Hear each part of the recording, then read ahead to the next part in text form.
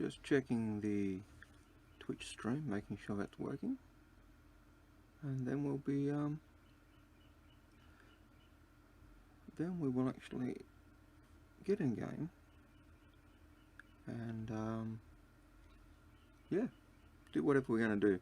Probably going to do some mining though. I'll be honest.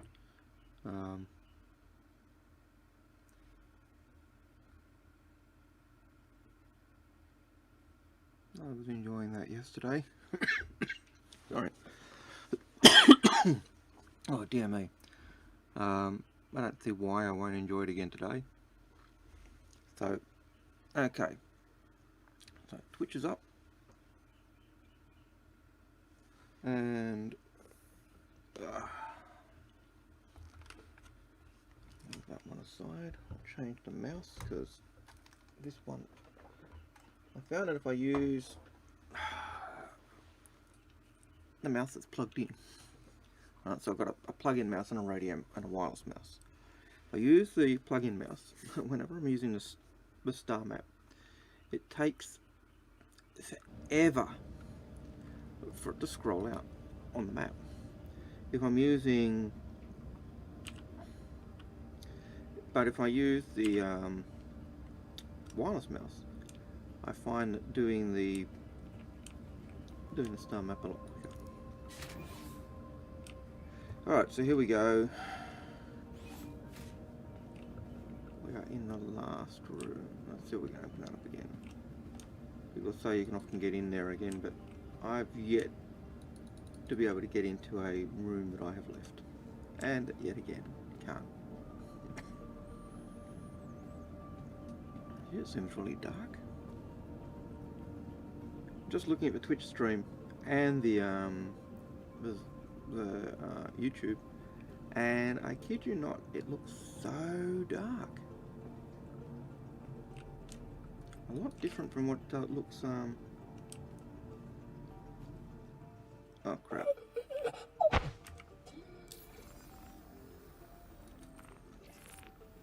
This happened yesterday as well.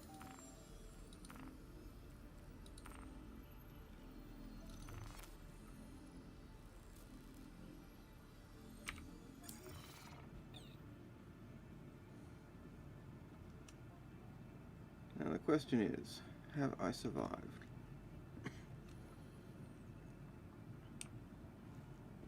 Or did I die?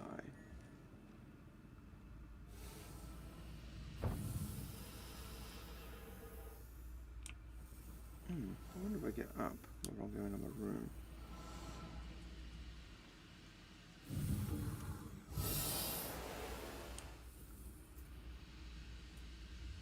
So yesterday when I fell through the floor, I was actually able to fly. I can still do it. So here we have a glitch in the space station at Lagrange Point 1. Houston Lagrange Point 1 is where we're at. And you can see leaving the room can actually be very deadly to you. You just need to make sure you've got a spacesuit on or get in one very, very quickly.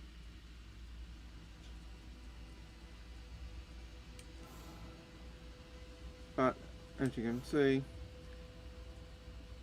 if you have a spacesuit on, you can then EVA down to one of these pads. These are the pads you normally would get docked at when you came in on a ship that didn't need a landing bay. It's basically a small or medium-sized ship. And then what you can do is go through the lift access just like you would normally and get into the station. It takes a bit of time, but to be honest, I actually don't mind. As annoying as it is falling through your lift, I actually don't mind this because I do like I just do like the sights.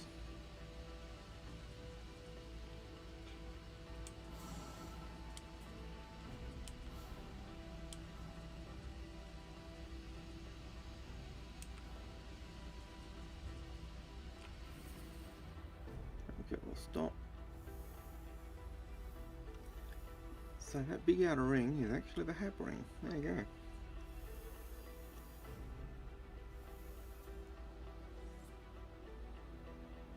Apparently. Wouldn't want to stake my life on it.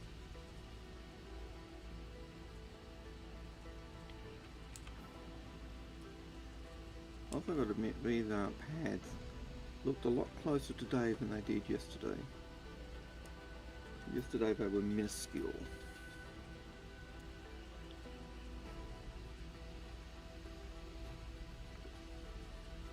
I really should put in a bug report. And I can see that I took some damage from, oh wow, 17% damage from falling through a spaceship. I wonder if I get some food that's got healing qualities, because there are foods that do have the healing qualities. However, it'll actually help my body to heal. So we actually might go and see if we can find some foods in the food court.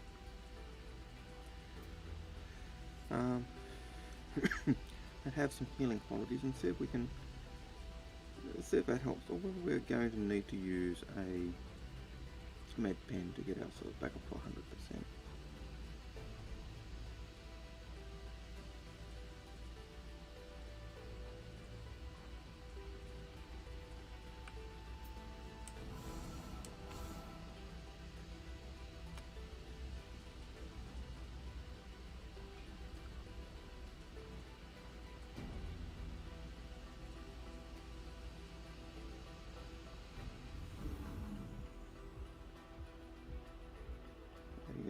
Nice landing, EVA landing again.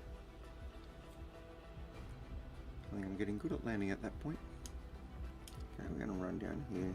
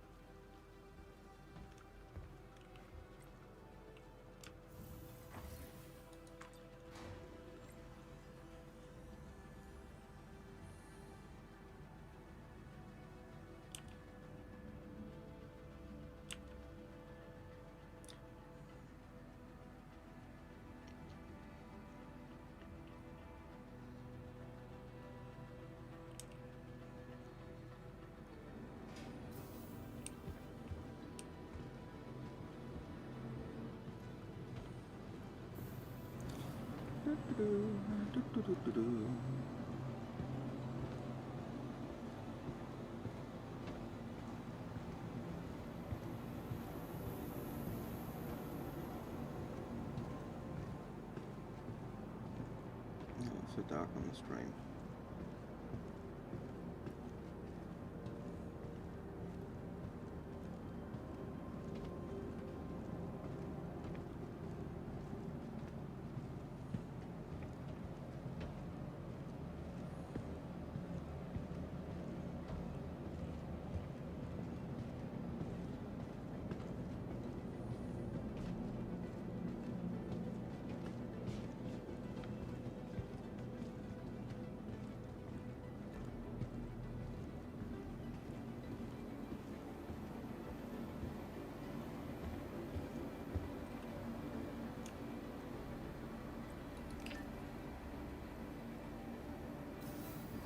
And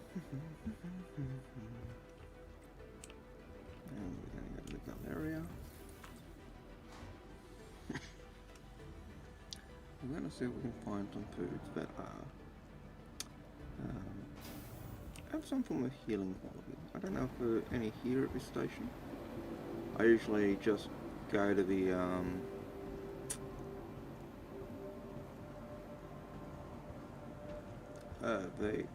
burrito stand out the front and get my water and drink from there.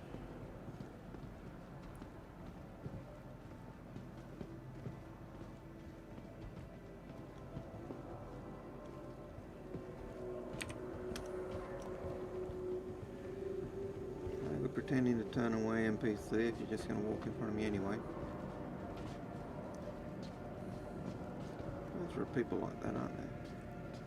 And they'll pretend they don't see you, or they'll try to pretend that they're walking past, but you know they're not. You know they're not trying to avoid you. They're going to stick to the passageway we're going and pretend they're trying to get past, but oh no, they're not really. Oh, is that me just being a salty old bastard? Probably.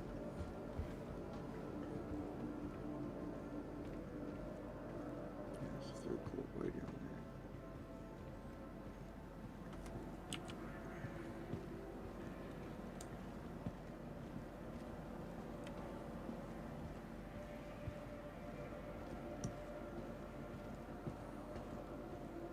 there. Yeah, get used to walking like this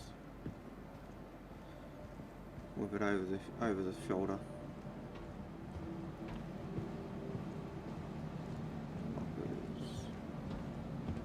I gotta admit, there was a time when when these lockers here, these spacesuit lockers, actually worked, and you actually click on them before you entered an airlock, and it would switch you into a spacesuit. I gotta admit, I did like that. I did like that. You know, you click, boom, change into your spacesuit, or change out.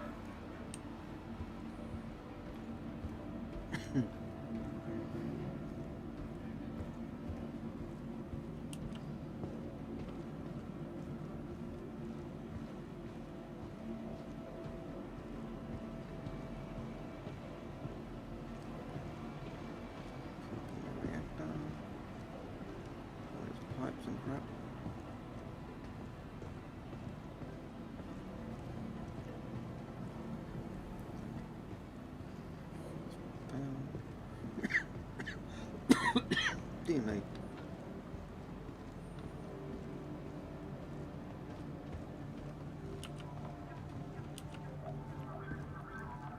Right, the hot dog's dehydrating. The burritos are dehydrating.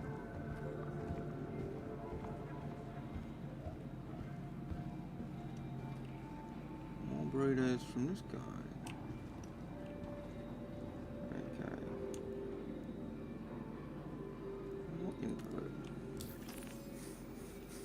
Hyperchronic.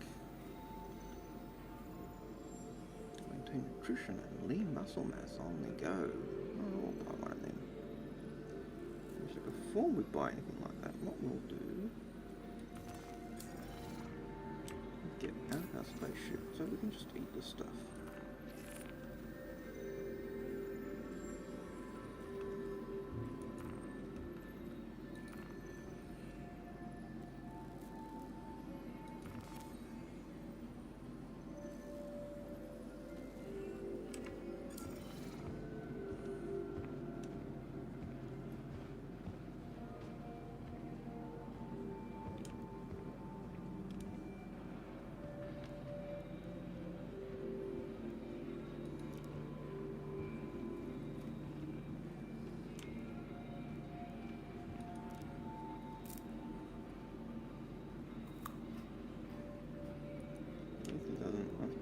Kind of looks like he hit the paper and all.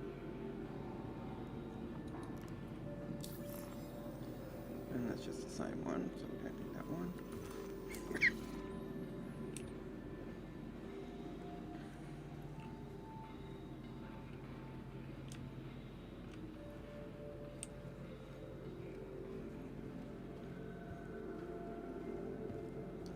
And the burrito bar is just going to stop burritos. I wonder if the noodle bar has anything.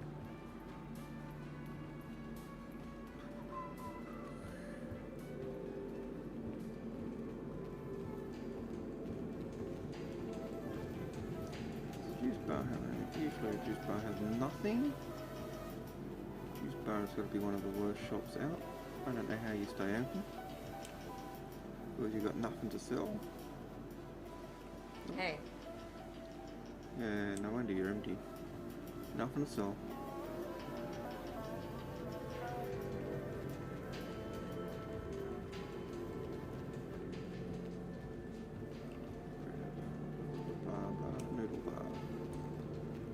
little bar has anything either.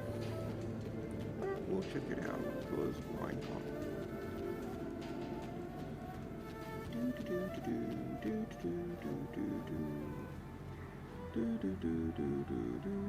Hi, welcome to the store. Fizz, fizz, and fizz. This is just dehydrating. No, it's not dehydrating, but hypermetabolic. It just means I burn through my metabolism goes faster. That's why it's more energizing, because you burn up that energy, which means, if I'm understanding it correctly, what will happen is you'll get hungrier quicker.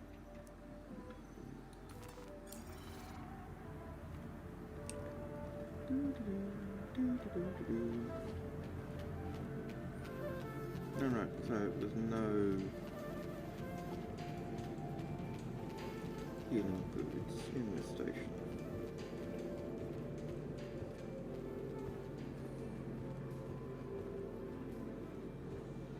Unless I go upstairs. Well, I'll go upstairs, see what's upstairs. Is there a shop upstairs? Who knows?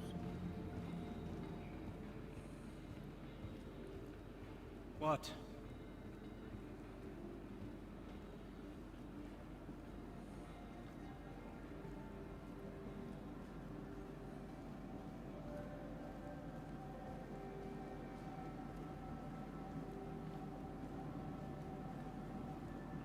Pizza joint. There might be something in here that's got stuff. Oh, look, fake grass. Oh, the feel of fake grass through my toes. How not enjoyable. Do-do-do. Do-do-do-do-do-do.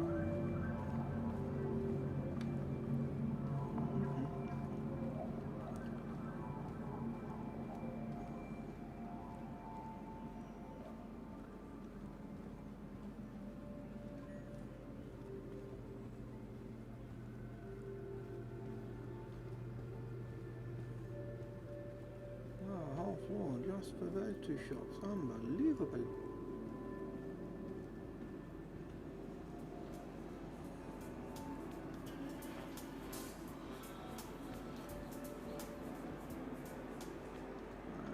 what have we got here? We've got our drink. What's our drink got? Hydrating, energizing.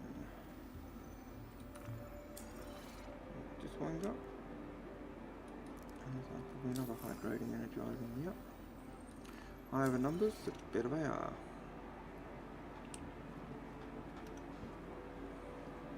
That's just water.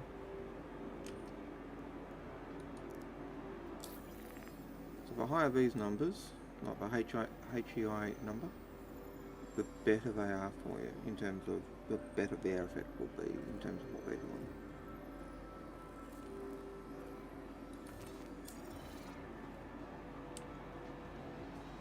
I'm not sure at the moment we really need to worry about that.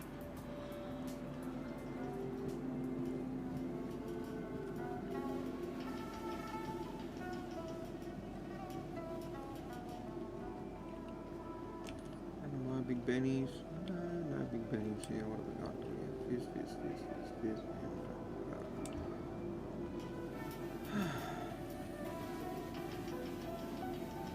Yes, we are at Court Lagrange Point 1, Wide Forest Station, which has no forest in it.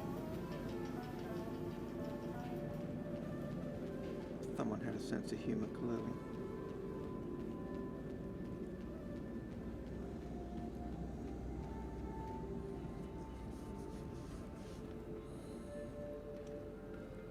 Oh, there's our forest. 3 trees. 3 trees make a forest. Oh. Is it 3 or 4? No, just 3. 3 little trees make a forest. That's our forest on Wide Forest.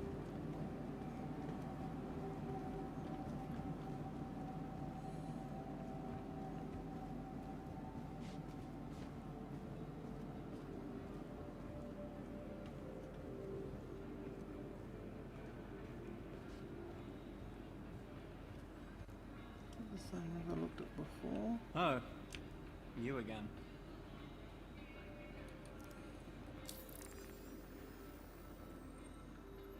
the same one I looked at before, I don't think. You can see they're quite low on the number value there.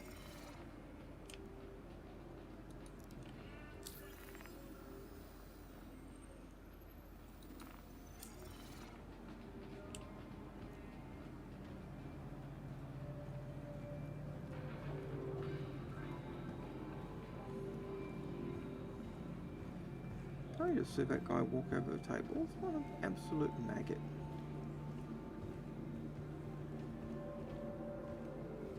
Now, how do I get out of here?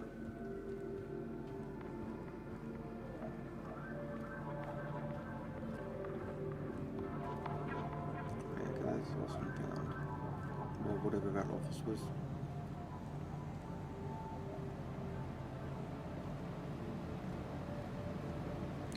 Lost and found.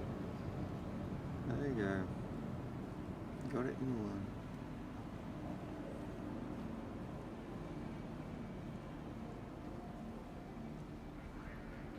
Taste of fruit. Liberty Lake, huh? I wonder where Liberty Lake is. Is it a real drink that they've just put in as a, you know, as a real place on Earth? Or is it just something they just made up to kind of fill something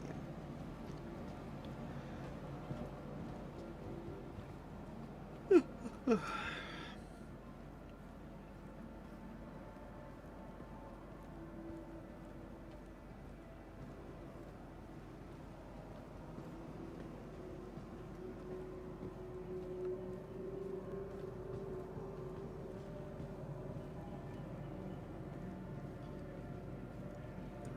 Auroras, but this one is yours. Shame that they...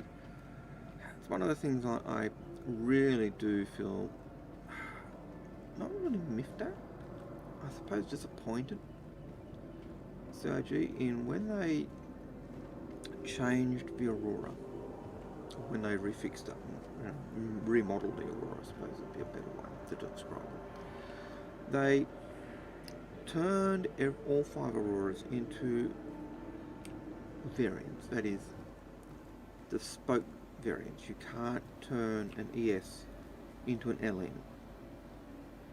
because the hard points are different. And because they've done that, the ES, the MR, the CL, the LX, and the LN are all totally different ships.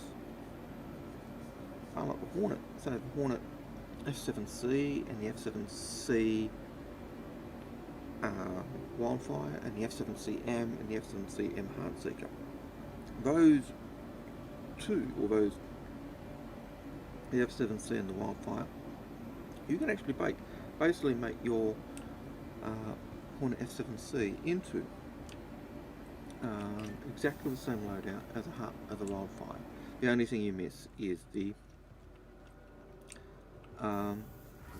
skin. Same with the Heartseeker. You can turn your F7CM into exactly the same loadout as the F7CM Heartseeker. You can remodify any of your other Hornets to the same loadout as a regular Hornet. And that makes them not variants, but versions of the same thing. Whereas the Auroras, on the other hand, they are variants. You can't change them into them, and that, in a sense, kind of is disappointing. I think I'd have probably preferred to see the bigger ships. Well, to be honest, I don't want to see any of the ships as bespoke variants where you can't change one hull into the same setup as another ship with, you know, another hull of exactly the same components. It's a bit like the mole, the black one, I can't remember the name of it. The 2 moles. Actually, the 3 moles. Their skins are the only thing that's different on them. There's no extra there's no extra hard points. There's no super special extra large cooler on one or extra storage on another. And in some ways, I suppose it's one of the things I don't like. I would love to see CIG have made them as variants. That was the original idea, as I understood, of different models they were selling us. The idea, even if you look at the very early Aurora ads, you know, oh, here's an Aurora, oh, you want to put this on it, you want to put this on it, you want to put this on it. And the whole idea was that you could modify your ship to be what you want. And, you know, that was pretty cool. And in some ways, I think as players we screwed ourselves, because, you know, basically back then players would buy everything, or players would buy, you know, every version was being sold, and because of that, I think CIG kept them as individuals. So there's no difference between what's on the Argo Mole and what's on the Argo Mole Carbon, you know, Carbon Edition. They are exactly the same in terms of components. And yeah, I kind of wish they were proper I kind of wish they were proper variants rather than versions.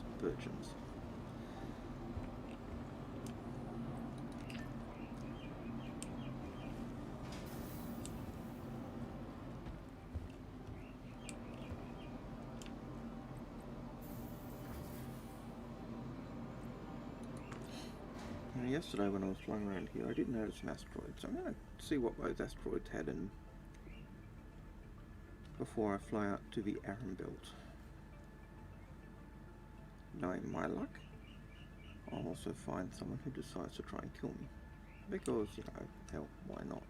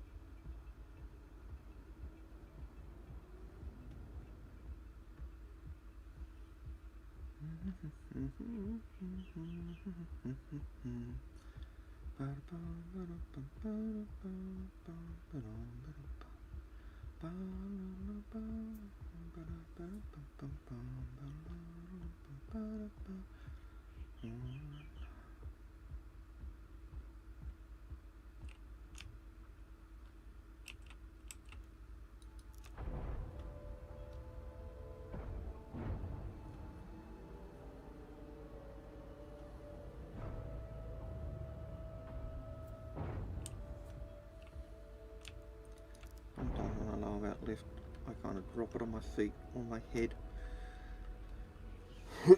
Not a good look, I'm sure.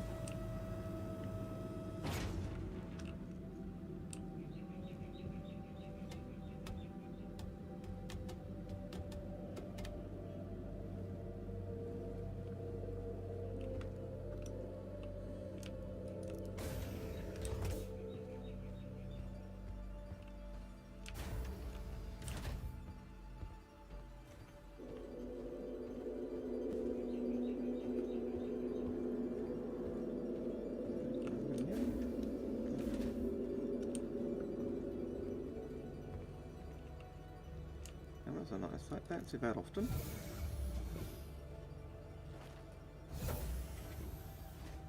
Cutlass? Yeah, looks like the cutlass coming in.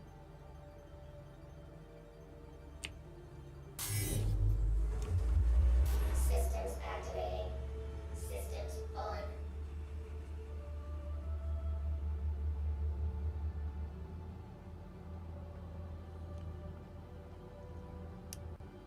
Launch complete.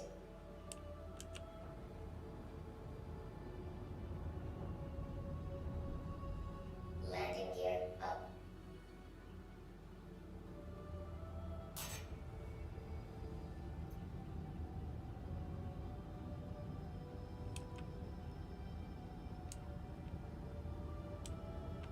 Thank you, and please visit again.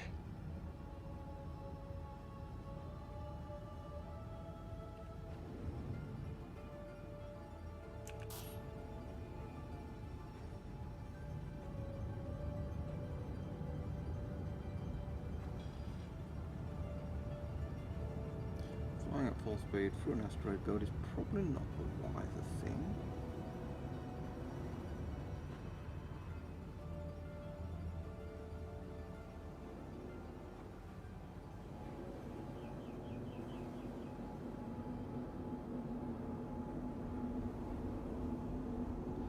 Virtual ownership, it doesn't turn too well.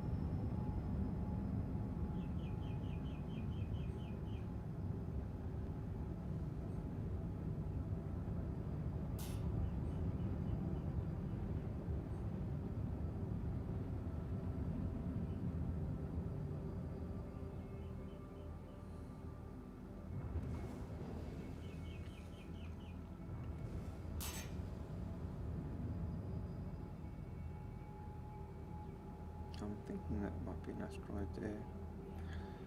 Either an asteroid or one of the station defences, but I think it's too far out to be a station defence, so we're checking out what it is.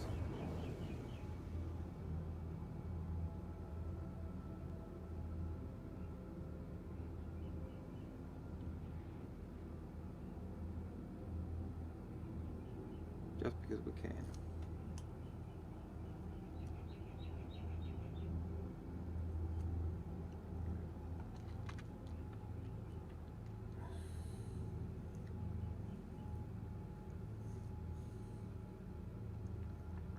Like an asteroid.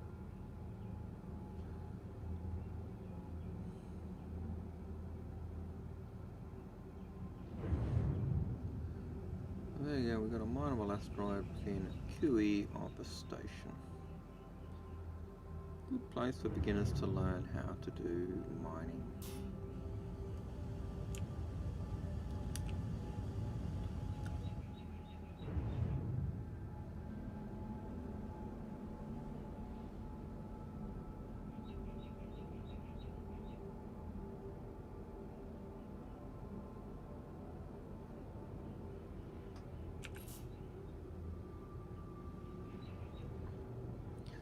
So let's check out what's on this ship, on this asteroid.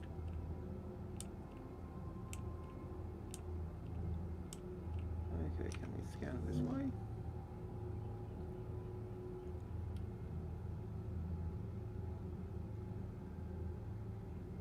Nope. I just swore there used to be a way I could scan from the pilot seat and tell people what was the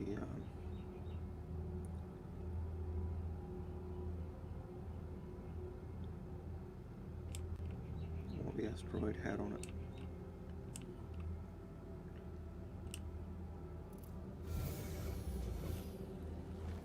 So instead we'll go to our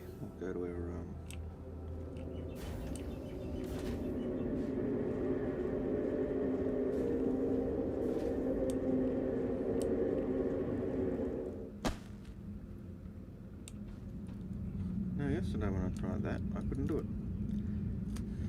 I could only seem to do it when I was in third person view, not first person view.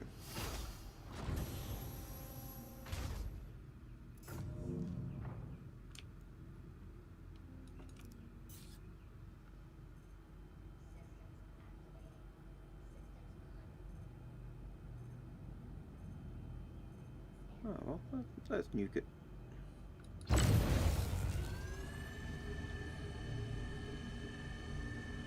Let's see if we can get some good stuff out of this.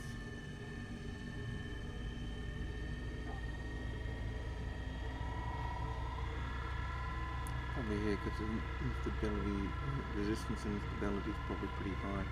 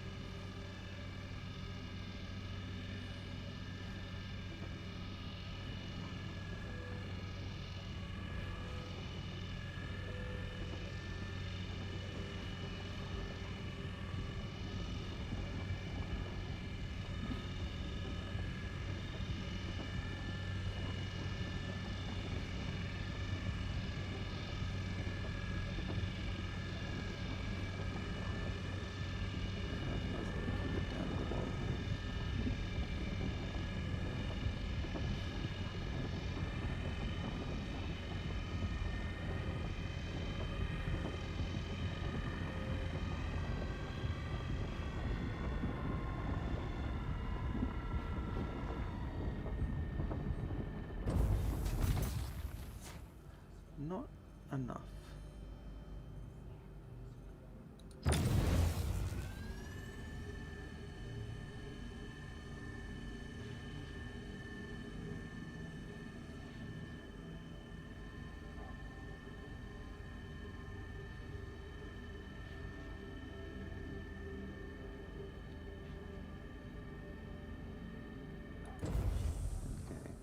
Too high now.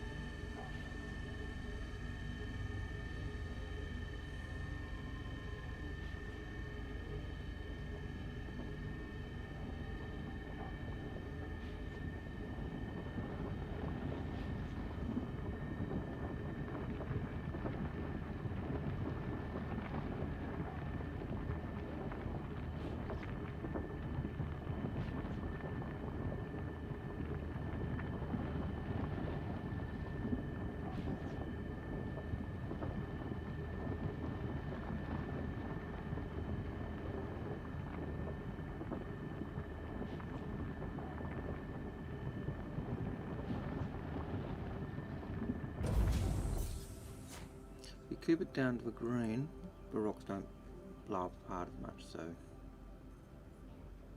that's always your goal.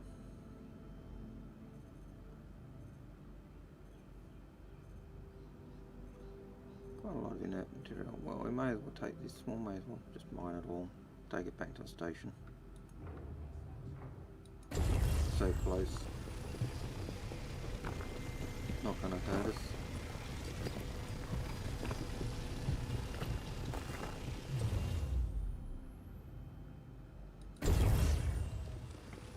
Get a bit of practice in.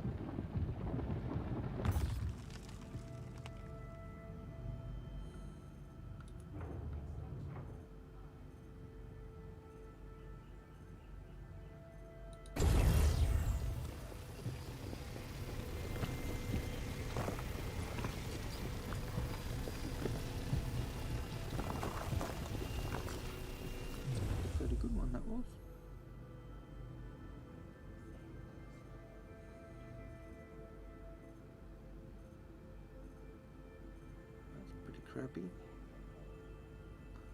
but that might be. All the others are fairly high in there. Not brilliant either.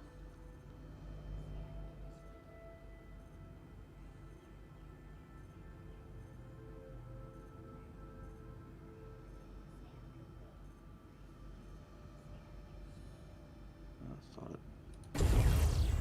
They're pretty shite though.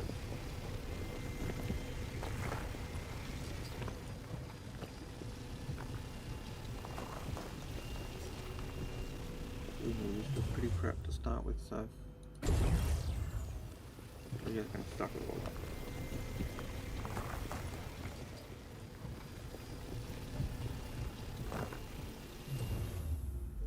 Hey there, how you going? What is it? Bomisco? And hello whoever's watching on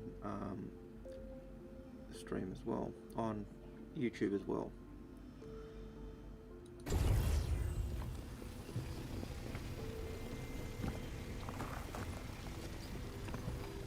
So you're after Bomisco?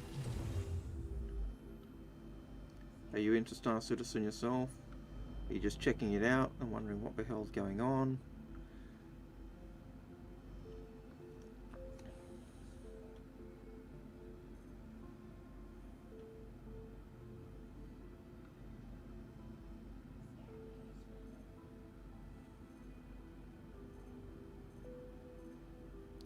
That's a good one to mine.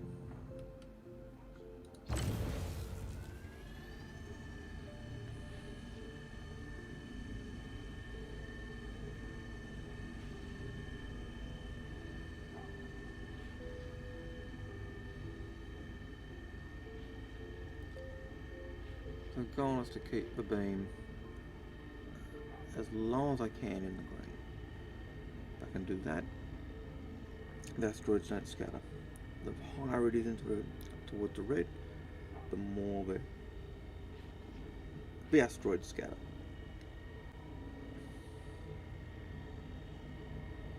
Or the parts scatter, I should say.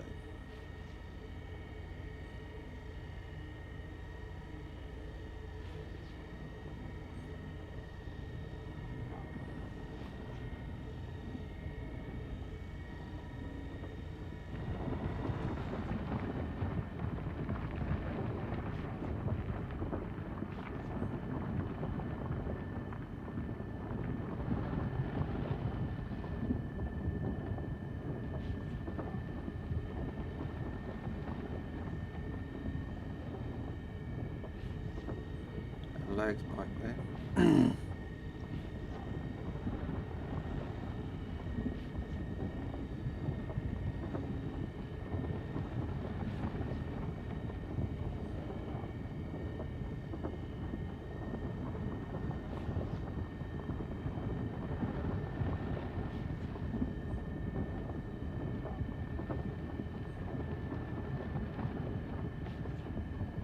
Too soon.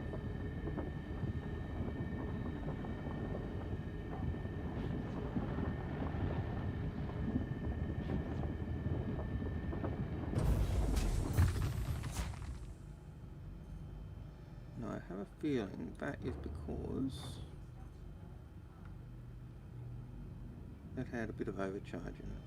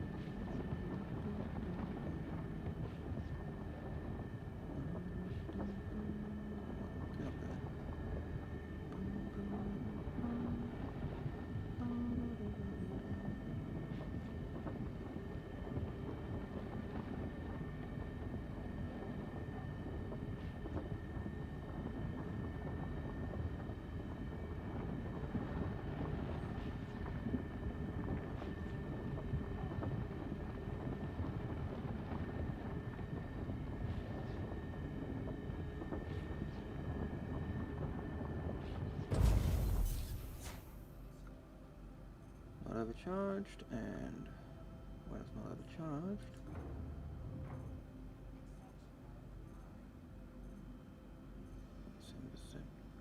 inert material, 95, but I think I'll leave that one behind.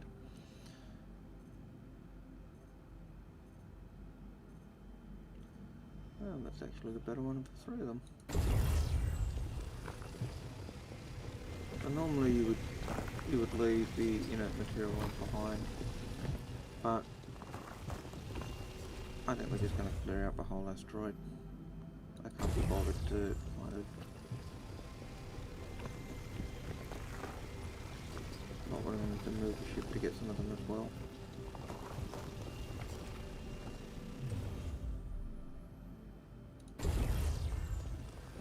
I don't think this is much good to a pirate. The reason this asteroid has been left, I would imagine, I'm going law logic here. The reason this asteroid would have been left is because it wasn't really that productive. A bit like going over the tailings of a gold mine, you know. There's little bits there, but not worth doing the main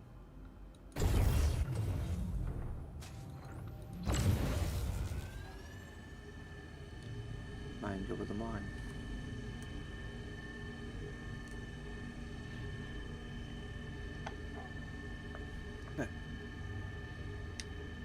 That they found in Australia. I'm sure I found it elsewhere. You seem to find the similar stories when the miners would leave their tailings. The Chinese labourers would go in and they'd comb through the tailings and take out the gold that was remaining. You know, and the hard work that they put in got them millions. And it really earned them a bad reputation in Australia. The miners at a place called Lambing Flat basically got cheesed off it. The Chinese were doing that, in the 1800s and rioted against them. I don't know whether there were similar situations in America or in Canada or other places where, Chinese labourers had been in to help with the work. But, yeah.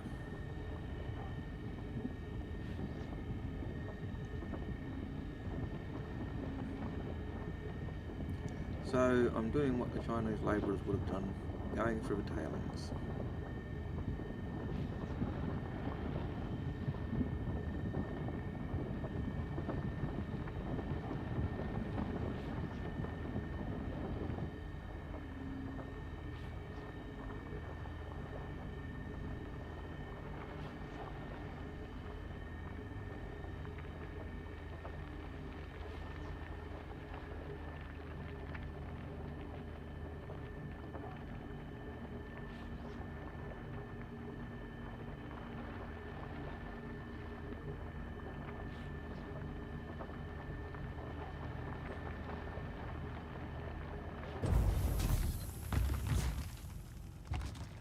Should have been a pretty good break.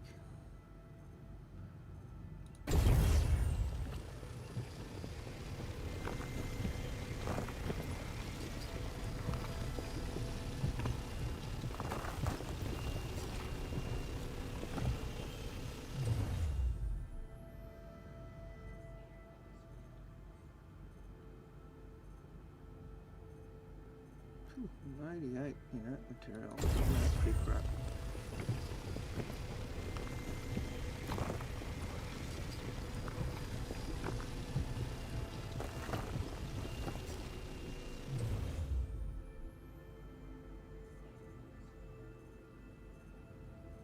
That's a bit better. Still too high in the inert material. Now, if I was further away from the station, I certainly wouldn't be worrying about it.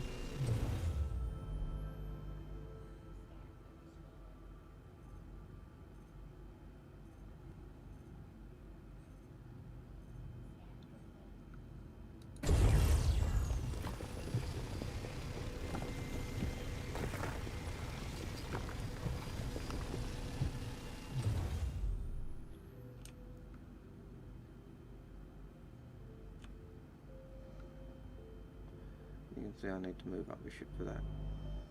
I think they're the last two that I've got there, so I'll line that up. Actually, I'll just get out of the seat.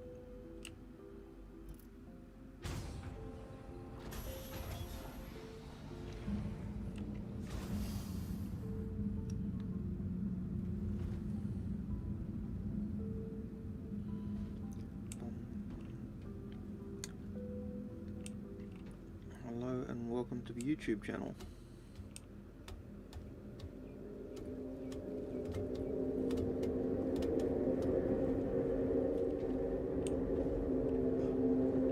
Got any questions, just ask them in the chat, and yeah, I'll do my best to answer them or explain what I'm doing and why. So all I'm doing at the moment is just doing this asteroid. The main reason is it's not in the Aran belt. It's it was one that I noticed yesterday as I was flying to the station, and I noticed there were a few in here, and I thought, oh, I'll check out and see how good they are. Get a bit of practice in, and yeah. So really, that's all I'm doing. I'm just practicing mining and doing the easy things. I'm not too worried about if they've got a lot of inert material, mainly because I'm so close to the station. It's not really a strain on the cost. I'm not using quantum fuel. I'm just using a bit of hydrogen, and hydrogen is pretty cheap anyway and easy to get if you've got fuel scoops. So I'm using the mole, and I'm just doing a solo, and hence why I get in the ship, pilot the ship, move the ship. And if you're someone who doesn't like moving a ship, then using a prospector is probably more your thing, or having crew with you. But I find the mole just as usable as the prospector in that regard. Yeah, it takes a bit of extra time, but that's really about it. You know, there's not really anything major, but I may as well get that purple one first. Oh. There you are.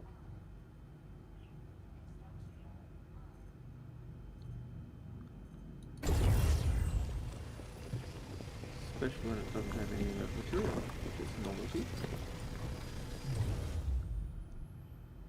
So if I was paying more attention, I probably, like, that asteroid's going to fill up this hole. And if I paid attention to the ones that didn't have, you know, I'm likely going to find there's an asteroid or two I can't take. And if I paid more attention to the not taking the inert material until the end, you know, the ones that are really high in inert material, I probably could have cleared most of this asteroid away. All the most valuable parts of this asteroid away. And I think I'm going to find there are parts of it that are more valuable that I'll have to leave. And that's just because I wasn't paying attention. I actually thought I'd get the whole asteroid in. Oh, silly man, silly man.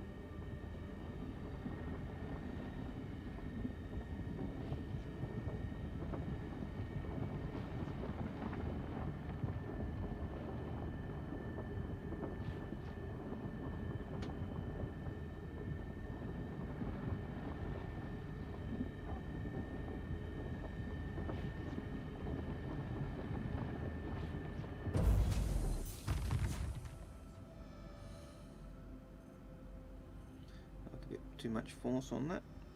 Annoying.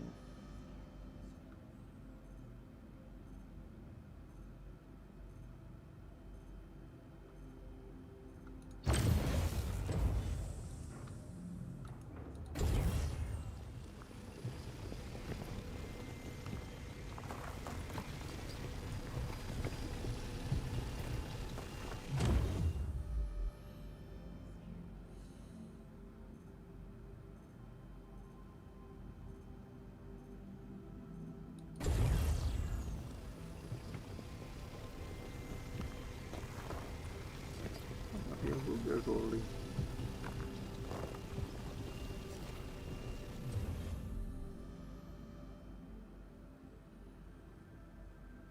Okay, to get these two in, I've got to get out of the seat. Raise the ship up a little bit, and then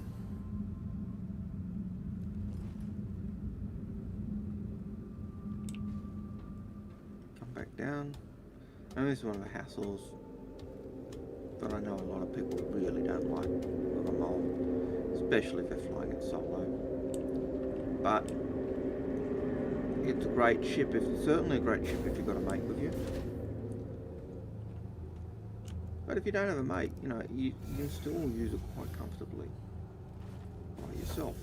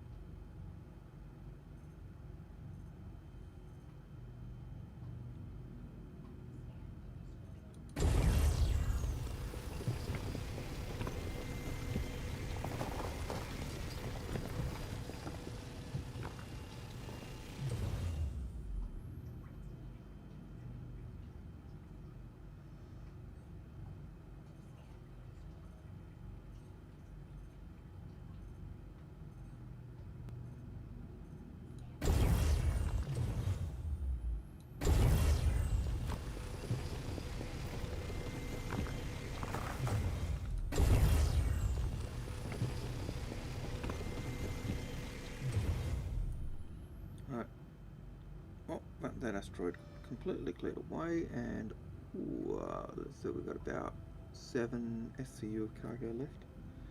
So with that, we're going to go back to the station, and then we'll go to the refinery and we'll refine all the crap.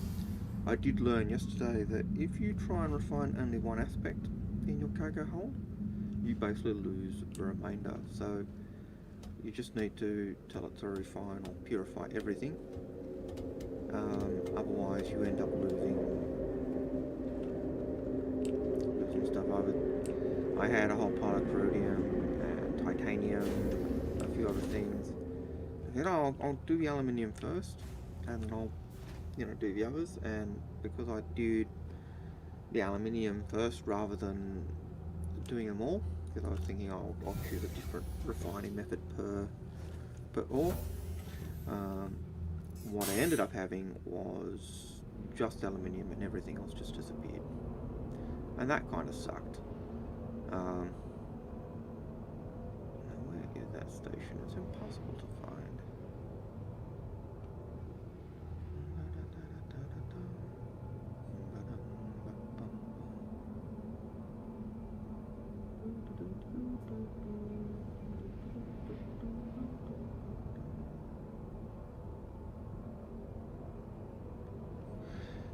Something like this is almost worth just doing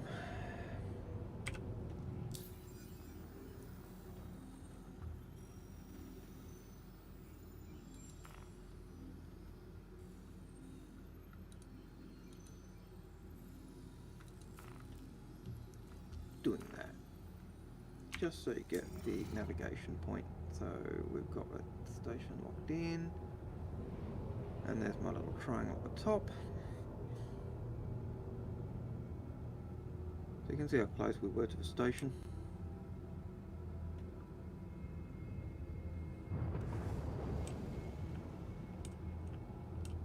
So if you're mining and you just want to start off, this is Wide Forest Station at Algared 1, and there are mineable asteroids around here. It's not the most lucrative place to mine. It's probably not the most profitable. I'm not even sure how much profit that is, to be honest. For the amount of time, let's see, what that was, 40 minutes. If I was in, say, a prospector, it would have been significantly quicker, because I'd have filled up a lot quicker. But I also wouldn't have been going backwards and forwards into the ship. And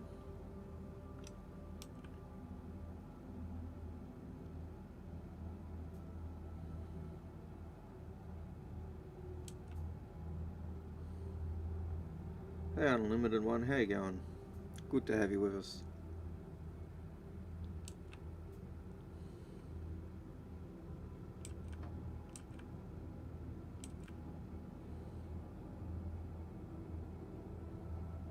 If you have any questions or thoughts or whatever, just ask.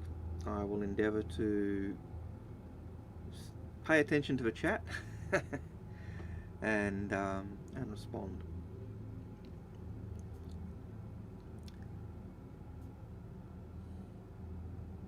And it is a good day, by the way.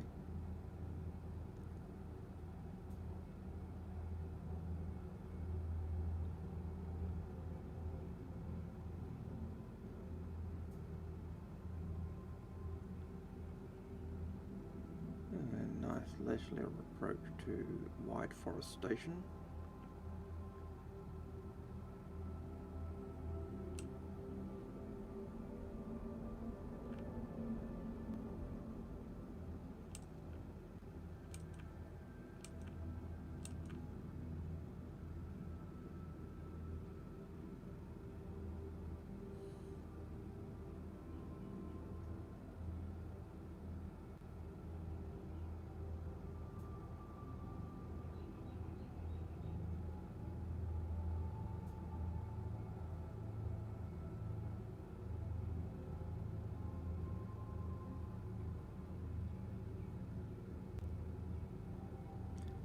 There's something rather therapeutic and calming about mining, I have to admit. You know, even just casually, slowly, 122 meters a second, approaching the space station.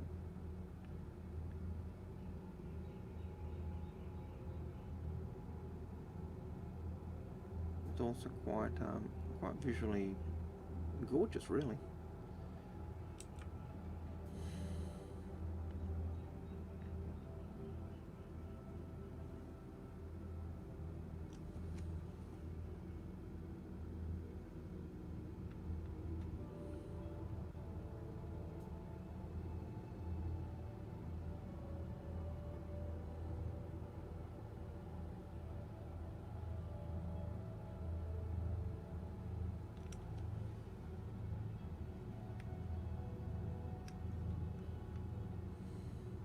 Put in my little plug.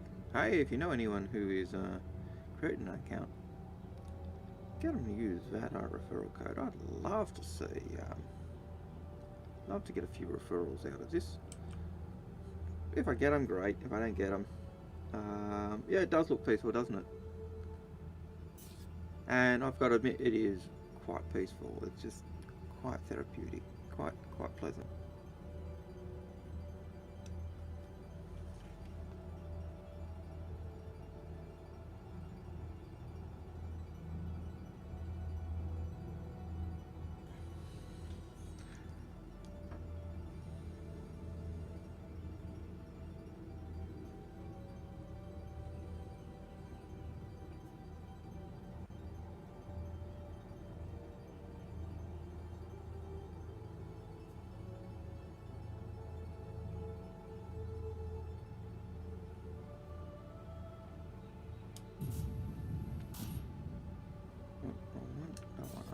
now.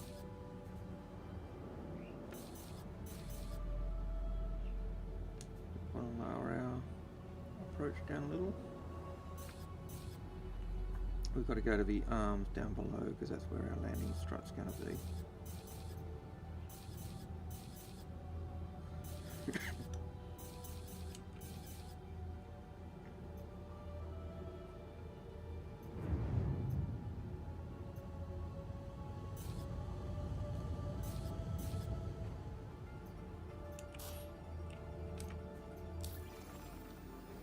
Station up.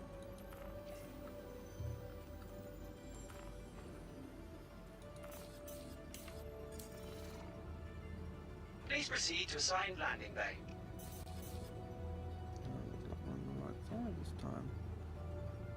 Hopefully I am on this side of the platforms. Usually when I call up I get flipped to the other side, so I gotta fight over that arm. But it looks like it does look like they've got me lined up for this side, which is great.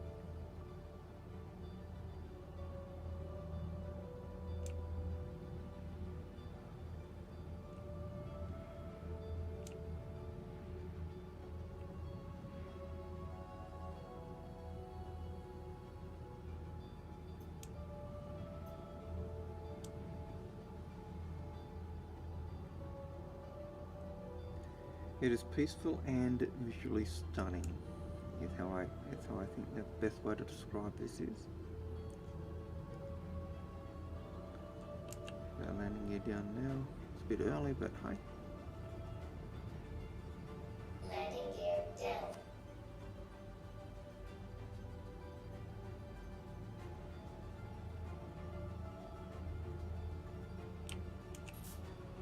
Got the auto cruise control off.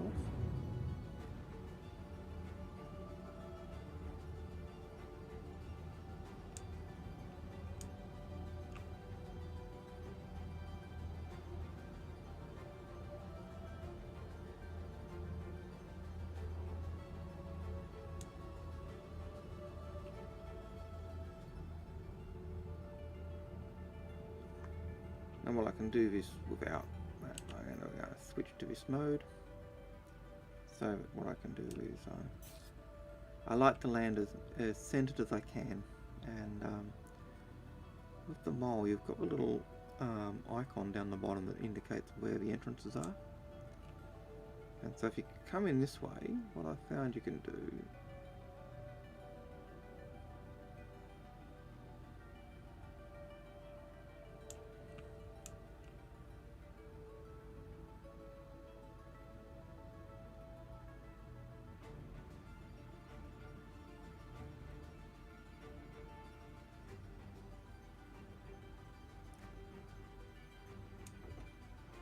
angle.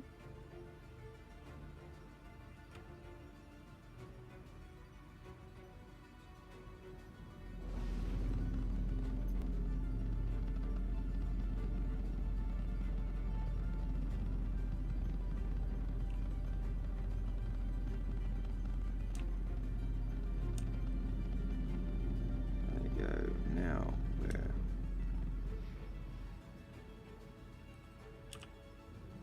Landing complete. Have a pleasant stay. It's not difficult to land in first person, but I do like lining it up in the center, and the fact that you got that little where's the entrance to the mole.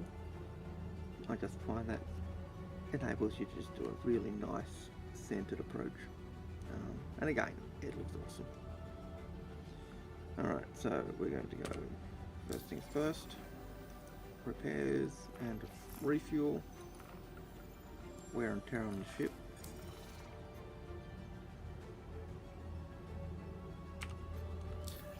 You tend to do this one at a time. There used to be a bug, and the bug would what it would do is it would take out the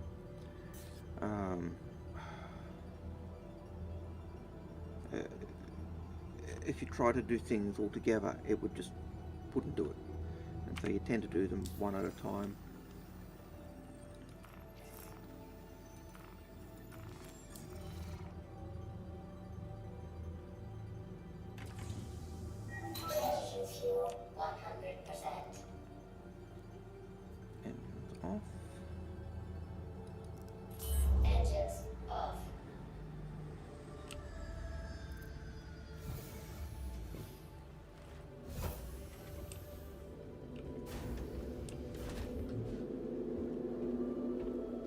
Now I don't know if the other stations have a similar arrangement to like this one, where there are mineable asteroids around the station. But if you're starting off mining and you don't know how to get to the Iron Belt, then you Gumby. Yes, I went down to the mining laser, not leaving the ship.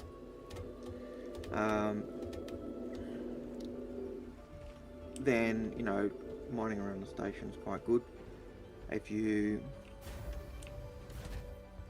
know, if you're worried about pirates or other things, it's probably the worst place to do, because you're outside of the armistice zone when you are mining around the station. But if you're in an Aurora, not an Aurora, if you were in, say,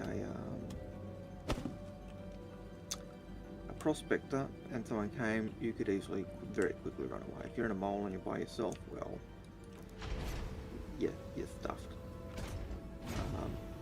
Bit like what I was saying on Inside Star Citizen, you know, if you go out of your ship to blow up an asteroid or break up an asteroid that's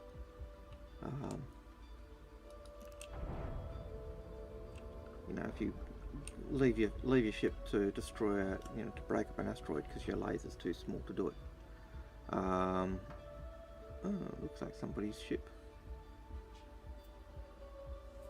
Didn't notice that landing gear before. I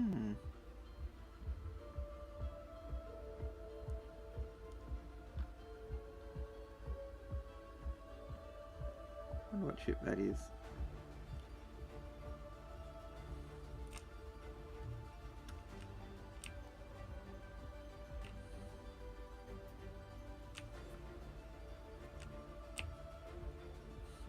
Bizarre. I think they got too close and clipped the building and blew up.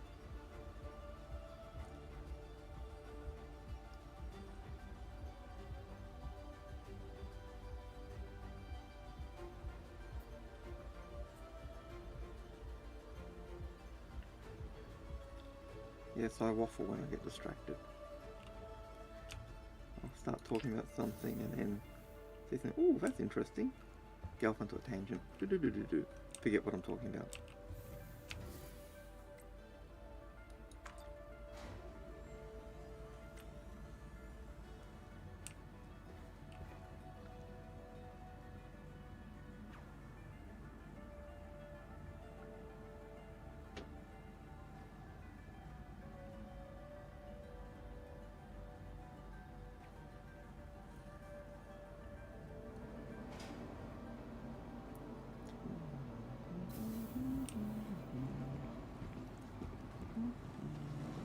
First thing I usually do is always, this is not for security, it's just good manners.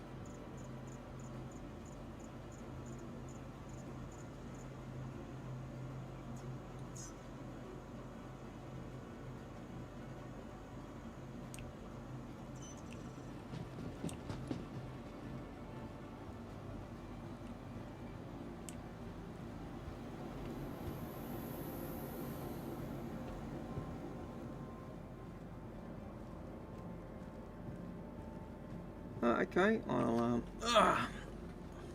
wonder if it's because the mic is so far away. Let's have a look. If I move the mic a little bit closer, does that help?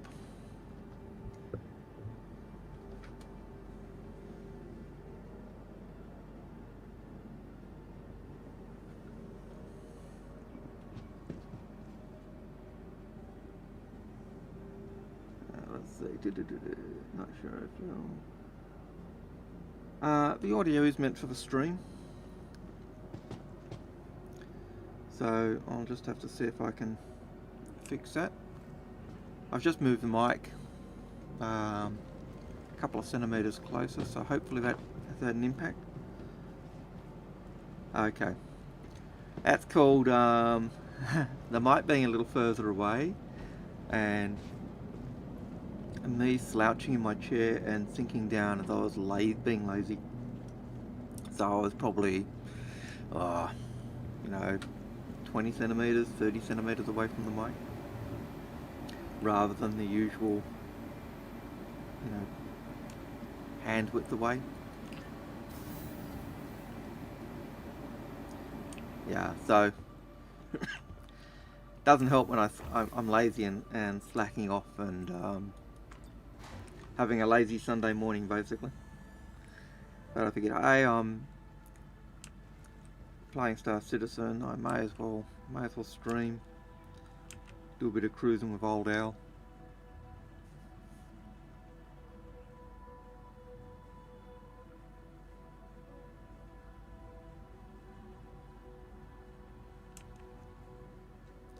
Well, if you haven't subscribed to my YouTube channel, I'd love you to subscribe. I don't, no pressure or anything. Always happy for people to drop in and just hang around for a little bit. But hey, I also like having, seeing new people and seeing the channel slowly grow. I've really been just experimenting and just trying to improve my skill. I've often been on info runner. Well, I am one of the info runners.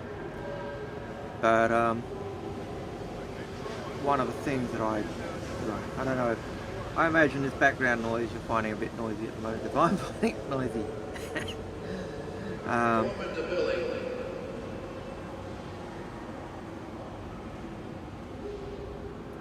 But I find that, yeah, I do like. I am one of the info runners. I'm on there a lot, but I'm never really involved in the actual technical side, the production of the video or the recording.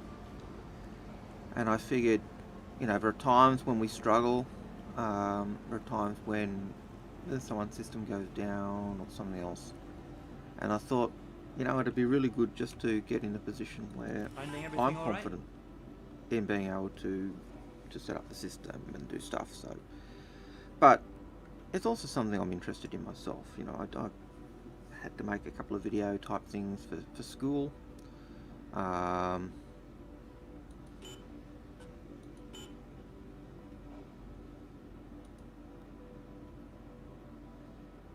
So yesterday when I found if I did one at a time, what I found is that I did aluminium and I lost everything else. So today we're going to look at doing this. So I've noticed that there are different speeds, different methods.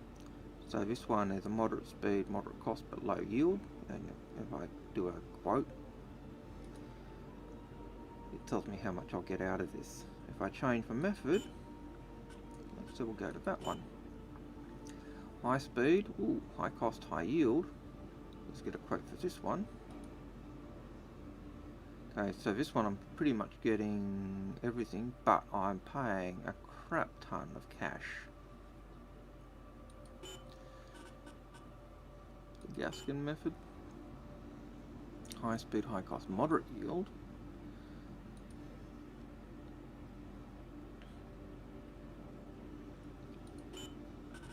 Electrolysis.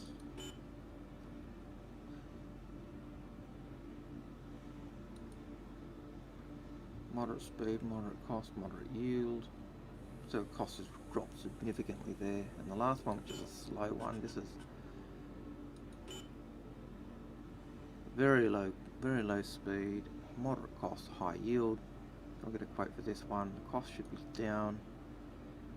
Really low cost to get those done, but the time it takes is forever. But we will do that because it's going to be the most cost effective. So, and I'm a tight wad, so.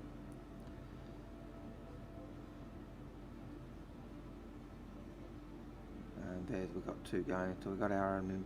This one's frustrating because I had a whole pile of, I had probably as much, actually I had more corundum than I had aluminium. But I thought, alright, I'll go through this, I'll go through each one individually. And when I put in the aluminium order, everything else got wiped. So I'm pretty certain it's a bug. But if you are doing processing of your ore. Just get them to process everything, unless it's unless it's something you don't want.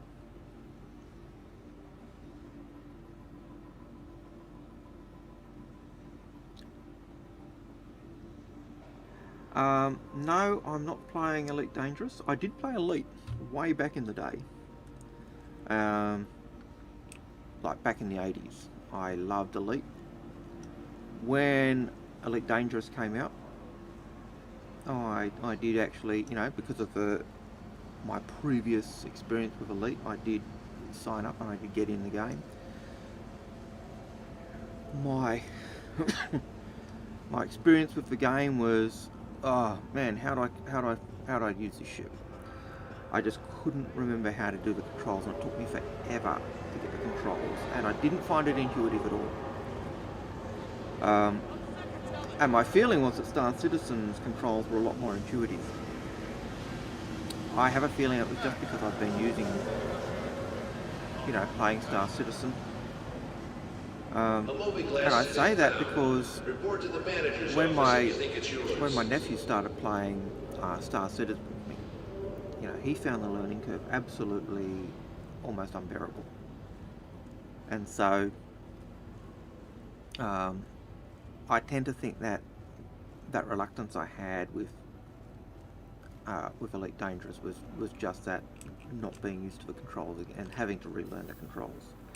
Certainly as I started to relearn the controls, I was feeling, gee, this is just like it used to be. And it felt like the controls were exactly the same. But the graphics had been improved. Instead of just a wireframe, it was more solid. For the stations, it just seemed more up-tempo. Now, I said wireframe, and I could even be getting, Elite mixed up with another game which I used to play on, let's see, it would have been a System 80? No. Yeah, Dick Smith System 80. And that one just had the wireframe for the stations. That was Starfighter Pilot. Very similar game to Elite, very similar game in terms of what it was doing to Star Citizen. So, both of those were kind of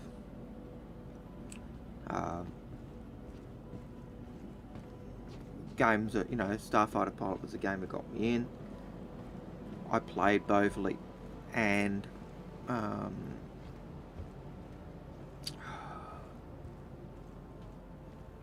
Chris's game, the Wing Commander, and I love them both.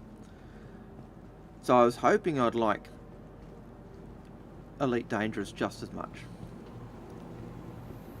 but I also found that Elite Dangerous, I personally found the community not as open, and I know that's nothing on the game, and I know that's probably not true. I didn't go in saying, I'm playing Star Citizen, I love Star Citizen, blah blah blah, because I know that chases people off. Oh man, used to play Lotro, and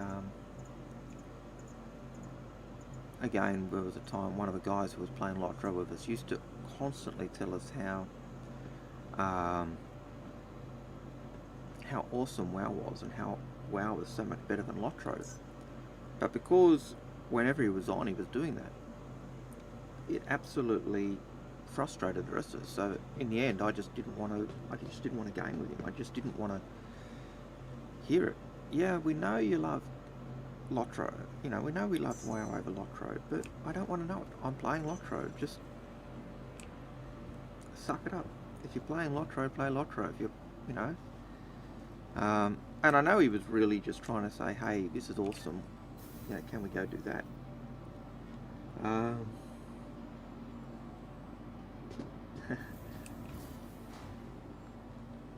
Yeah, I'd like the Javelin at some point too. So it was certainly a frustration in that regard. So when I was playing Elite, I wasn't going in saying Hangar Pad 2, not Hangar 2. when I was playing Elite, I wasn't going in saying, "Oh, Star Citizen is so much better." At that point, I don't even think we had Arena Commanders, so it certainly wasn't better. But I was certainly, actually we must have had Arena Commander, because I can remember thinking that the ships didn't fly as well, or didn't feel as comfortable. But I really did find Arena Commander really, not Arena Commander, Elite Dangerous really difficult to control.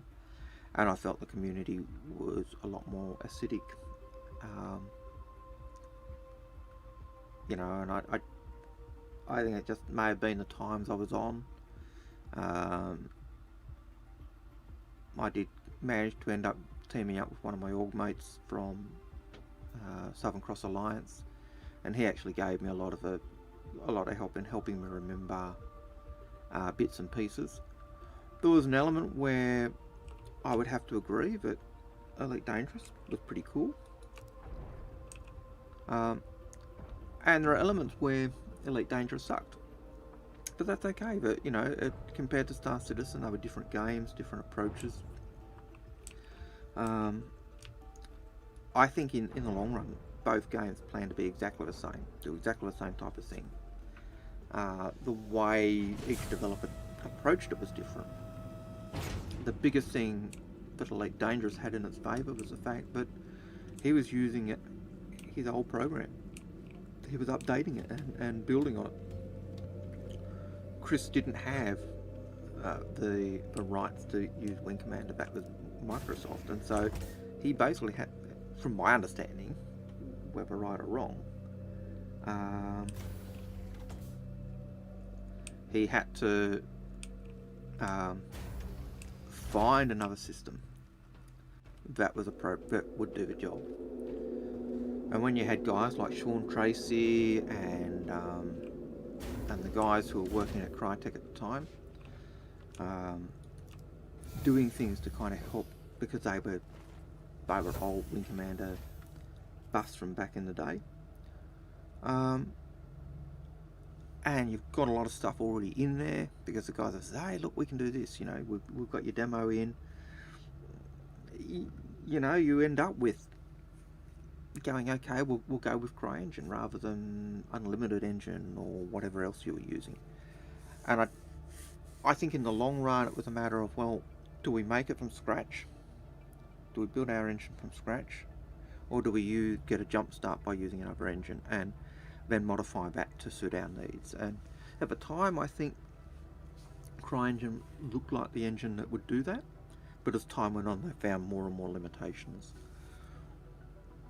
You know, so yeah. What kinds of modules do you think CIG will release of a Javelin? No, they never did speak about it. They did say there were 6 modules, or 6 modular components. Systems activating. I do think at one time they did talk unofficially about having kind of additional hangar modules, but I don't think that's something that they'll do. I think you'll see things like cargo. You might find science. You might find I could imagine habitation, so crew quarters for Marines. So if you're bringing the destroyer in to do a landing operation, you might find there's additional quarters for Marines.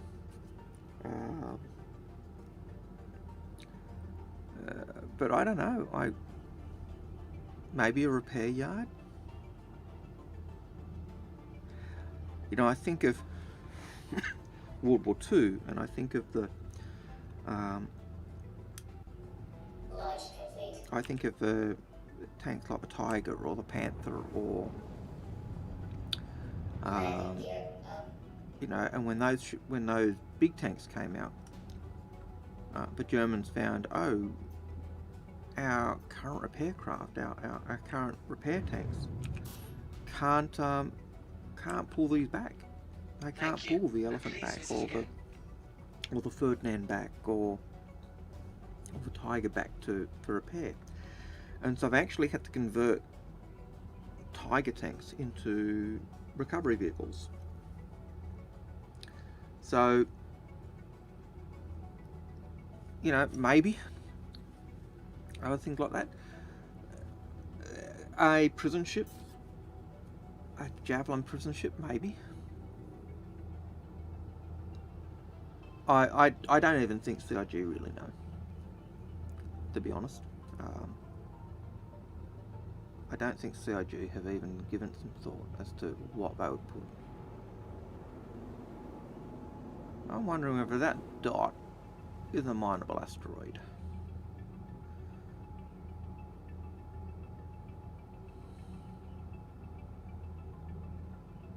Or whether it's just a light dot.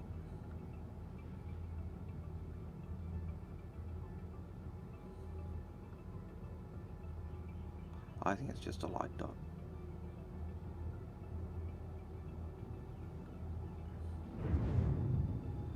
Oh, it's just a little, literally one of the little lights. Marking the Armistice Stone. Alright, so we're going to go to the Aran Belt. So the easiest way to get to the Aran Belt from Arcort 1 is set your course for Hurston.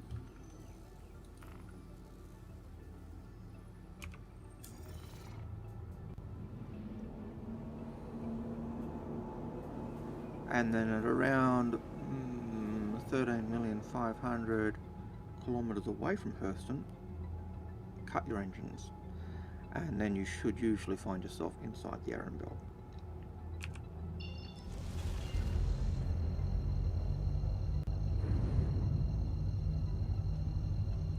Yes, the military Javelin is in Squadron 42, but that's been known for ages.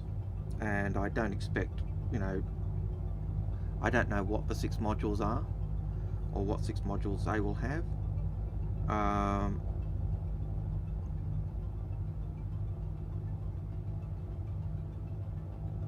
And again, I can't answer that. I don't know. I don't know whether the modules will be empty or Quantum travel engaged. or otherwise.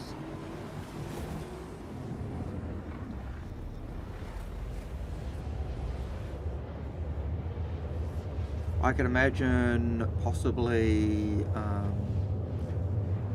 hospitals, so hospital module for frontline MASH unit or something like that. I could imagine science stations. I could imagine electronic warfare. So an electronic warfare version of the destroyer. I would really like to see an option where,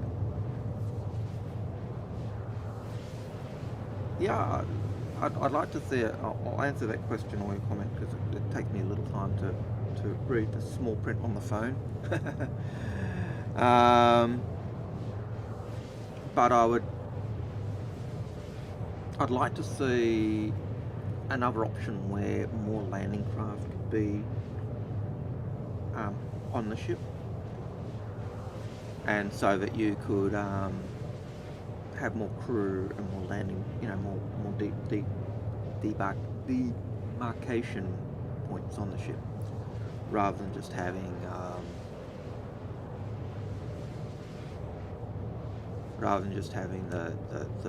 one.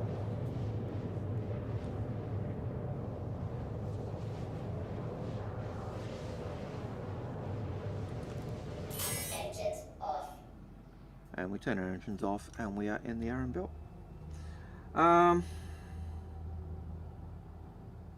The Jav fits a Cutlass.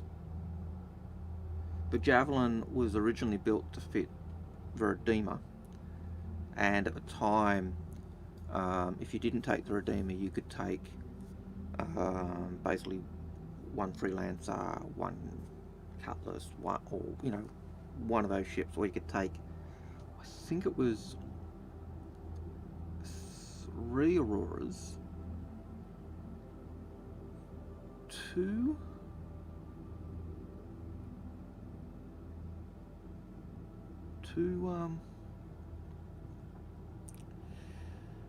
I think it may have been 3 Auroras, 2 M50s and 4 P52s in the original document. I'd have to go back and have a look. If you look up introducing the Javelin or the talk about the Javelin, and they actually list what other ships you could put in the hangar if you didn't take the Redeemer.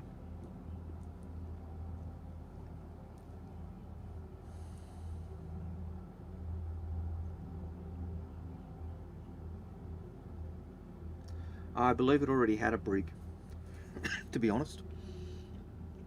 I believe the Javelin already had a brig. So you want a bigger brig.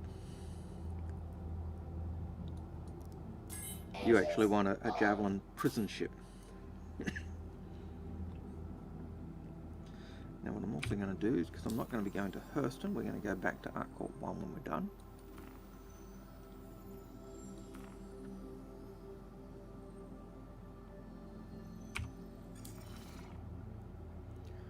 And we're just going to look around for some asteroids to mine.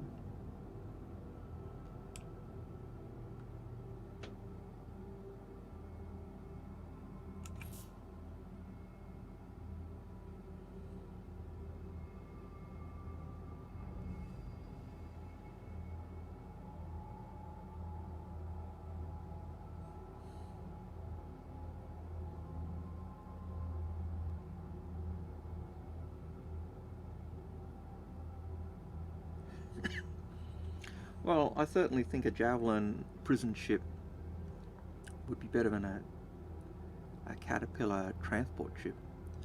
Of course, a Javelin prison ship where you have a prison break suddenly becomes a very nasty proposition with its guns and weapons. So, would I necessarily want that? I'm not sure.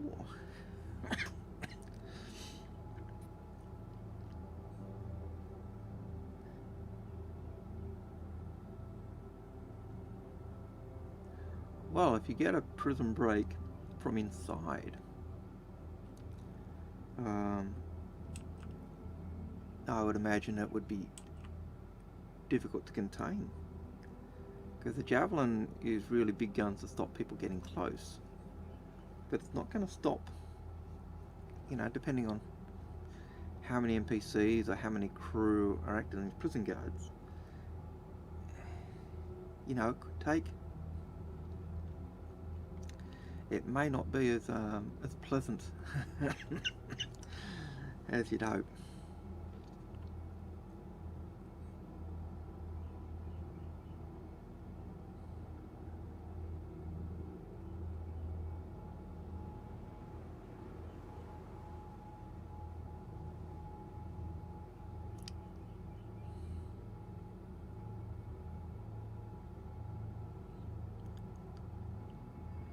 As I was saying the other night when I was in here, I don't know whether an asteroid field is this densely massed with asteroids. But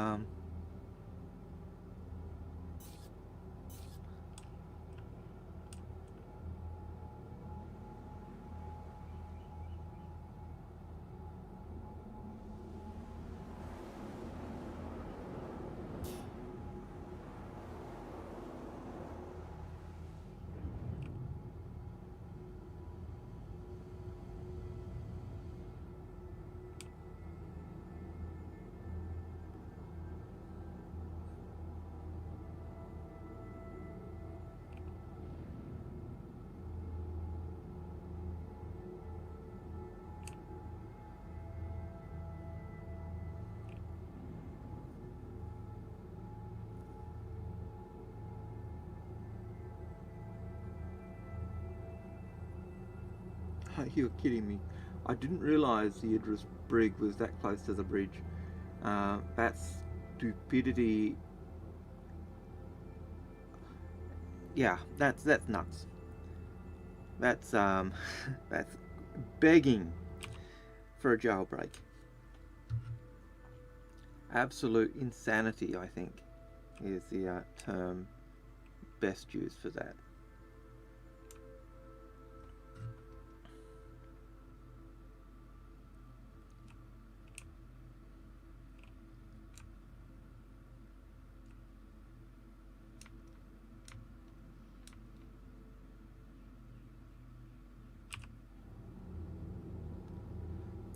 Meters away, we can get a bit closer than that. Want to be about, what I'll do is I'll line this up here. Be about 100 meters away, I think.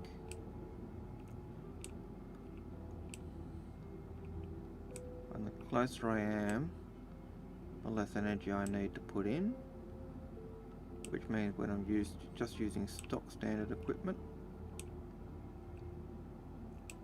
it makes it easier for the mining laser. Also means if I do stuff it up, the ship does take more damage.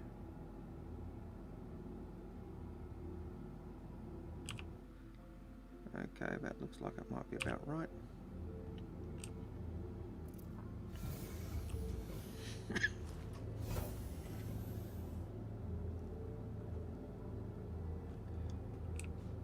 Yeah, I saw that one. I saw the leaks tour of the address as well.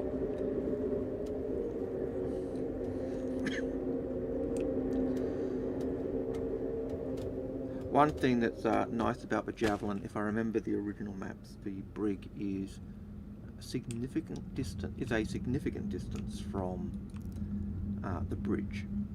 I do think it was fairly close to the armory though, which could also be a slight problem.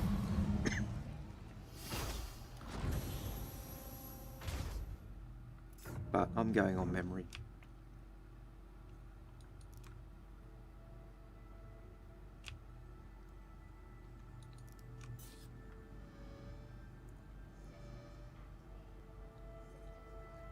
So what have we got in here? Bexolite.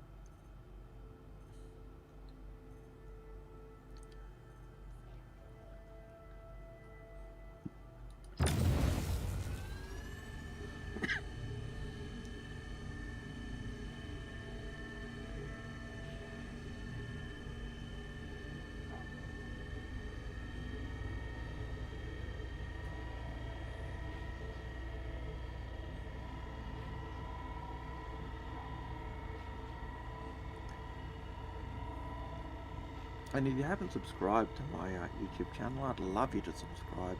Always gives me that warm, fuzzy feeling. And if you're watching on Twitch, again, if you haven't subscribed to Twitch, I'd love you to subscribe to Twitch. It gives me that warm, fuzzy feeling. It makes me feel loved and special and all that other crap.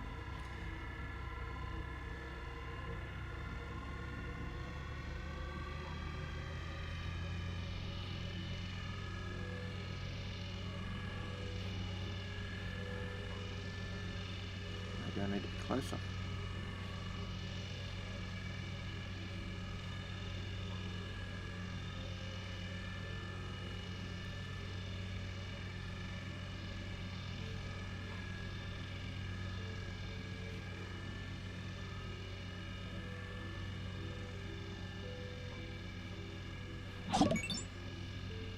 Yeah, if you go back to what you were saying earlier, Unlimited, I do like the Endeavour. And it's, you know, the hangar is big enough, the hangar module is big enough for, the hangar module is big enough for two, or was big enough for two cutlasses. I think I need to be closer.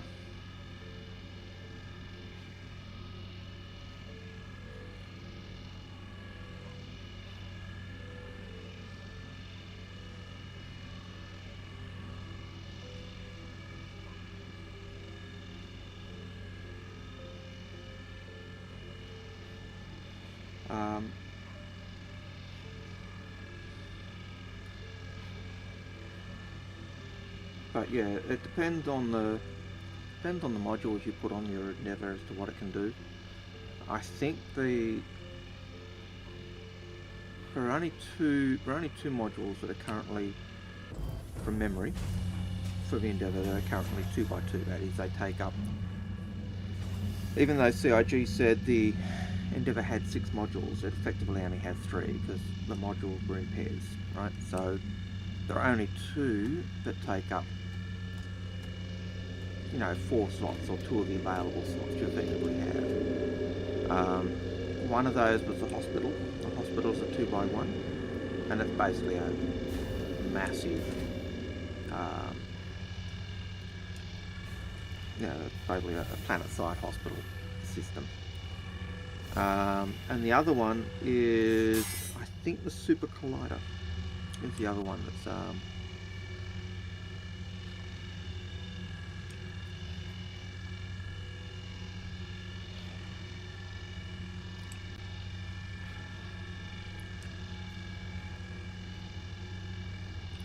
86.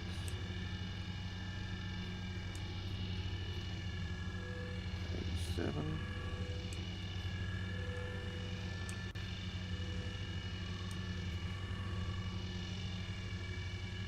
Alright, 79, that should do it.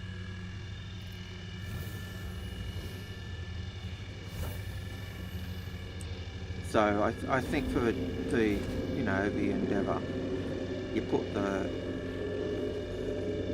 single hanger module on, and then it's a matter of whatever else you put on to balance it. You can put the hanger module with the hospital. You can. I don't think you can put the hanger module with the Super Collider though, because of where you normally position it. Of course, that depends on whether you can put the hanger module in different locations as well. And it's one of those things we just don't know. It's too early in concept. I don't even think there's. I think the closest it's got to doing anything with the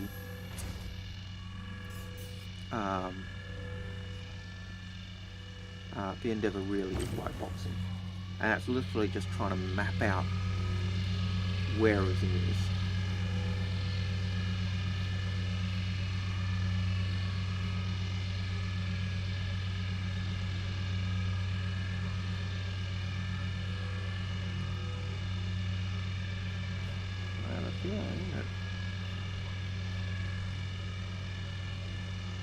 This might be a little bit too tough for us.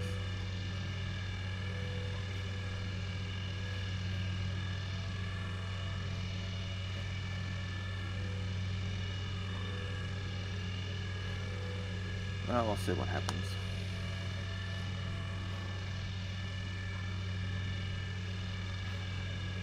Yeah, look,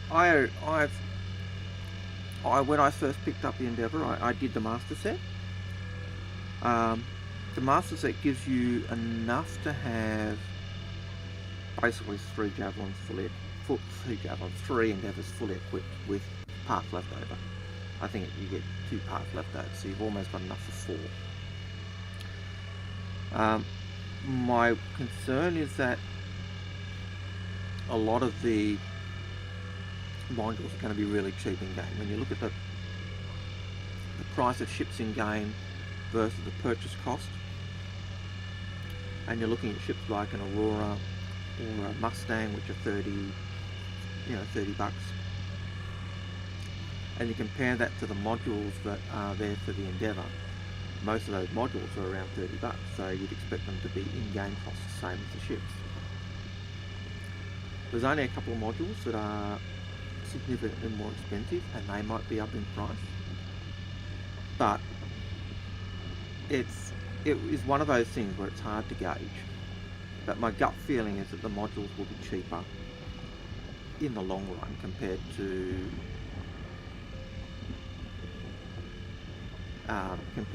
the ship itself. I do expect the ship to increase significantly in value.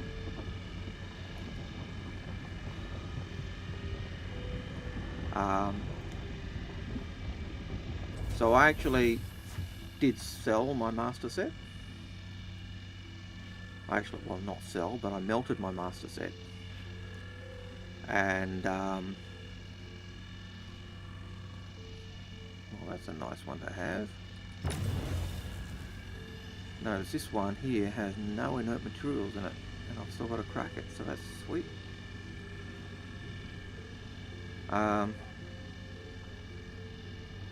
But I also did end up with all the modules anyway in one of the bigger packs, so I'm not against the master set, but I don't think the master set is necessarily the best value. If you're planning to have two or three endeavours, then yeah, sure. But I can't, you know. But I do think, regardless of whether you have a master set or whether you just have a base, I think the Endeavour is by far one of the best ships. I actually have 3 Endeavours.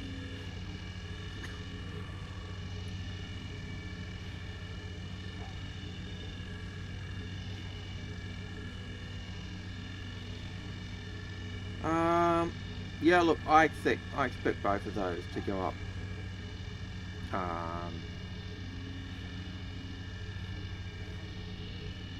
I'm pretty certain we'll see the Cruisin go up first, because I think we'll see repair way before we'll see stuff for the Endeavour. It has been said, you know, so I'm just trying to pay attention to my mining as I pay attention to you guys.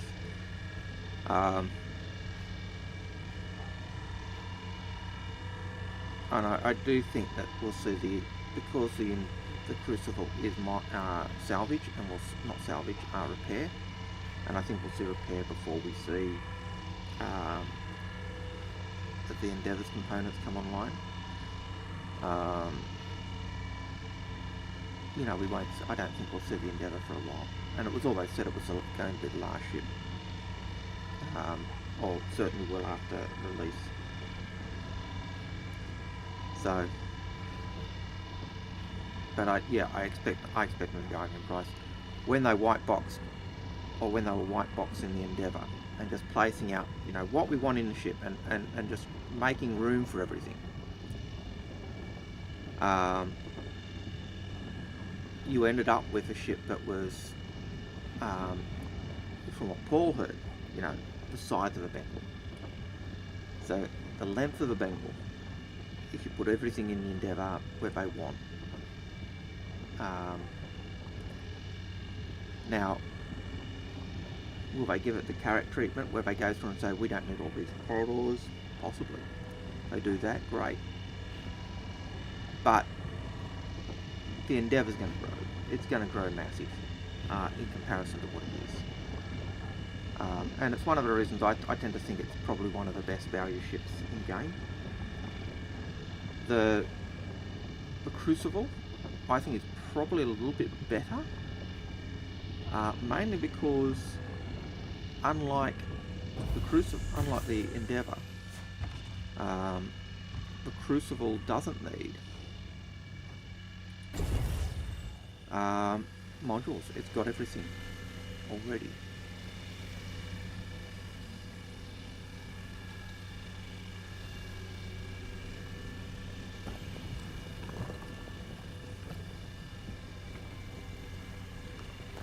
So I tend to think in some ways the Crucible, if you're looking for a ship that you don't need, you know, I've got it, I don't need to do anything else to it, I think the Crucible is by far the better.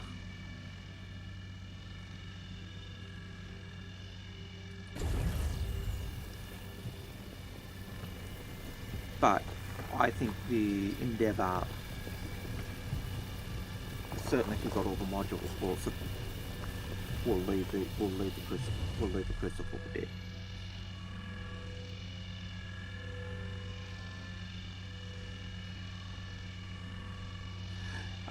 I did see the Endeavour Master Set did increase in value. They increased it from $900 to... did they increase it from 1,000? No, they increased it from 990, I think, to 1,100 or something like that. And when you looked at what was in the ship, or what was in the pack, when they increased the price, they increased the price to cover a second farming module. And by doing that, that in effect meant that I think the master set was originally 1,000 because it automatically had LTI, and when they put up to 1,100, they gave it the second farming module, and then made it limited. But other than that, the price in terms of, it wasn't, sometimes you get a price increase like the dastardly price increase of the 300i and the Titan increase just to make the 100i more competitive. I think that was a BS reason, really. And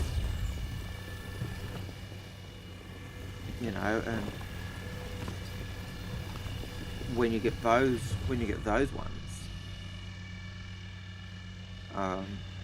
when you get things like that, this is me showing I'm a mere male, by the way. As a mere male, I struggle to do two things at a time. So I'm whining and trying to talk, and I'm hopeless. I really am. Yeah, I don't think the increase of the master pack's cost is the same as, say, the Titan's cost or the Avengers cost. They actually added something which, when they sold it separately, when they sold a farming pod separately, it was 100.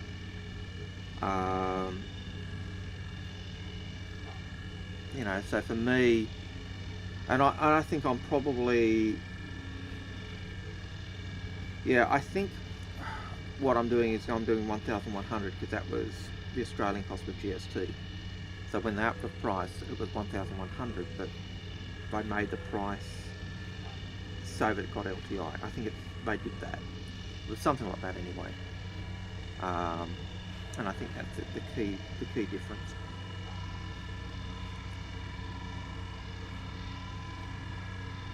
So I actually think that was a bonus for the master pack. The master pack suddenly went from a ship that doesn't have LTI to a ship that does have LTI, and that was awesome. And welcome to whoever else has just joined the channel. Glad to have you. We're talking javelins, endeavours, and crucibles, I suppose, and the value of them.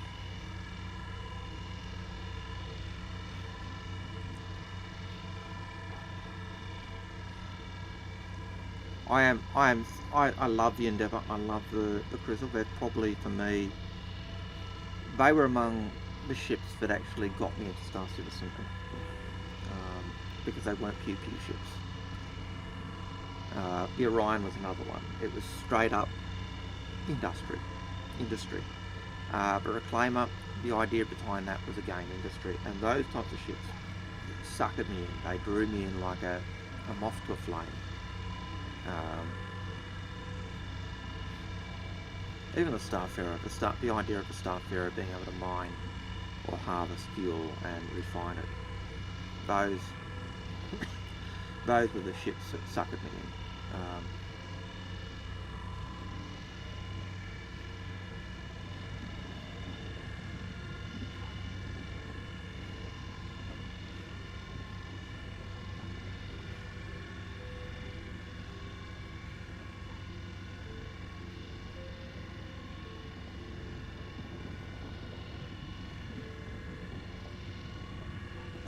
I'll pay attention to you in a minute, you javelin.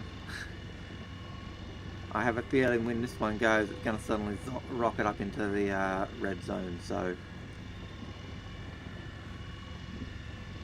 I'm probably a little bit further away than I'd like to be, just on over 100, so I'm having to put more power into the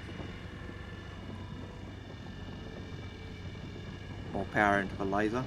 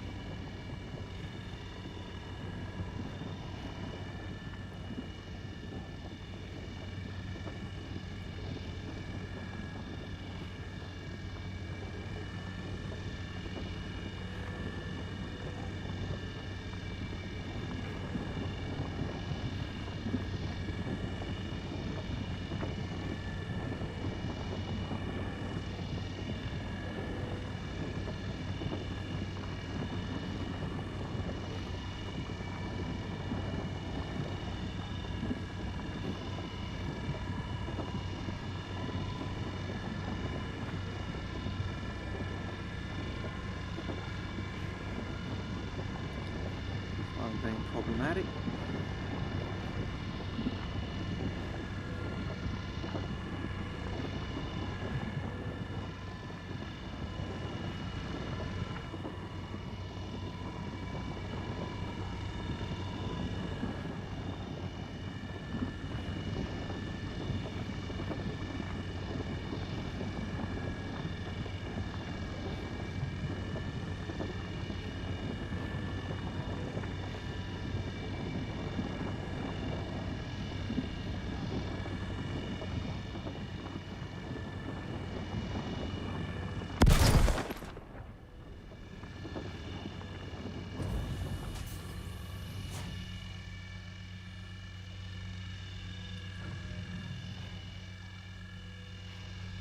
Well, most of it. That's not good.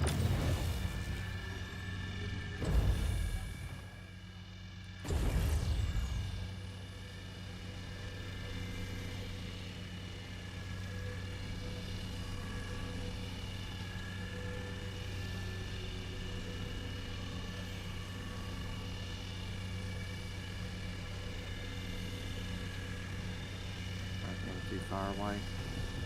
Oh no, there it goes.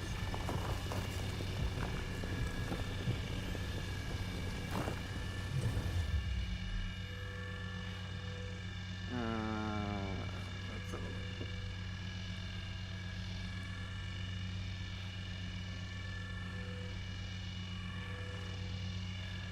Yeah, we didn't used to pay GST in Australia. Then they saw, oh, other states, other countries are doing this. Awesome. We can charge our people. We can charge people for to play Star Citizen. And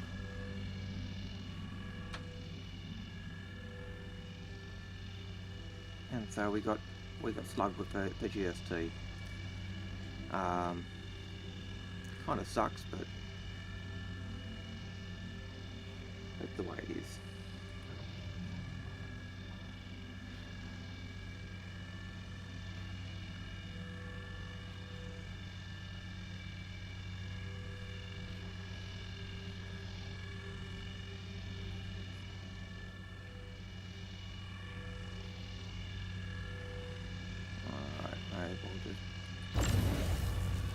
This one might be as bad.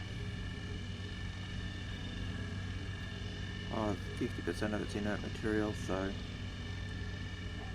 the question will be whether we get one of the rocks is going to be high grade, or with a little bit of inert material, or whether we're going to find it's high inert material.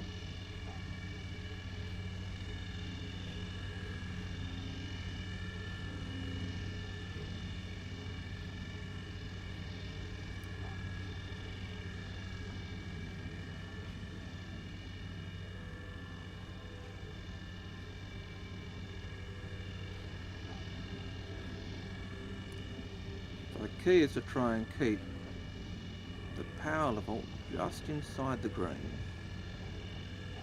If I can keep it down near the bottom, the asteroid doesn't shatter and go millions of miles away.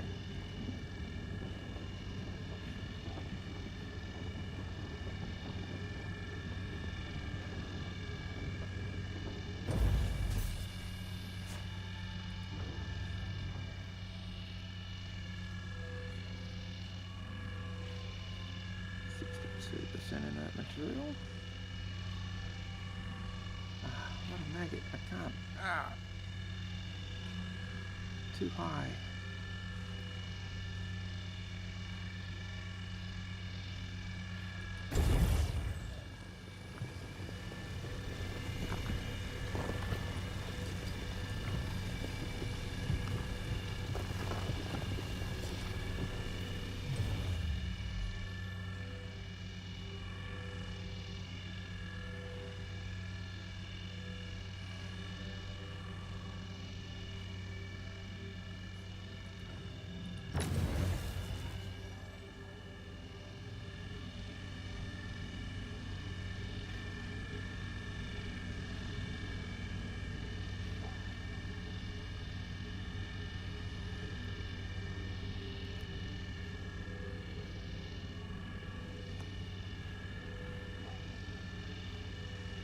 Yeah, I see you, Javelin. You've jumped across to the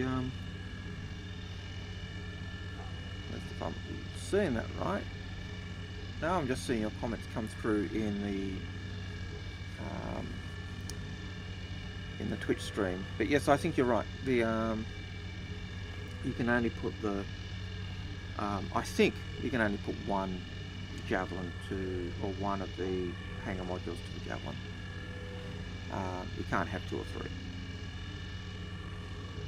I always like the idea of possibly, docking two of the long parts of the Javelin together, not the Javelin, the Endeavour together.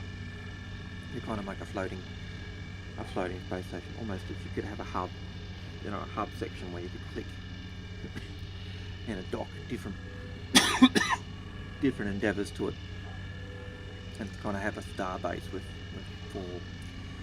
four arms of the Endeavour sticking off or something like that. That'd be pretty cool, but we won't get that. It's just wishful thinking on my part.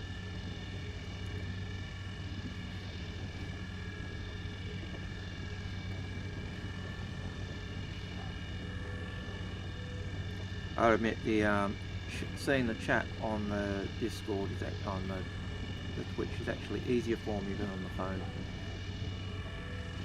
I recently lost my my large monitor. It finally died, so I'm using my old 24-inch Dell, and oh man, I tell you, it is a significant difference when you've been used to having a 38-inch monitor.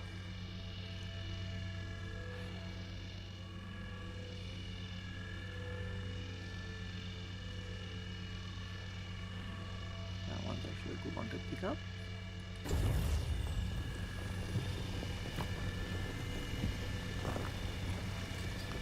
So this run I'm trying to pick up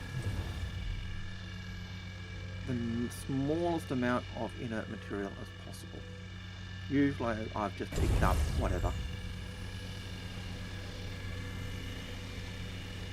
But there's asteroids around here, so I don't need to worry about not picking up, not having a full load. So I'm just trying to pick up everything I can that's not, or get as little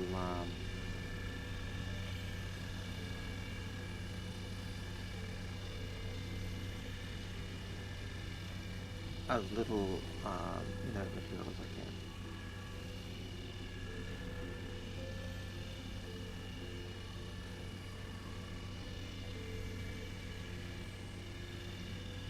Oh, and we have a 30k by the look of it.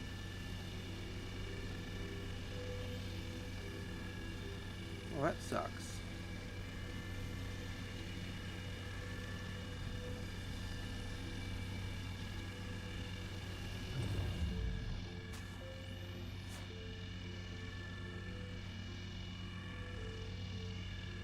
I wonder if I can get to the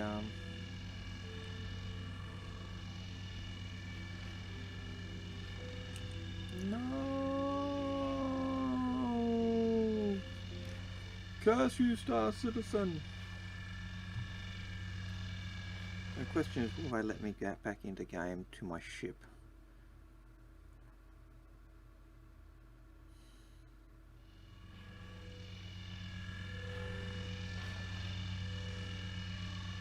No. No,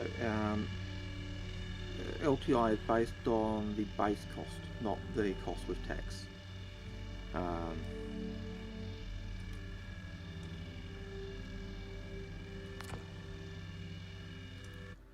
So if it costs 900 or 990, it's just a standard hull ship, standard hull insurance. Doesn't come with LTI. Because it's not, CIG aren't selling it for over 100. Yes, they've got to charge the tax. They've got to collect the tax and pass it on to the governments by law. But because it's the tax added, it doesn't make it over $1,000, so you don't get the LTI. But the fact that the But on the upside, because they are collecting tax for the Australian government or the or the New Zealand government or whatever, that actually gives Australians significant leverage in terms of law. So by Australian consumer law, if a product is misrepresented by a salesperson, well, that sucks. So my mole is out somewhere in the Aran belt, but I can't reach it. So the 2 hours of gameplay so far, or the hour and a half or whatever it was I've been mining, has been totally wasted. So that's one of the dangers of mining or hauling. It's a frustration, absolute frustration. I cannot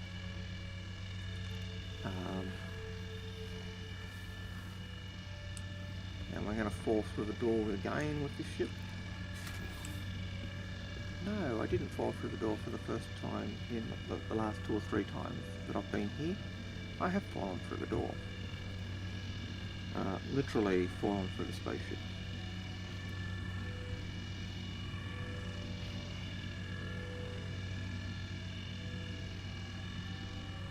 No, I'm not drinking Grolsch. It's actually water. It's just the Grolsch bottles are actually awesome as water bottles.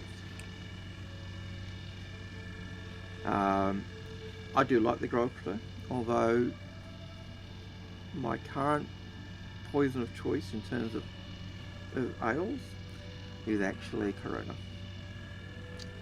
I'm not sure why I like Corona, but yeah, with a bit of lime, an ale is pretty good. Yep, true. It's just water. Water in my... That's why there's no label on it. It's just a plain Grolsch bottle. The label's been worn off over the years of... It's the same bottle. Every episode is a Grolsch bottle. It's the same one. And that's why sometimes it's a plastic bottle and sometimes it's not. It's just... I just cycle through the bottles that are got water in and been refrigerated.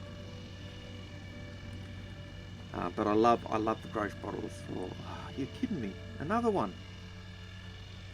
Whoever is spawning the ship that's causing 30Ks, please stop.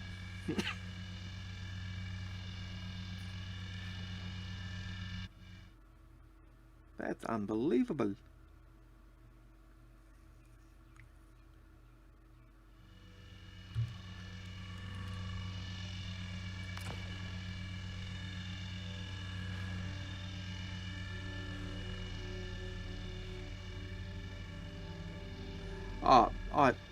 In terms of reusable bottles, the Grolsch bottles are by far the best I've come across.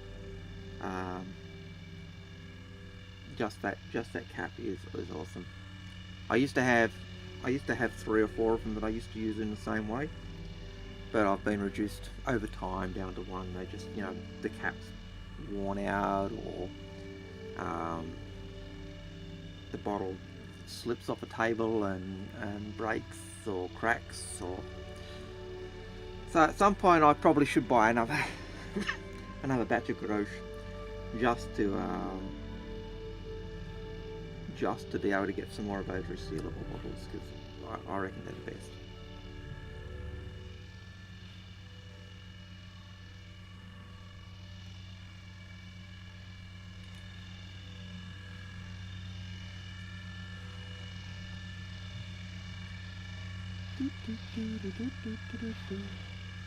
I have a feeling that the servers are down. It's not just a 30K, I think we've got a crash. Major crash.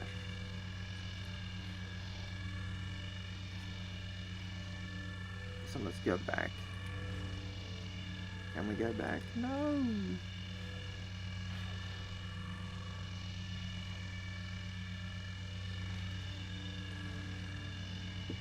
Well, it looks like CIG have contrived to shut me down.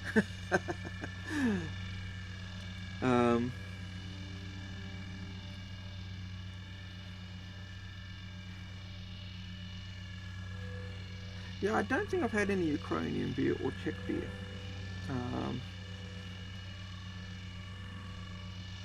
But that's one of the things I think I like about Corona, the Mexican beer.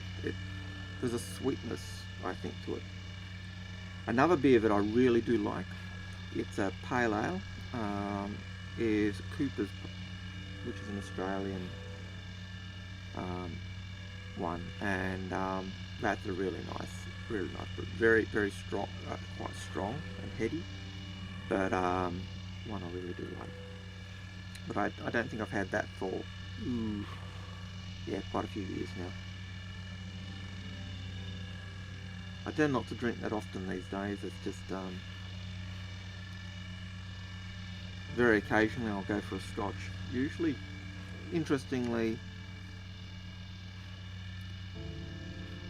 in summer I'll have a scotch with ice at times, but more often I'll have a scotch with ice in winter while I'm playing video games, and I'll just fill the glass with as much ice as it'll take, and then pour scotch on and just fill up the glass, and that'll last me the whole night. Yeah. Foster's is swill as far as I'm concerned. It's that export beer, the one that's not good enough for us to drink, sell it to everyone else. It's probably not that bad, but yeah. Actually, Foster's was my very first beer back when I was 18. I was at uni, and it was stinking hot day. It was one of those absolutely murderous hot days, and it was Oktoberfest, so the student union had put on, you know, umpteen billion, or probably 30 odd different international beers. They were selling them all for like $1. And one of my mates says, "Oh, do you want it? You know, it's Oktoberfest. Do you want a beer?" And I was just parched. And I said, "Yeah, sure." He says, "Oh, what do you want?" And I said, "Oh, whatever you're getting." And he had a choice of umpteen selecting of beers, and he came back with 2 Fosters, and I went, "Okay." And I was thinking, "Oh man, I don't like Fosters." You know, it was one of those. I never really liked the smell of the beer and stuff, but on that particular day, it was like nectar. It just went down smooth as silk. It was just so deep. I was just feeling so hot and uncomfortable, and that day it was just. I don't think it would have mattered what beer it was, but it certainly had that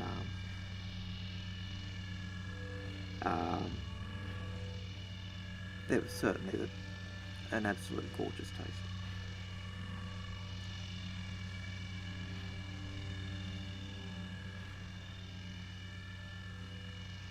Yeah, unlike our wines, our export wines are actually the same as we drink. Depends on where you go though. Interesting, if you go to Europe, you'll often find it's Jacob's Creek. That's the export wine of choice. Whereas you go to the States, the export choice from Australia is Yellowtail. And they're both okay. They're not the best of the wines, but they're both good wines. Well, it looks like the game has certainly hit a very nasty crash. I'm going to see if I can exit out.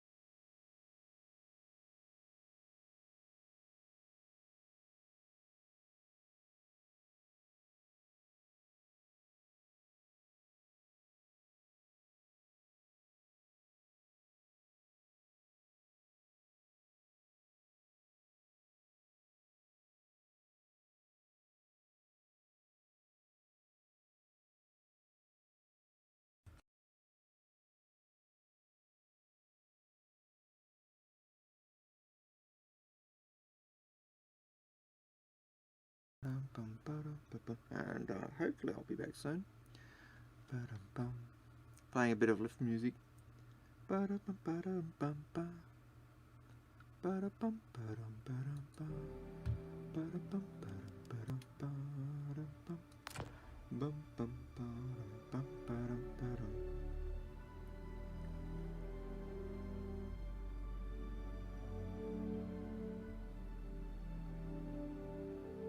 Yeah, I often find that these days I get a lot of indigestion as well, and I do find wine will often upset the stomach more. It's quite strange because when I go back to biblical texts, the Apostle Paul wrote to Timothy and says, "Hey, look, have a bit of wine for your stomach, for your stomach problems." And no, it wasn't that it was just grape juice, it was fermented. A lot of people tend to take the view that, oh no, they didn't have alcohol. Rubbish, they didn't have alcohol. But yeah, so I find it strange that what I find being said in the biblical text, it doesn't translate with my stomach issues either.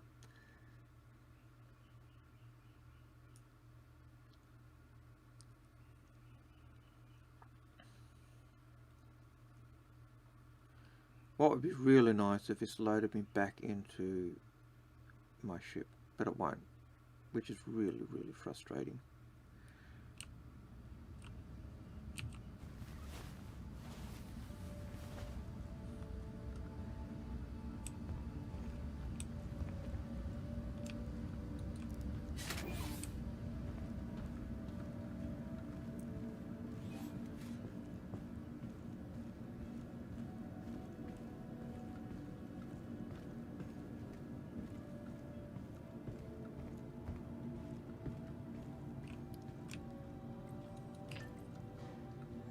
So basically, the only option I've got for my ship is really to, unfortunately, reclaim it. So that time, harvesting that material and finally having a load that was only valuable materials, not with none of it being inert or a very insignificant amount being inert, was wasted. And that is probably the biggest complaint that people playing Star Citizen have over, say, Elite Dangerous or other games. Just the amount of lost time due to 30Ks or other issues.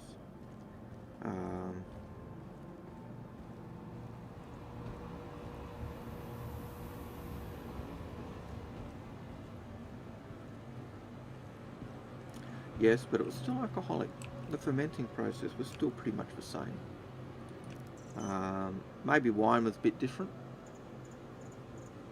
But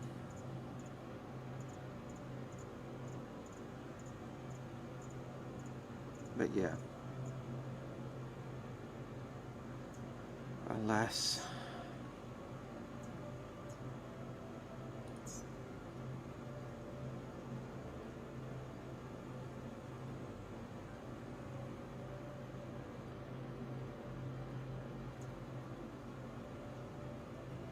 Now 2 minutes to wait for it. I'll sort it.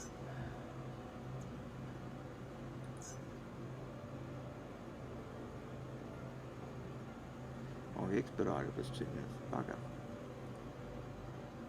Alright.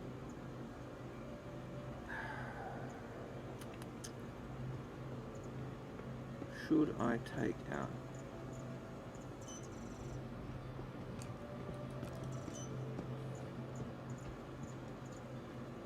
I have no idea what I've got on the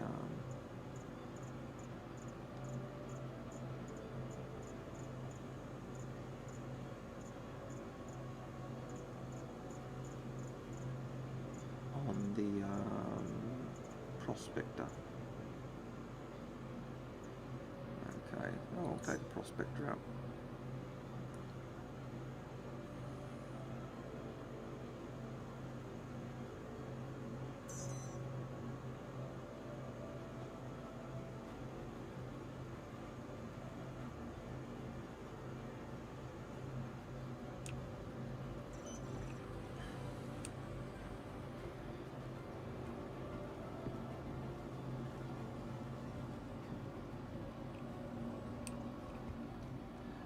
Well, we know it was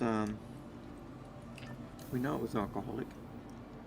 We know that it had the impact of the same impact, even if you're just using the biblical text as a reference. Because you have a situation of Noah after the flood. He plants a wine field, makes wine, and gets himself absolutely blotted.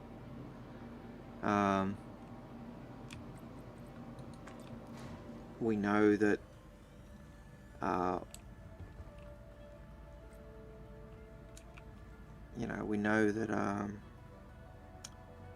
from other sources that people would get drunk on the wine. So to say, was it alcoholic? Yeah. Was it as alcoholic as it is today? Probably not. Man, you look at that prospector compared to what the 890, the mole was, and it is minuscule.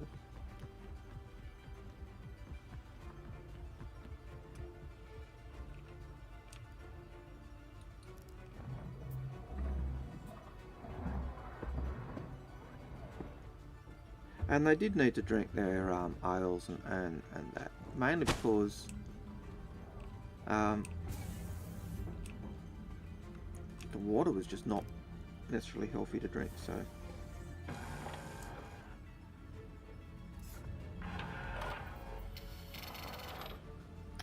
yeah, well, certainly our wines, we use more sulfates in the fermenting process, in the filtration process. So that's possibly part of it. It'd be interesting to look at traditional fermenting methods and then make wines that were similar, a bit like making mead.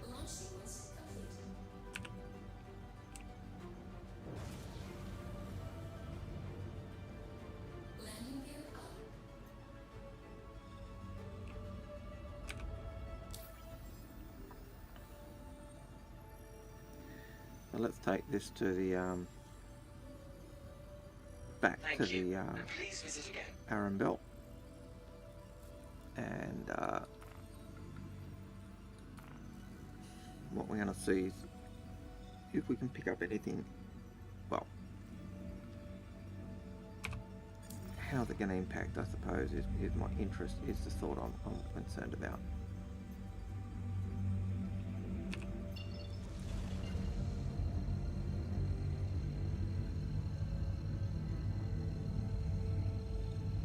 I've got to admit, the prospector probably has the best view of any shipping day.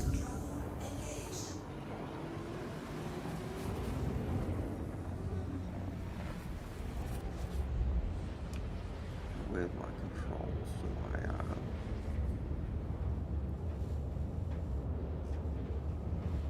engines? Quantum system online. There we are.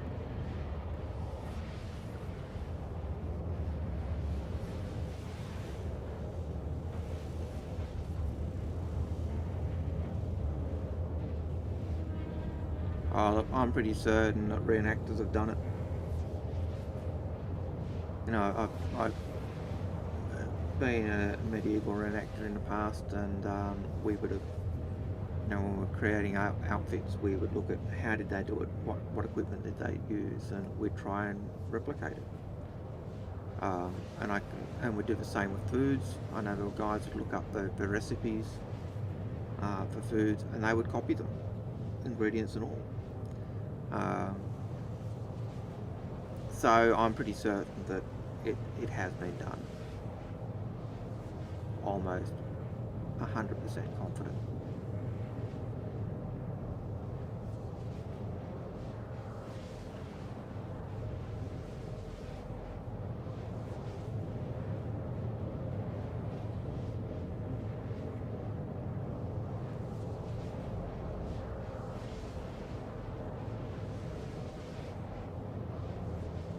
So we want 13,500,000 kilometres roughly to dump us in the Aurora belt.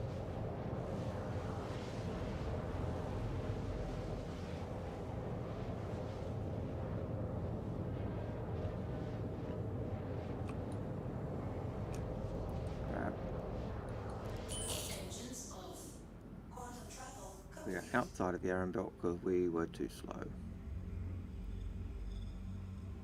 Dag nabbit.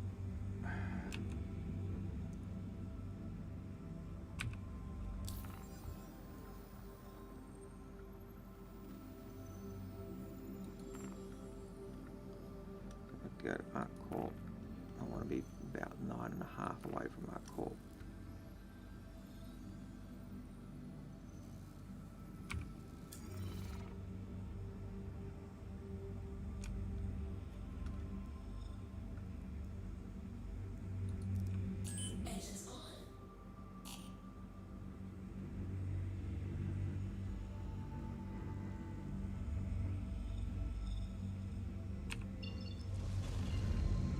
So close and yet so far.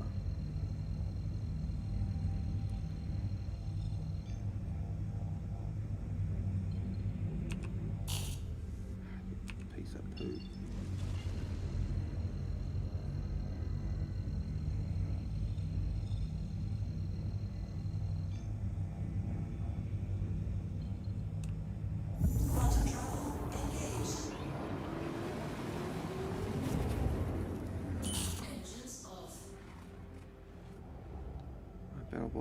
I bet I was still too close, wasn't I? Or too far away.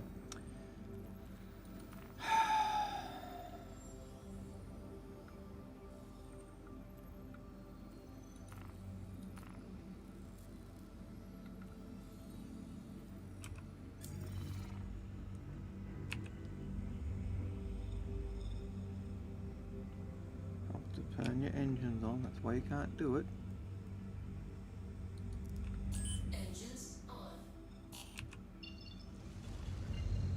9-7.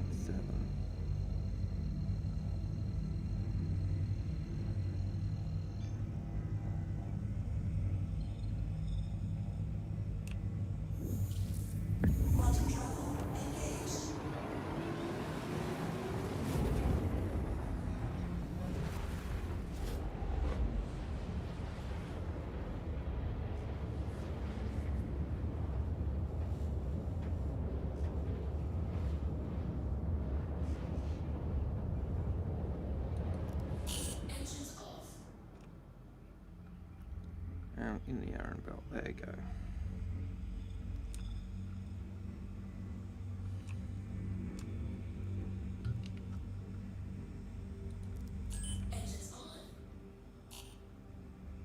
Of course, we're using a smaller laser, so finding things that I can actually mine is going to be significantly difficult, I think.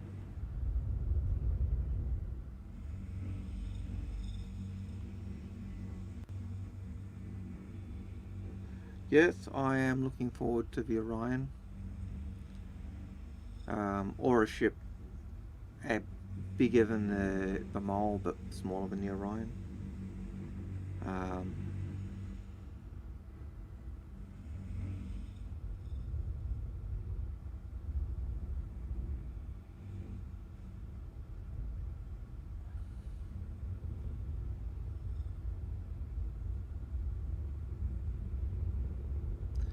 So this part of the belt doesn't seem as clustered as the where I was with the Mole.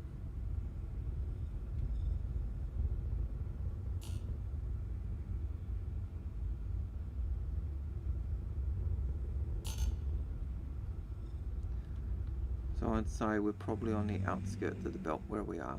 I'm not sure if we're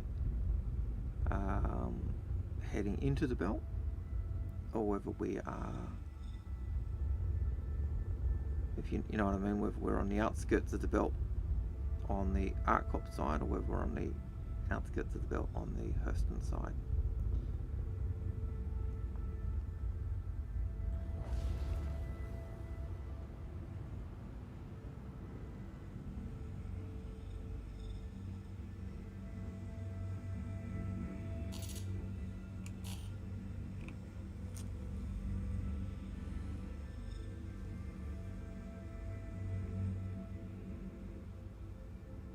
Last time I was flying through the asteroid field at full speed, what I did find is asteroids suddenly would appear in front of you. They'd just spawn,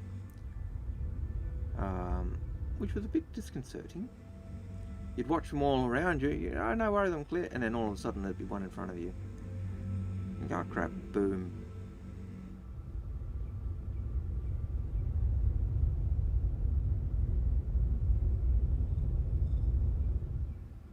What I might do.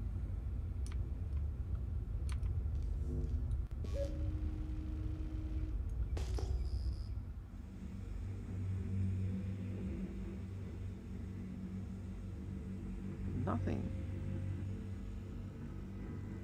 Wow.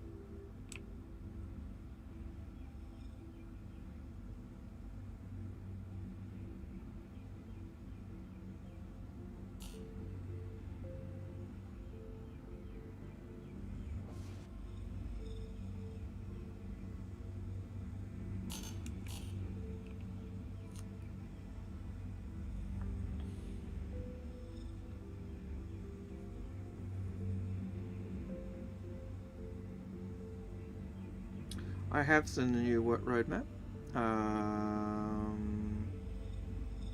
Yes, I did point that out. The other thing was that those water vehicles are actually listed as being part of Squadron 42 as well. So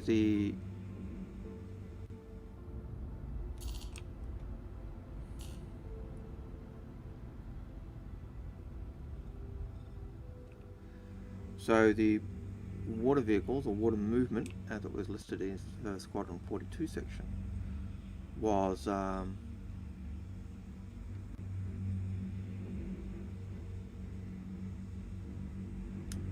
sorry, again showing my mere maleness.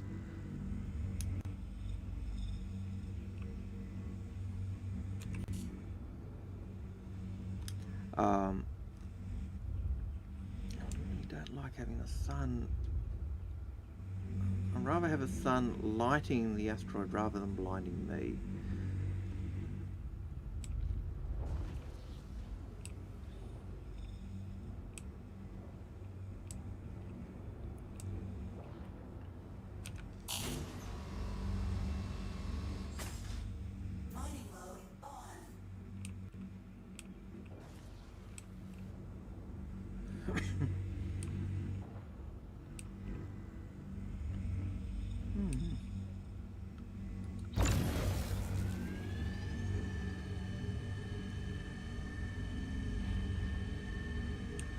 So yeah, the other thing that I also noticed was the Polaris is also required for Squadron 42.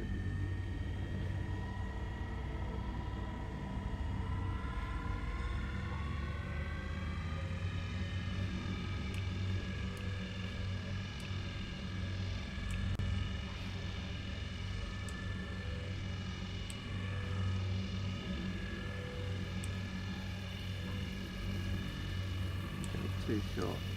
Standard load on the prospector, just can't do it.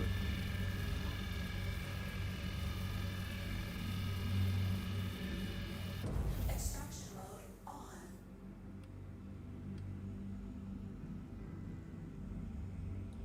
Fracturing mode on.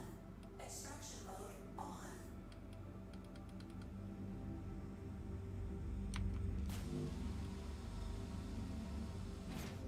Mining mode off.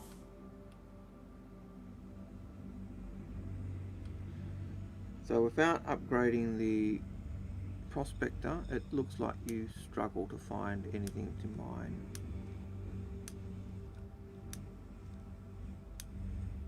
In the Iron Belt. Well, that's probably an unfair comment, but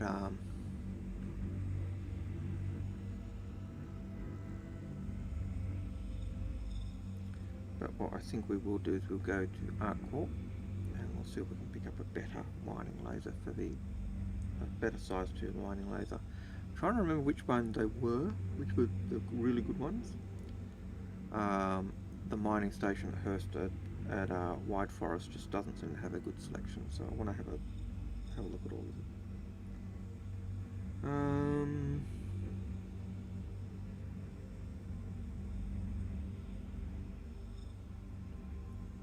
I don't think so. Like, I think one of the reasons they don't want to give us the Idris is because that's our home ship. And so we're supposed to be this new recruit on the ship, and they want it, you know, while you might know the map, they don't want us to be going, oh yeah, I know where that is, and just bang. They want us to have that sense of discovery with the Idris, because it's our home ship, that's our home base. And they want us to have that attachment to the ship. So I think that's why.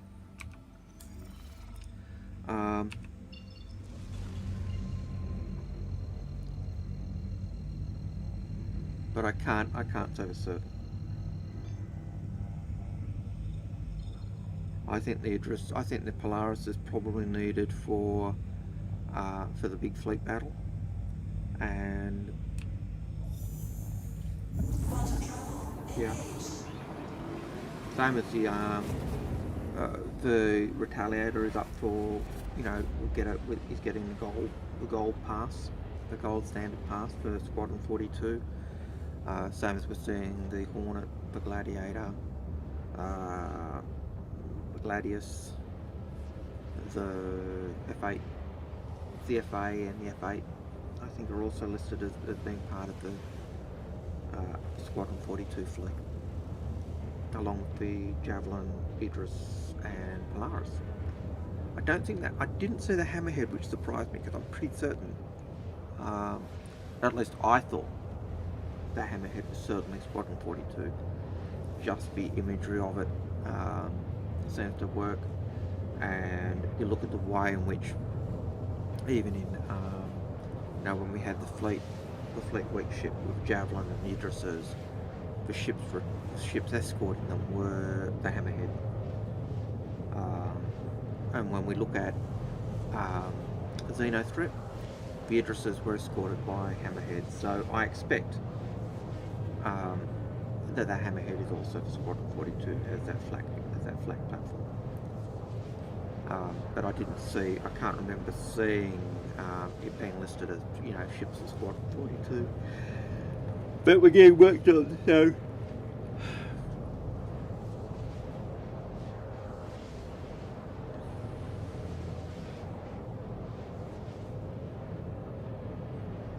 yeah. And it could be that, you know, they're not doing it. I did see with the boats,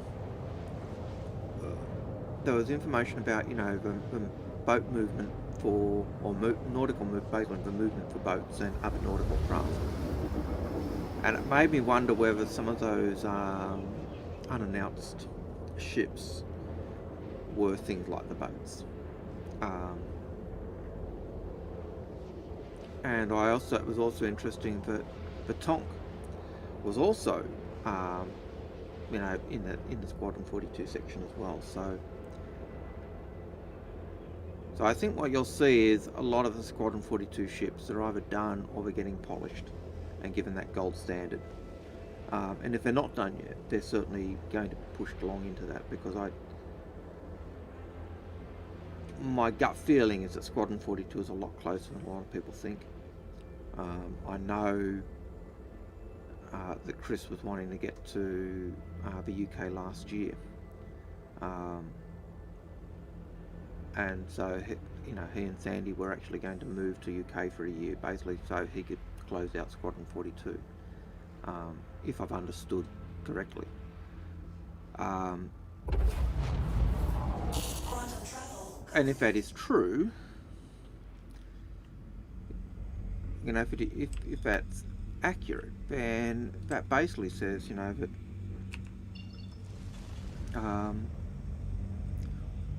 there's very little holding back Squadron 42. and that I think is awesome.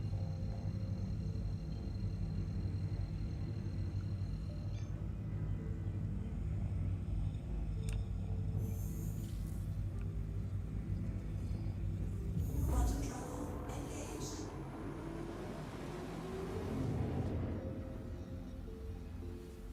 The more I think about the Hercules, I'm not a fan of the Hercules. And why the Hercules from your Nautilus comment? Just because of the fact that the A2 is the bomber. And I'm just not. I thought that slapping the A2 as a bomber was fairly nefarious, and I think that was kind of a. I did hear that idea was also an afterthought. How accurate that comment is, I don't know. But the comments that I had originally heard was that the Hercules designs were all basically done, and at the last minute, when it was going for its final things, I thought, oh, wouldn't it be awesome if it was a bomber? And drop this massive big mother of all bombs type thing, and they went yeah, and rushed the A2 into production, into concept. Is that accurate? Maybe. But to me, Star Citizen already had in law bombers. They had the Retaliator was not only a torpedo boat but a bomber. The Gladiator was also a bomber. It was used for traditional bombing missions as well as being a torpedo boat. In many ways, you really want to look at the Gladius was a cross between your torpedo bomber from World War II and your dive bomber. And to me, it just felt like making a ship and making it unique in terms of giving it a super large bomb just to generate sales, and then hampering the the Retaliator and saying, oh no, it can't take that ship, even though it carries there's 3 size in its forward bay 3 size 9 missiles, and it was supposed to have been able to be used as a ground bomber. So I would have liked to have seen the Retaliator be able to take one of those super bombs rather than none at all. Hey, maybe that's just me being a salty old bastard. And the only ship that does use mines is the Nautilus, but it does lay them by drones, and so just like in World War II, you had submarines that would drop the mines. You had ships that were minesweepers or corvettes. You look at your World War II corvettes. Your World War II corvettes were your minesweepers and were your salvage craft, and they were pretty much the workhorses of the fleet. So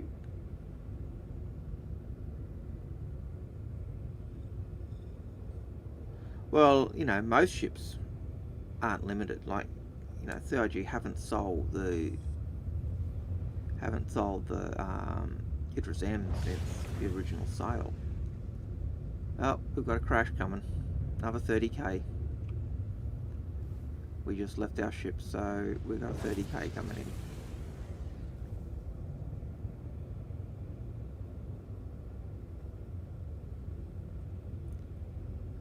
Don't feel like we got a 30k, but the fact that it said I left my ship makes me think I've got a 30k coming in.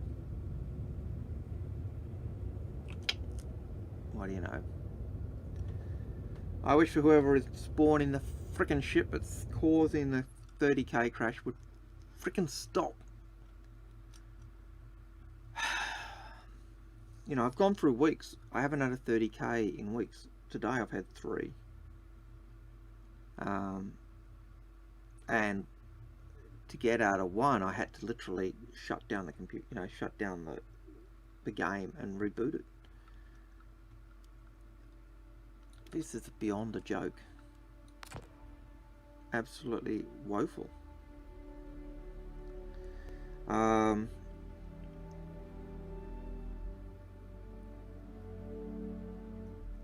But with most ships, even the Idris M, it's not restricted. You can pick up an Idris M if you want to spend the money. And I'm not meaning by going to a grey market. I'm meaning just buy one of the big packs. You get a whole lot of useless dross with it. So you end up with all the Auroras and all the Mustangs and all the Avengers and all the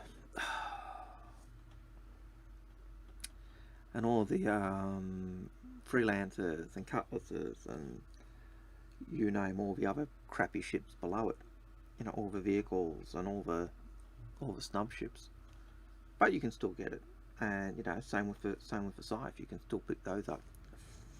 Frickin' piece of frickin' peachy. Ugh.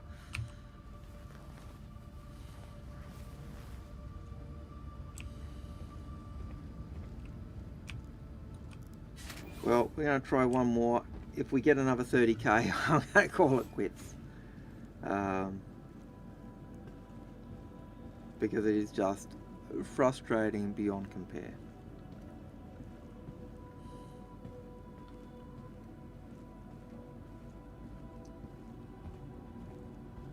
Not true. I got to admit, when I did pick up the completionist pack way back when, and I did it for several reasons. One, I did want the Idris M.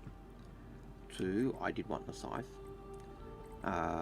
Back when I bought it, I did want the Million Mile High Club, a facility that I owned and ran.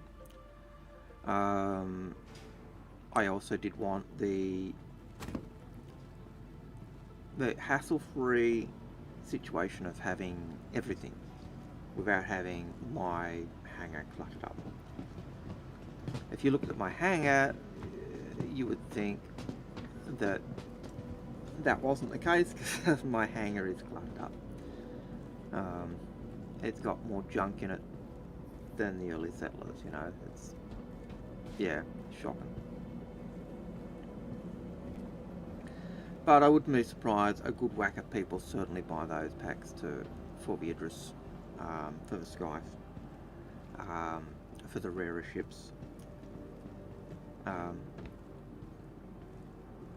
Certainly, you do pick up, if you pick up one of those big packs a day, you do get the Endeavour, with all the modules, you do get the Retaliator with all the modules, so if you're after those things that are difficult to get, or hard to get, or aren't sold, yeah, those bigger packs are great, but you also get a crap ton.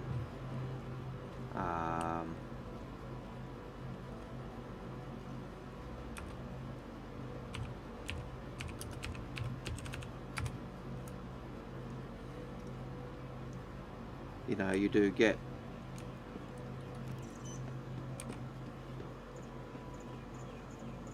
those nasty other piddly ships. You do get your Auroras and your Pisces and your 100i series and God knows what else.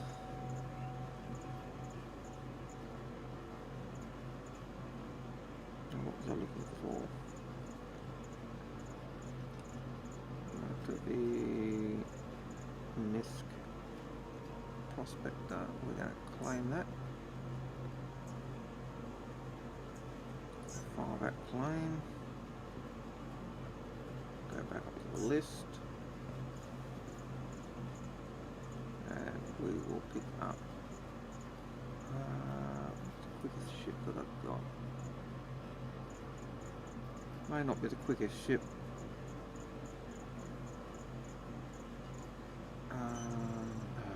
Crying out loud. There's the Carrack.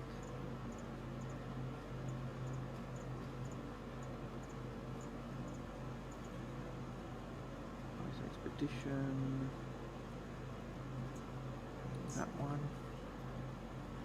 can never remember which one I've kitted out properly.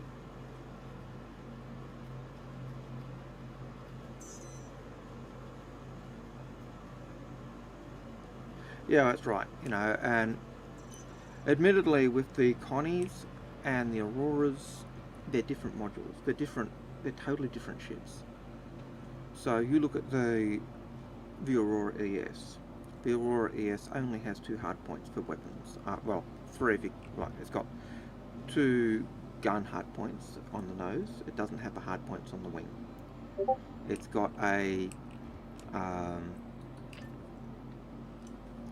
size 2 missile launcher on the top. So that size 2 missile launcher is a size 2 to size 1 missiles, and that missile launcher and that arrangement actually makes the Aurora, that Aurora ES, just as good as I think the Pisces C8. The only thing that, and you've got this kind of Hangar 3, you've got this kind of playing off each other. You've got the Pisces with 2 passenger seats and 4 units of cargo, or you've got the Aurora with 3 units of cargo, the Aurora ES with 3 units of cargo and a bed and a better missile launcher. Even though the Pisces has 2 size 1 missiles, they're individual. So for individual launches, it's got 2 size 1 times 1 size 1 missile.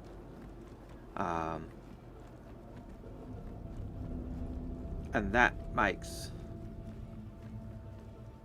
the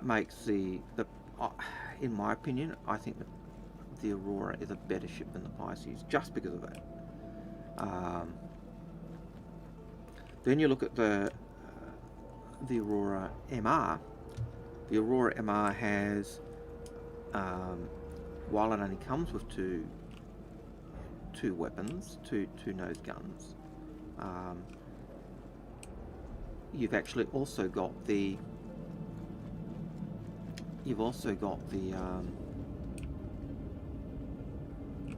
wing mounts, which VES doesn't have,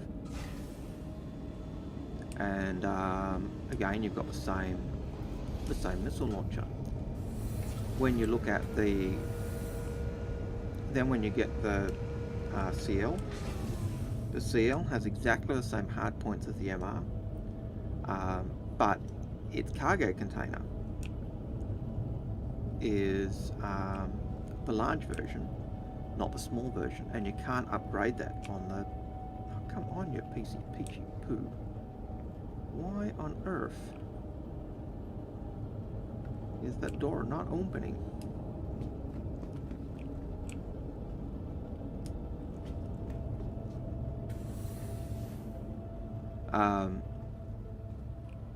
And so you've got so when you look at the CL versus the MR, you've got a larger module down below, or a utility mount that's different from what is on the MR. So again, that's a different module. You look at the LX. The LX has exactly the same utility mount as the MR. It's got exactly the same hard points for guns as the MR, but its missile pod launcher, its hard point is a size bigger. So instead of a size 2, it's a size 3. You go to the LN, and again, exactly the same modules, exactly the same weapon mounts, exactly the same hard points, except for the missile launcher, which is a size 4 missile launcher. So it's got a size 4 hard point on the top instead of a size 3, instead of a size 2. And so every single Aurora is a different variant.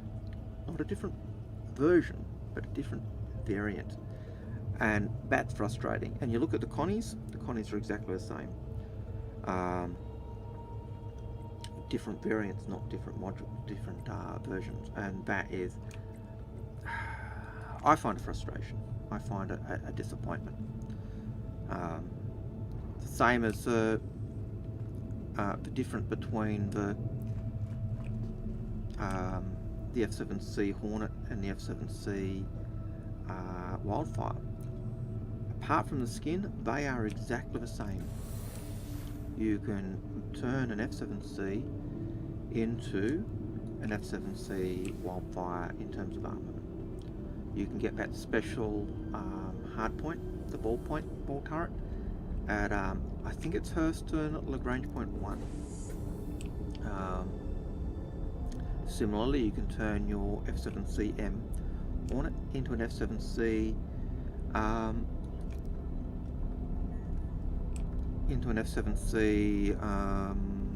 Heartseeker by doing exactly the same thing. The hard points on those ships are exactly the same as each other, so they're different versions. It's only a skin difference. But when you compare the Auroras and the Constellations, they're totally different. So I really do find those a frustration. And it's, you know, and when you look at the cost of those in game, no one is going to buy. I can't think of anyone who would buy an Aurora ES over an Aurora LN, because the components are exactly the same. The same 2 small shields, 2 small coolers, 1 small power paneling. There's no difference. The size is exactly the same. There is a slight difference in the speed. The LX has a slight difference in speed. They all roll the same, but the maximum acceleration of the LX is slightly more. I think the CL is slightly slower when it's fully laden. But you know, you'd look at getting the CL. You'd look at getting for the extra cargo. You'd look at getting the Aurora for the extra combat ability. But that's about it. I can't see. The others are dross. They just don't make sense. Anvil Aerospace. All systems online.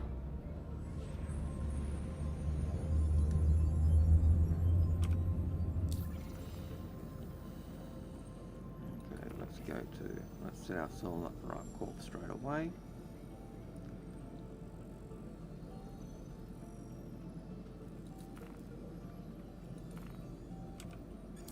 Why to do that, you Gumby? If any of my students were hearing this, even though they don't see me, they would know from the fact that I called myself a Gumby that it was me. You are clear to launch.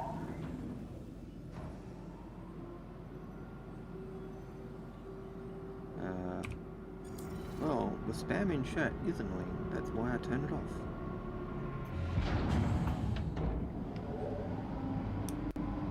Takeoff complete.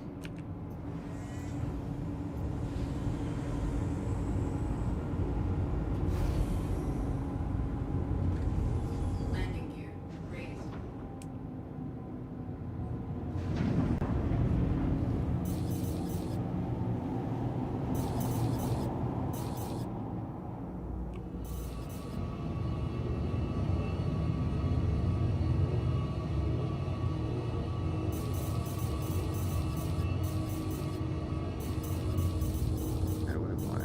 Thank you, and please visit again.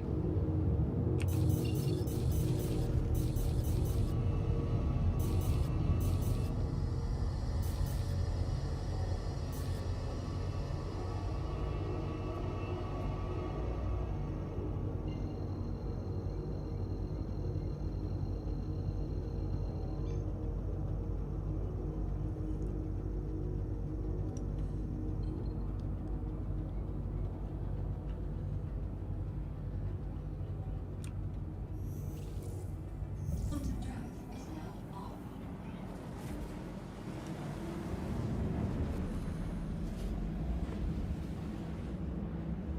Well, our number of 30k have dropped my viewers. I did have 4 of you.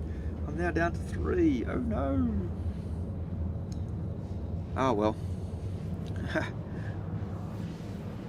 More chores on YouTube than I have on on Twitch though.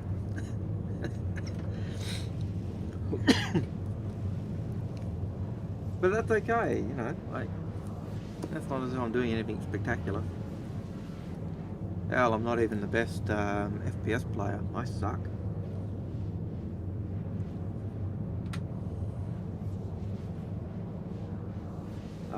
Thank you, Echo. Love you.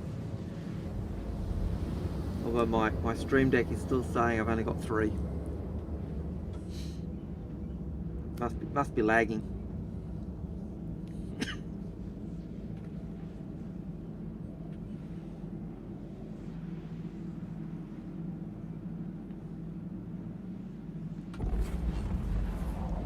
Bottom drive is now on.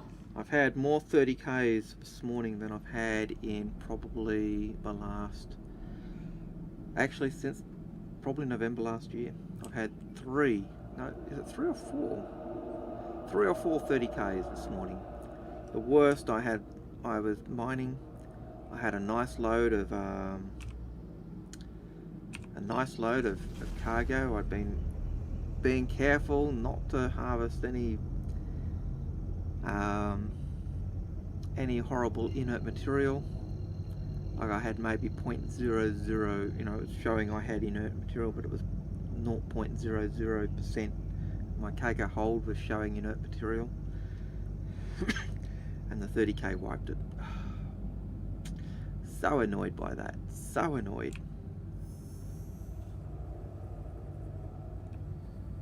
Bottom drive is now on.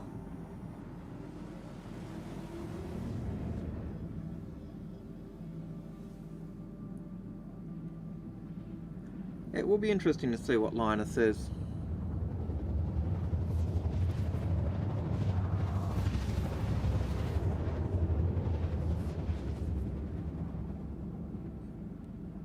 Yeah. Yeah, we were talking about the, I don't know if you were here earlier, Echo, when we were talking Javelin and Endeavour and Crucible and modules and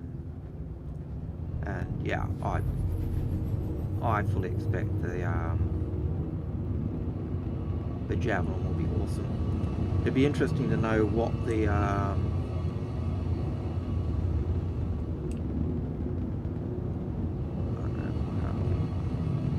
be interesting to know what the modules on the Javelin will be.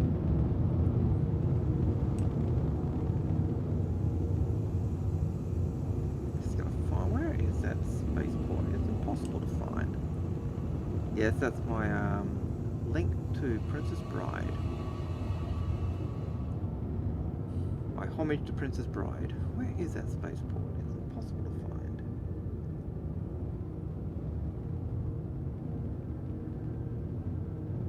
Oh, there you go.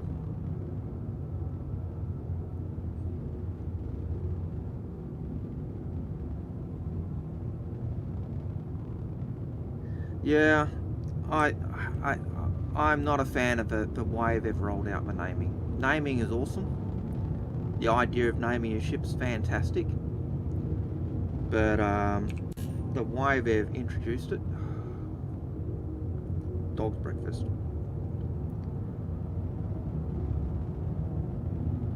Like, as a backer who had lots of concept ships and was encouraged by CIG to turn them into a bigger pack and not be able to name my ships because they were in a bigger pack, kind of sucks.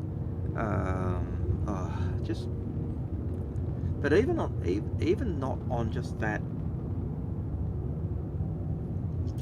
the way in which they've done it, not just in the ways and just the fact, not even that.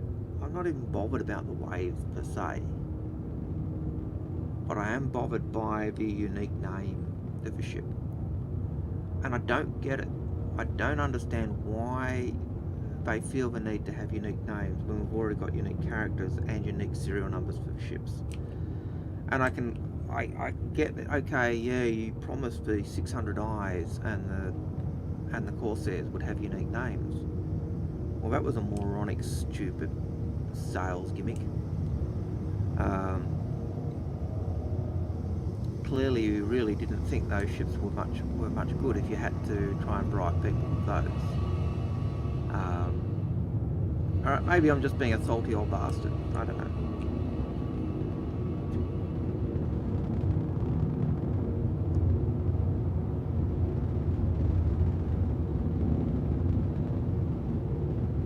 Yeah, but if you had a ship that was, or you had a name that, you know, that you were going to go into an F5 war to try and get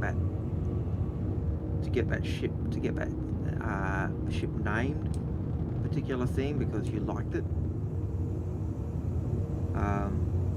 and you'd CCU to it, and you didn't get it because of that. Yeah, that sucks. Yes, this is me flying around trying to see where the airport is. I can't see the damn thing. Most annoying. I hate that. Let's go in a third person view, and just fly around.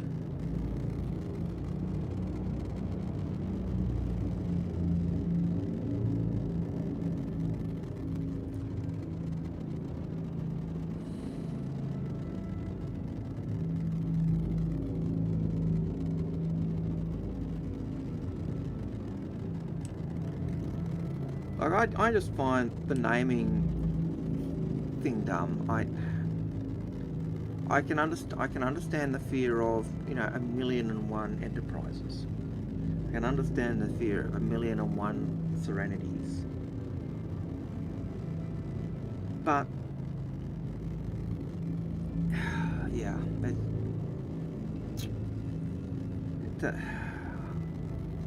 I'm just frustrated. It leaves me speechless as to what feels like a very poorly planned system, and it really does feel like marketing or sales to plug a system where, you know, they can use it as a FOMO. You know, buy your ship now so you don't miss out on getting your name.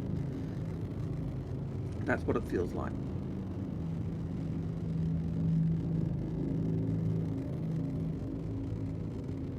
Oh yeah, there are lots of names in the sea. I haven't had a problem with any of the names I've tried so far. Admittedly, I've only had 3. A Corsair and two 600Is. That I've been able to name. I couldn't name the executive edition of the 600I.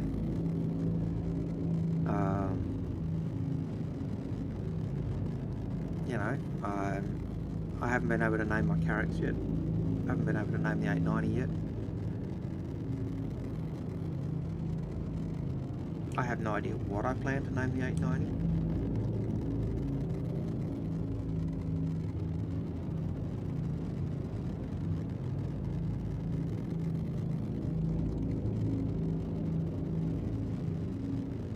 Oh man, years ago, like, actually my name on Guild Wars 2 is Algared. It's my standard gaming name. I used to be the only person. I used to go into games and be able to go Algared and get it. I've gone into games these days and I can't get Algared. It.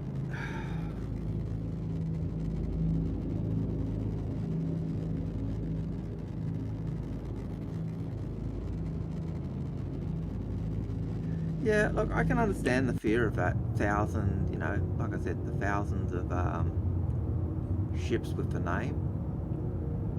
But, you know, you look at the Navy, you look at the ships, and you look up the history of ships that were called Nautilus. There's probably a dozen of them. And that's ships that are registered, you know, naval ships. So the argument that, oh, you got to have unique names, I don't think holds. You go down to a marina and you'll find ships, you know, boats that are named the same thing, but it's a serial number that differentiates them. In the navies, it was, you know, it was either the country or something else. Now we have a Nautilus. There've been dozens of ships named the Nautilus. I was surprised, but we take, you know, the one that everyone always thinks of, certainly in the modern Navy, is the first nuclear powered submarine.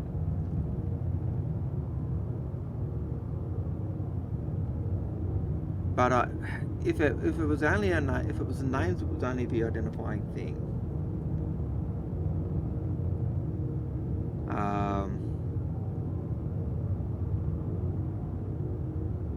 Well, actually, all of my names, I've got 3 names that I use. One of them was Erahuldi.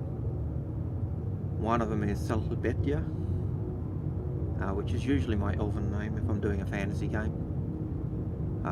Literally a transliteration of a Hebrew word, which means the Hebrew word is fire of Yahweh, but and it should be with a shal rather than an s, but Salhebetya just sounds like an elven name, so it became one of my character names. Algared, Erahildi, and Salhebetya. They're my 3 roleplay names since the early 80s.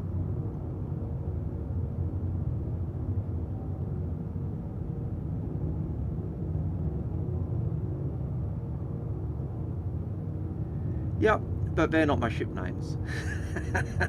They're character names. And Algared, I have trouble getting these days. I can go into a game and Algared's taken. Mainly because I think it sounds too much. It's very similar to a Portuguese word.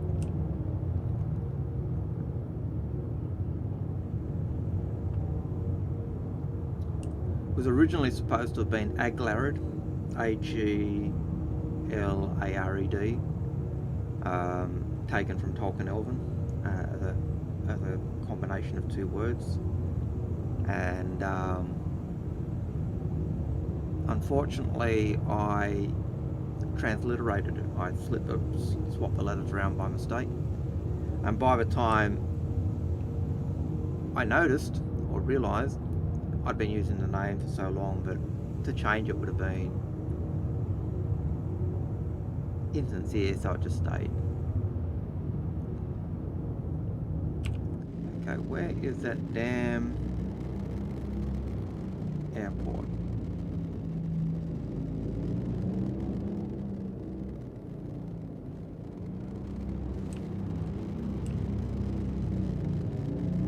Maybe I'm still too high. Maybe that's my problem.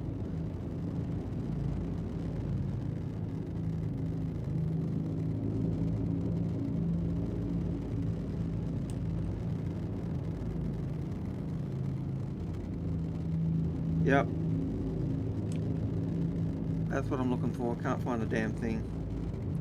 Airport, spaceport, same thing. I'm coming in from the air.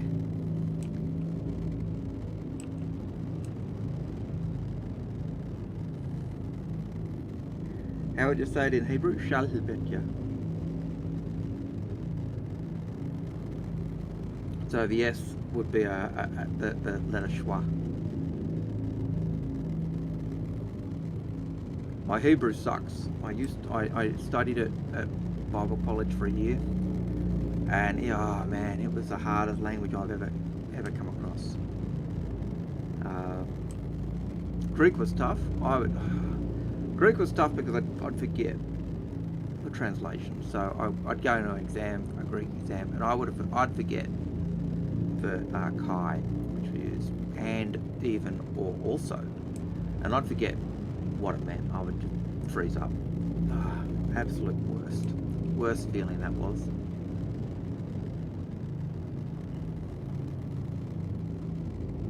To my left, you reckon?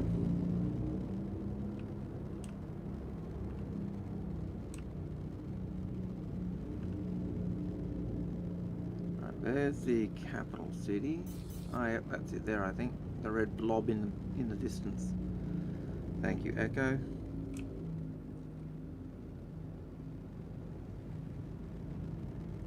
Yep.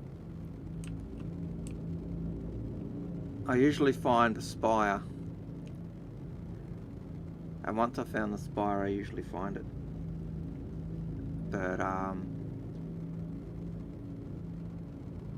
today, just the light, just a smoggy feel, that kind of sulfuric, not sulfuric, but that sulfur-filled brown sky that you'd see over Wollongong at times, or over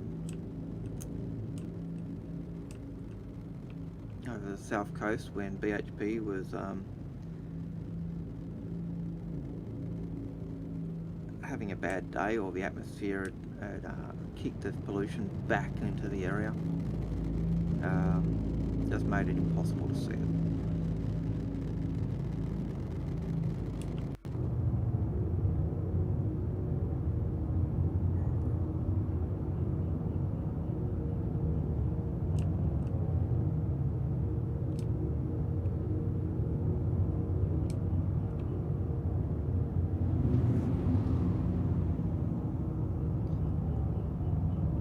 At least the Carrack is not as heavy on the fuel as some ships.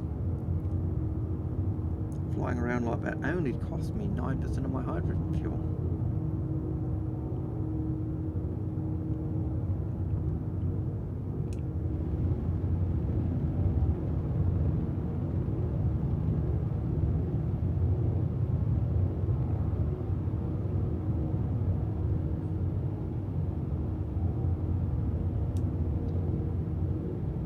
Watch me muff my landing at the spaceport.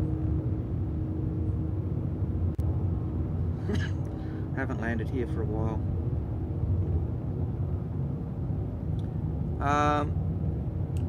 I got a theory that Anvil really did the small to mid-sized ships, whereas Aegis did the big ships. And so, if that's true, then I would expect not.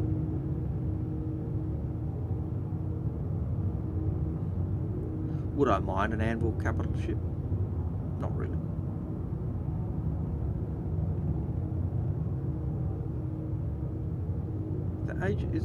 Is the Javelin Aegis or Anvil? I always get those two companies mixed up. Always have, always will. But one was more the capital ships, and one was became more the fighters and stuff.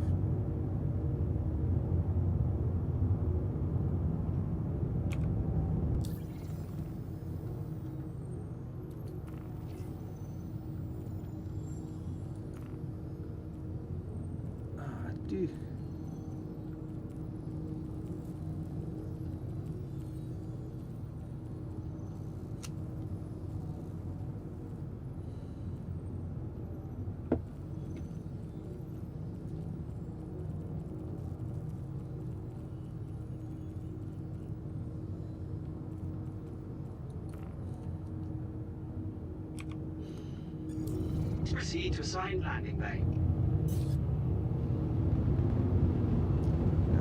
Same one I get when I'm in a cat.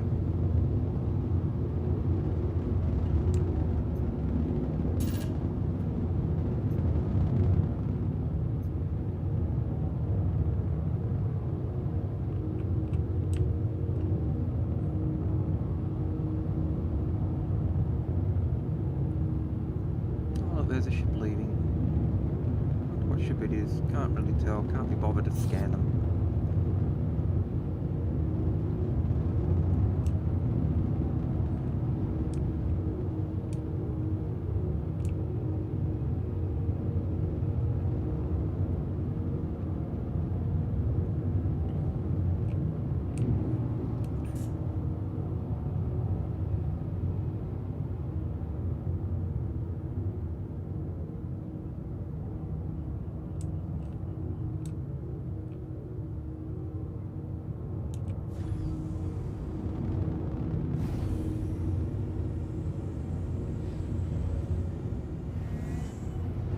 Landing gear deployed.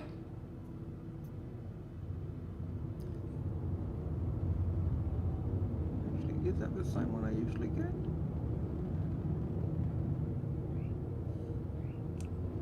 Or is it a vertical? Vertical or horizontal? I think I'm usually on the other side of that crane, not on this side of a crane. So it'll be interesting.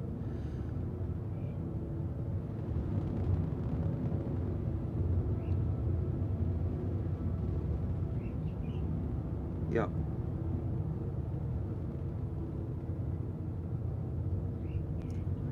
Well, the Carrack's large, but it's not as like I said, it's not a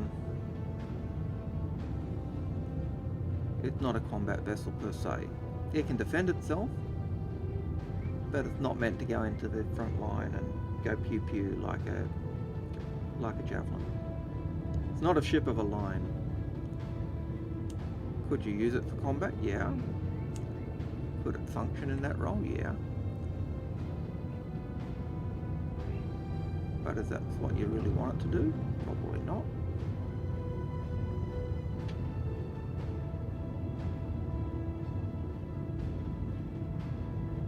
I haven't landed down on Algared for years. I used to avoid it because I'm not a fan of these small, pokey little hangars.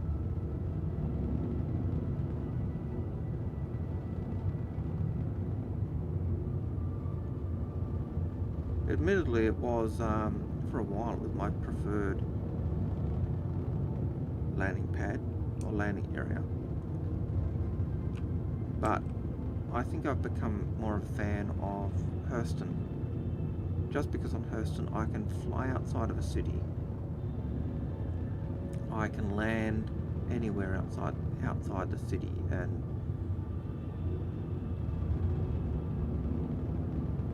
I like that.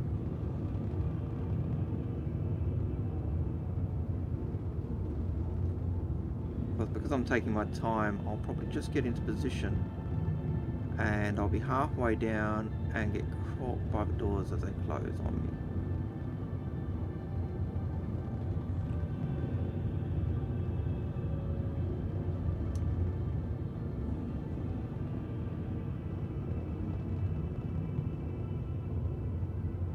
Too close to the left.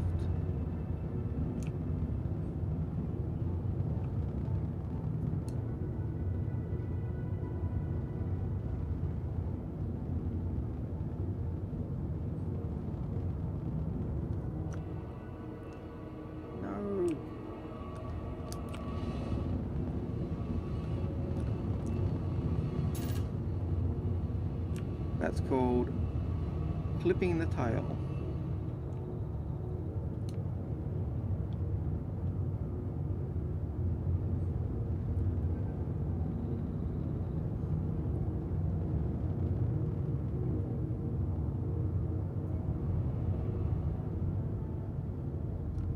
Okay, what are we stuck on? Go forward a little.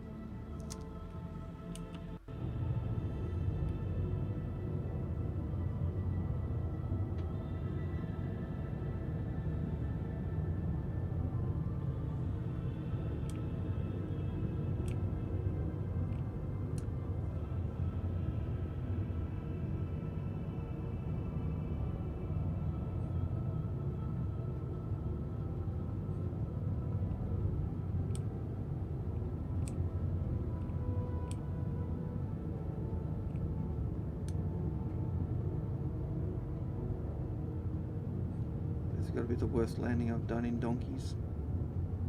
I'm sorry. Due to inactivity, we have been forced to assign your landing zone to another customer.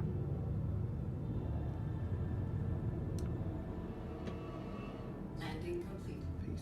Piece of poo. Warning, you are blocking an active flight bay. Please vacate the facility. I can't because you're closing the hatch on me, you bastards.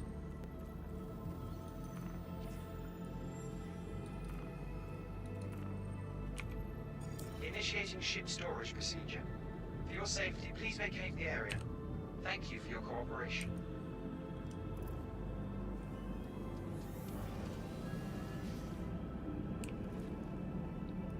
As I said before, Initiating ship storage procedure. I am a For mere your male. safety, please vacate the area. I Thank you for your cooperation. struggle to do two things at once. The one in the Stanton system. So if I All UEE common laws are still if I am in a conversation and trying to do something, I struggle to oh look, I joined the Anvil Carrick's chat.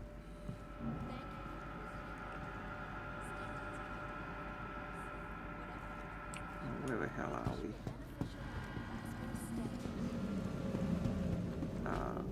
Spaceport. Okay. Do what I hate doing. Run.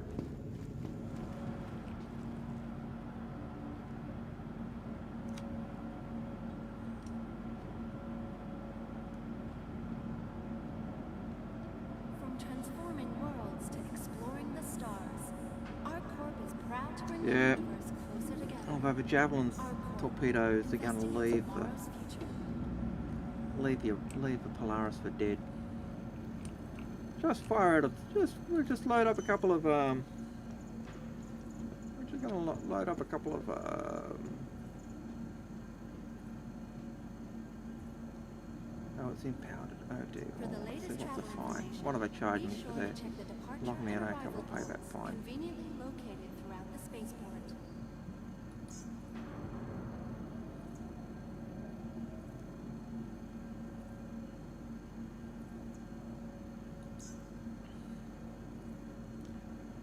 Okay. Yep. Close that. It takes all of us working together to keep our corp safe. I suppose and one secure. advantage of that was the Be fact that they vigilant and report possible I didn't threats need to every time. store the vehicle. I think he's lost. This poor bugger. He's been there every time I've come down. Doesn't move, he just stays there. I swear he's lost.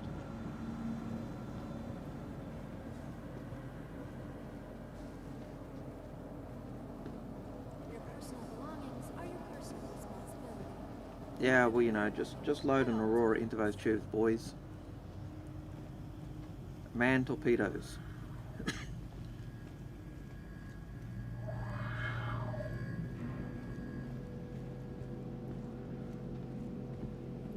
Hey, Trey.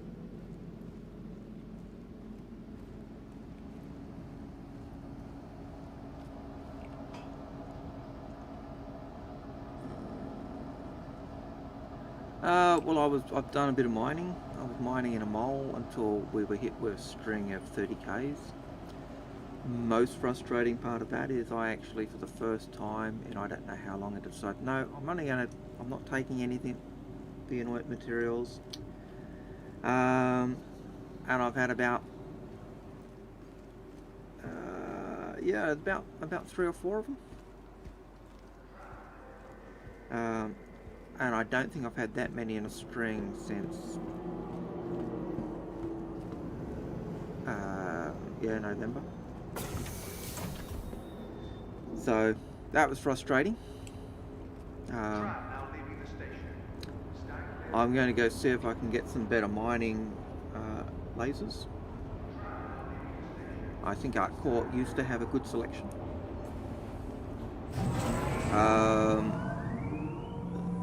So I'll re-equip the mining laser on the mole. I've been just running with the standard lasers. I may look at getting an upgrade to the prospector as well.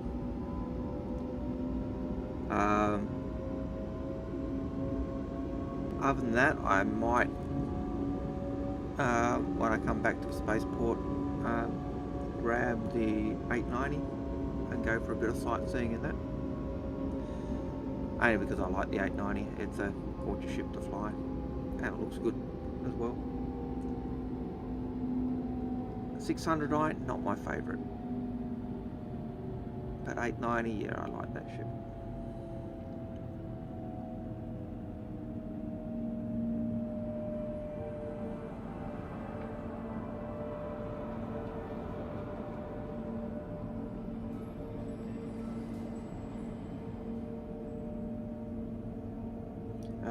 So what else? We've talked javelins and Idrises and endeavours and crucibles.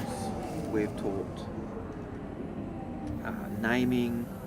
We've talked variants of the Aurora system, or the Auroras, and constellation versus, say, the variants or the versions that you'll get on other ships. We've talked mining. Yeah, a bit of everything. We've talked the frustration of 30Ks.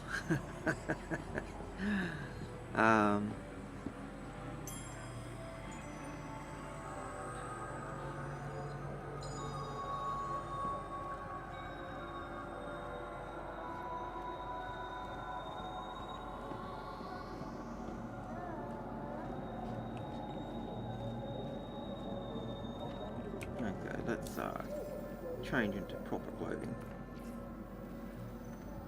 Oh, wrong one.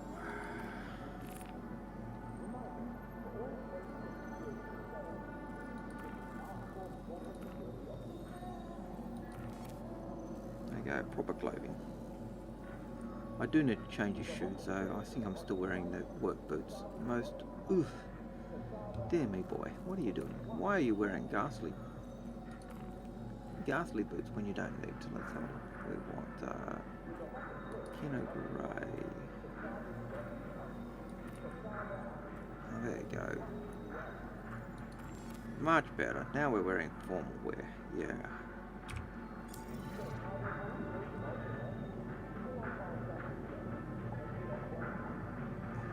Another skin variant. I can't read that on the phone. Hang on, let's have a look. Do I think CRG will make another skin variant of a ship for this year at St. Patrick's Day, or skins like I did for Chinese New Year? Possible. They will certainly sell the emerald skins again. Because they do. I think this year was the first year they've sold red skins for Chinese New Year. Did you notice that it was the year of the ram, not the year of the ox, that we were celebrating in Star Citizen?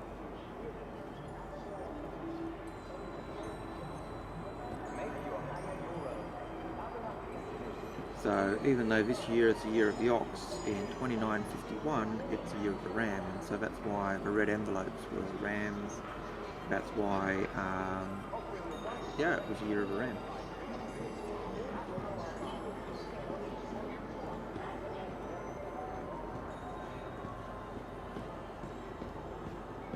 But I like the way the Lord team have used a syncretism. That's where you take one festival and co-opt it to another, and so they've done numerous things. Where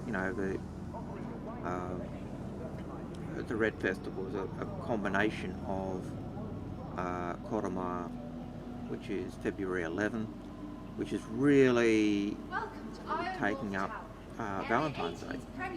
You have the Red Festival, which goes from February 11 to February 21. February 21 or was it 15? No, it must have been 21 or 26 or whatever it was. But that would do the, that was purely to do, that was just doing the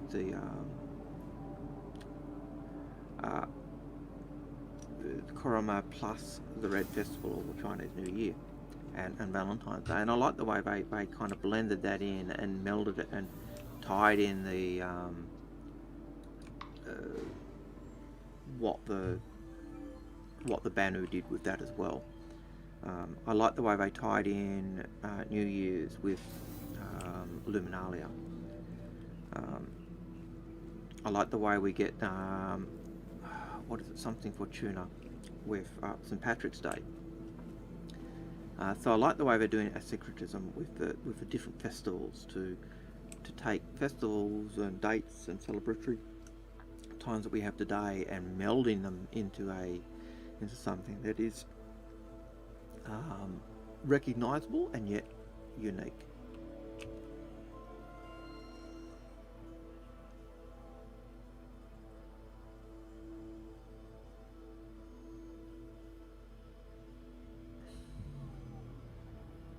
I hate this. I hate the way that fact that the shops always have, you know, the monitors don't always work. That's something else we also discussed, Trey. We were talking Star Citizen, Elite Dangerous. Now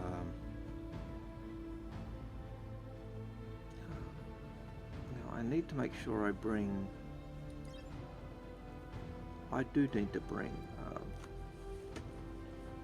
Justiturn here to buy some size 2 missiles for her Aurora. For her Aurora. Okay,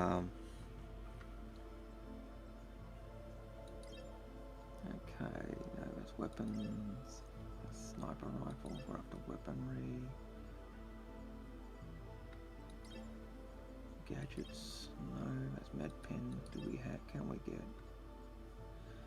Can we get mining lasers here? I don't think so.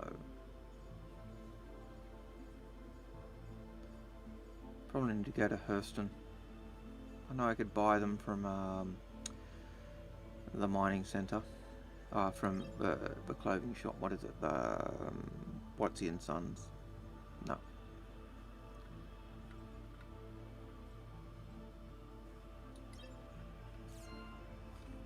Alright, so I've got to apologise, guys. I do need to make a quick visit to the bathroom, so this is a bio break. So let's see if I can find you somewhere to look out that's nice and gives you a nice view of something. Probably not, because there's probably no windows. Oh look, there's a window. Okay, so we'll go to the window area and I'll be back shortly. Yes, I'm running because it's the eyeballs are floating. Alright, I'll be back shortly, guys.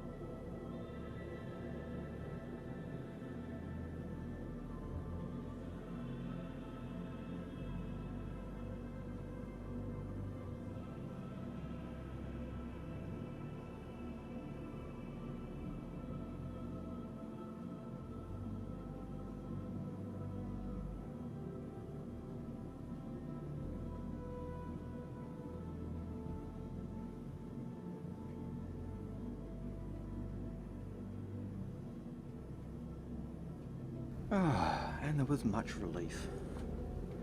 You know, hell is a place where there'll be no lose. Yet there's a place with no relief. Yes, that was a stolen joke from Rowan Atkinson. It's not mine, I admit it.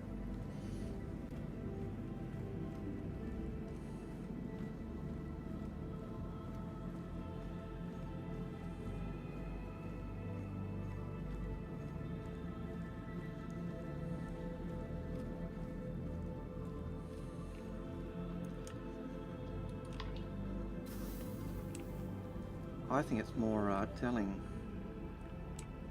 that water vehicles are in Squadron 42, along with the Tonk. and the Polaris.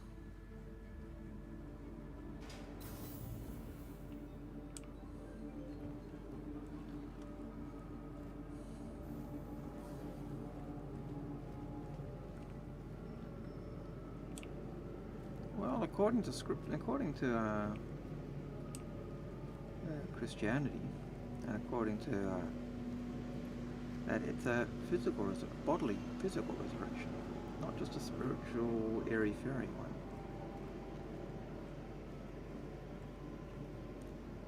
Now, according to Christianity, and yes, I'm speaking from my own studies here, and my own faith. But when Jesus rose from the dead, and he saw his disciples in the room, and they said, "Oh no, it's a spirit. It's a spirit. I know we're doomed." He didn't say, "It's okay. Yes, I am." But he said, "Don't be afraid. Hey, I'm hungry. Have you got anything to eat?" Oh, it looks like someone's visiting the Millimore High Club. Haven't seen them before. Oh, it's just the NPCs. A riffraff. Look at this guy. No socks. Ugh. No legs. That's even worse. Poor bugger. Poor bugger. You poor sod. I'd be wearing pants that hid those rather missing ankles there. So this is the rendition that we currently have of the Millimore High Club. This you can sit down on. Aquariums that are empty. Once upon a time, I do recall they did have fish in them many years ago. These aquariums actually go all the way around. It does actually go loop that corner. There was one time when it was broken and I actually got through, kind of glitzed through the glass and walked around to the other side.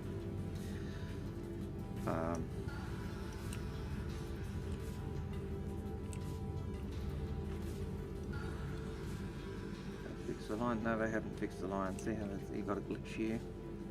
The table line here is going all the way through the coasters, which should be the case. It's pretty poorly done. Well, it's nice, but there's so many glitches in it. Ghastly terror. This is not my 8-9. This is not my Millimore High Club. If it was my club, there would certainly not be any terror paraphernalia around. Which makes me think also that this chandelier is terror.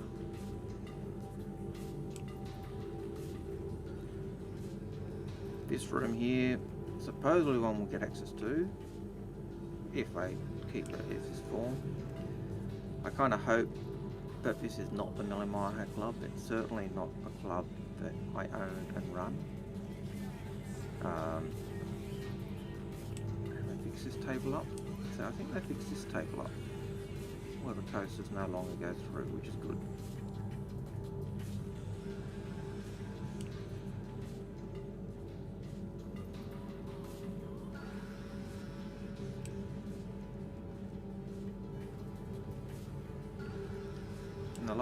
I like the little touches, like what looks like an 890 jump kind of in that section there, just the patterning.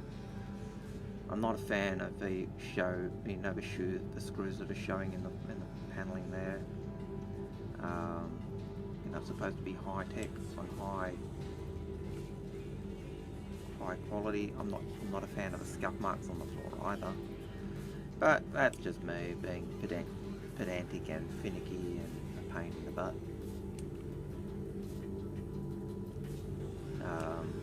It'd be nice if the bar worked. It'd be nice if they had something like this where you can get missions, but they don't. It's just a dead venue at the moment.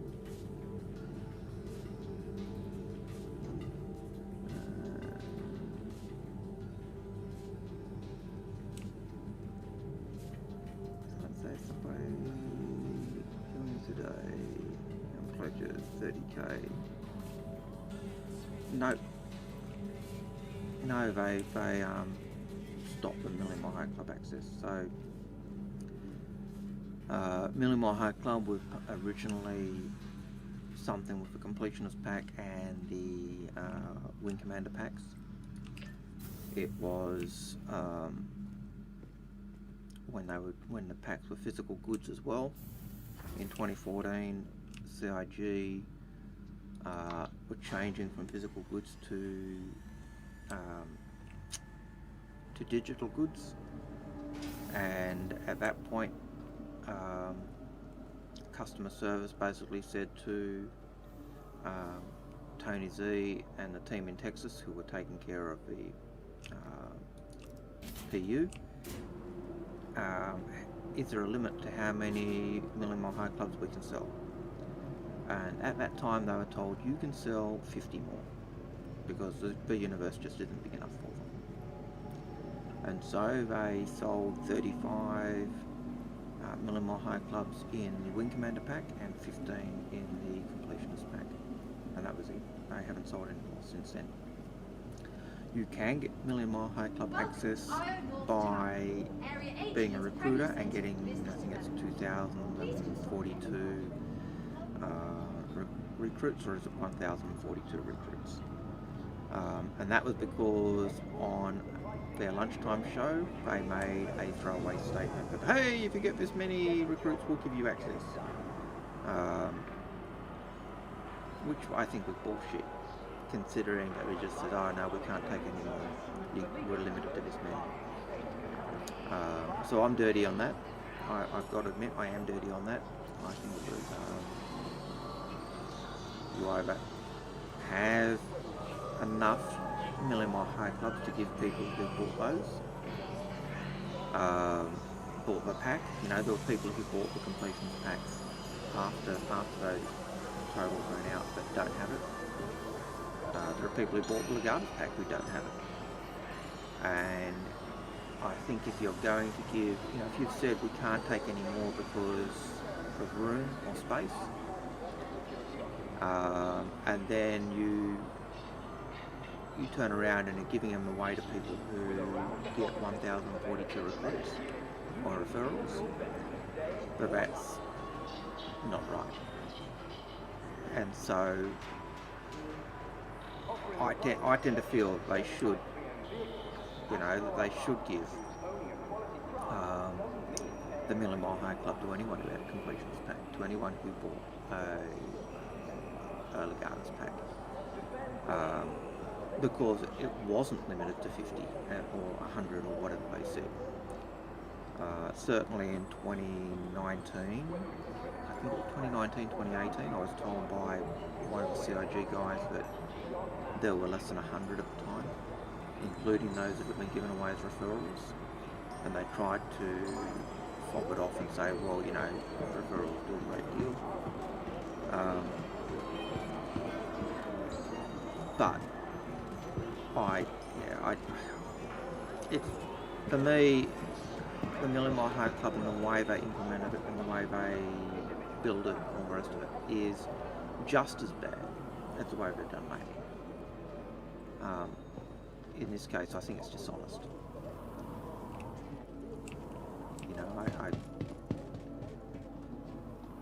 don't know why I've come in here, because I've got nothing to sell or buy.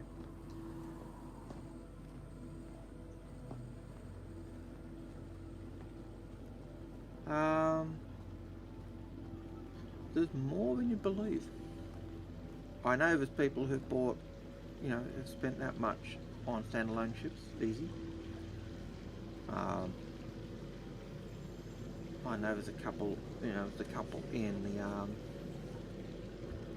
in the Southern Cross Alliance, I'm pretty certain have spent that much.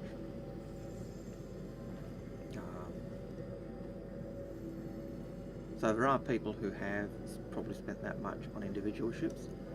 I don't think there's many who have spent that much on the game packs. Do I think that someone who's just bought ships individually should get the access to the Million Mile Club? Probably not, because it was never available to those who just bought ships individually. it was part of the packages, and I'm, in a sense, I'd even be happy if they said, well, if you had the Legatus pack, you still don't get it. But if you bought the Completionist pack, or you bought the Wing Commander pack, even if you CCU later to the Legatus pack, I tend to think they should have been given the Millimile High Club, especially when CIG had made it as a referral bonus. But given that they say, well, the referrals are, 1,042 referrals at $30 each, that's a lot of referrals. That gives you an indication of the value they placed on what the Millimile High Club was supposed to be, or what the Millimile High Club facility was supposed to be. So I really hope it lives up to that. When you look at what it was in the Completionist pack and the Wing Commander pack back in the day, you had maybe a dozen ships,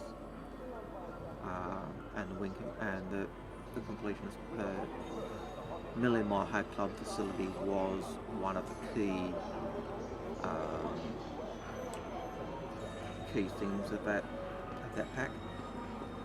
I'd hope it's going to be more than the little club that's there.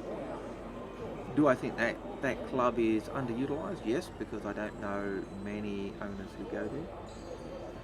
I think it'd be much better to have that as, say, a concierge owner club.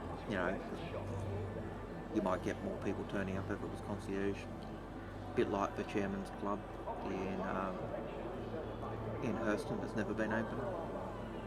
I think I'd rather see what we have as a Millimile High Club at the moment as a Chairman's Club. But I'm probably a minority of one.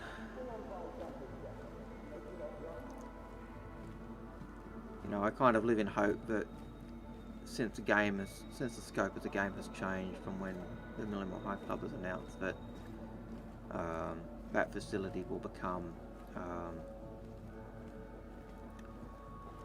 basically a rest stop. And people say you're nuts. They'll never do. Never give you a space station. But then we've got you think about it. We've got the Endeavour, which is basically a floating space station, a mobile floating space station. We've got the Kraken, which is basically a mobile space station. So to have Millimile High Clubs or facilities as a rest stop or a refinery, I don't really see that as that big a problem or an issue. But again, I'm probably a minority of one, and probably speaking as one of those in that, City flight past, you be courteous. from my own bias.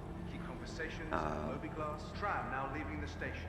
I know the people who had them and were original owners of the Millimile High Club. Never saw them as being per se. They saw them. They wanted the club to be exclusive in terms of name, but they always viewed them as being special venues back in the day when it was only 100 systems, and every system or every planet would only have one or two landing zones. Not like the pupil to planet type things where we can go land anywhere. And they saw it as a proof of concept of all player-owned facilities and all org facilities. I don't know a single one of the original owners that I'm aware of that took the view that they alone would have this. It was always, and I know a lot of them were even looking at using them as org venues,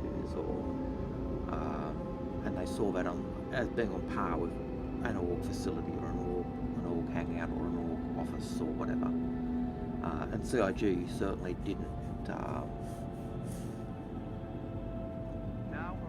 talk down that idea. But the idea of it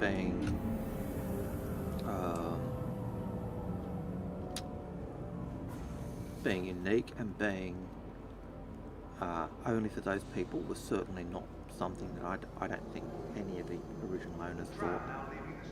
Yes, it was unique in terms of being named, and one of the things that was often said was, yes, you'd be able to name it your own, you know, so you'd have to be able to arrange for decor, you'd be able to give it a name and it would stick, and it would be, you know, a unique place, not a shared space like it currently is.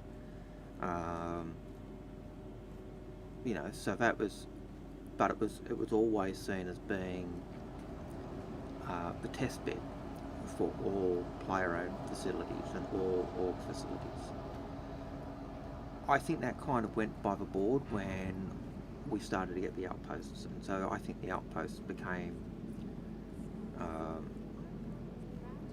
the test bed for all player-owned housing and facilities, and I think we're seeing that, like the idea that outposts are now been moving along to AI housing, you know, and so we'll have facilities where it's an AI house with furniture and fixtures and other things. So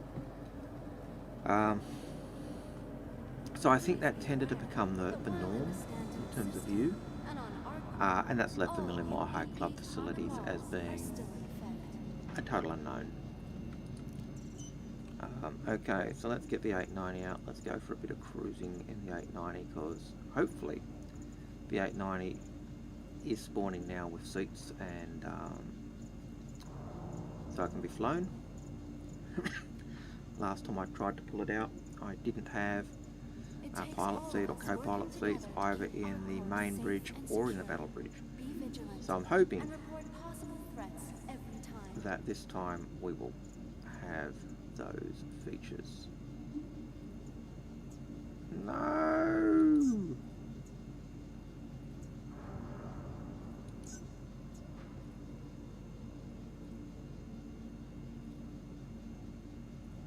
It's still on you, Babbage. I haven't been able to claim it for donkeys, so... Their job is your safety. If I can't reclaim it, it's going to spawn without its pilot seats again. So, I really like the 890. I really do like flying the 890, and I haven't been able to because Hello, and it's welcome to Riker spawning Memorial Spaceport, servicing the greater area without 18 pilot seats, and I metropolitan could area. We hope you have I safe could, travels wherever your destination may be. do an account reset, but then I risk losing the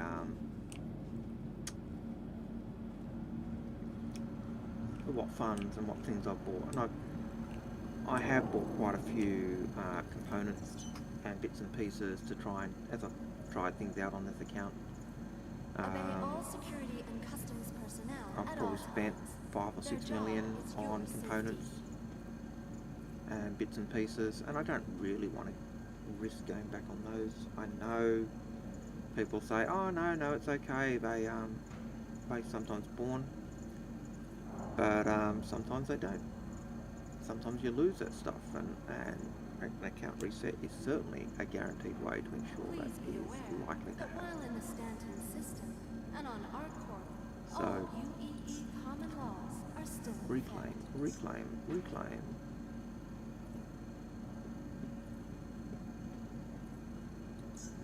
But I don't think it's going to work. So, all right. So, what should we take out? Suggestions? Carrick? Obey all security Don't and say customs 600. I hate the personnel at 600. all I'm not times. taking the 600 Their die job out, is your regardless. safety.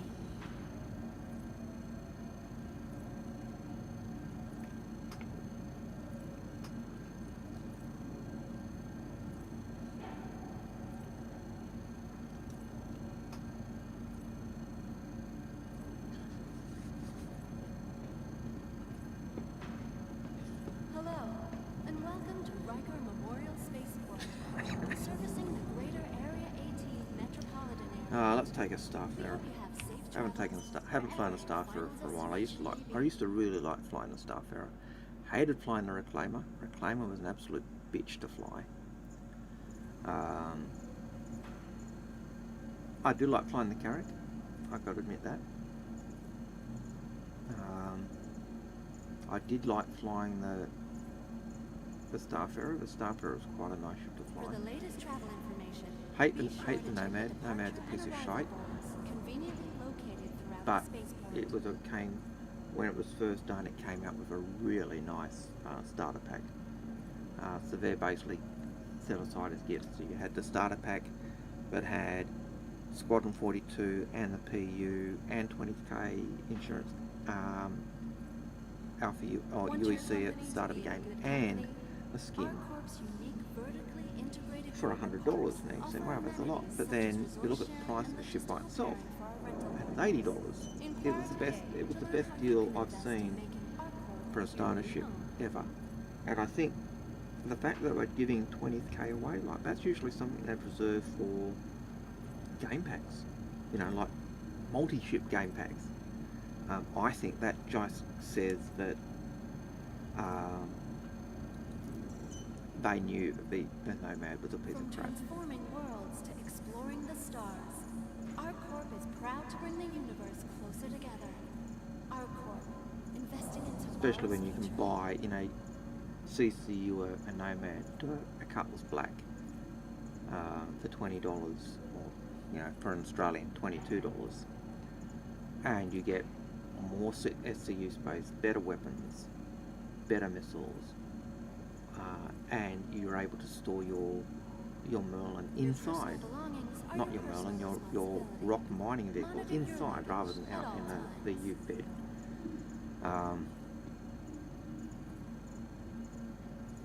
Starfarer, there we go. You know, so yeah, it's not something that Please not be something aware I'm a fan that of. while in the Stanton system and on ArcCorp, all UEE common laws are still in effect.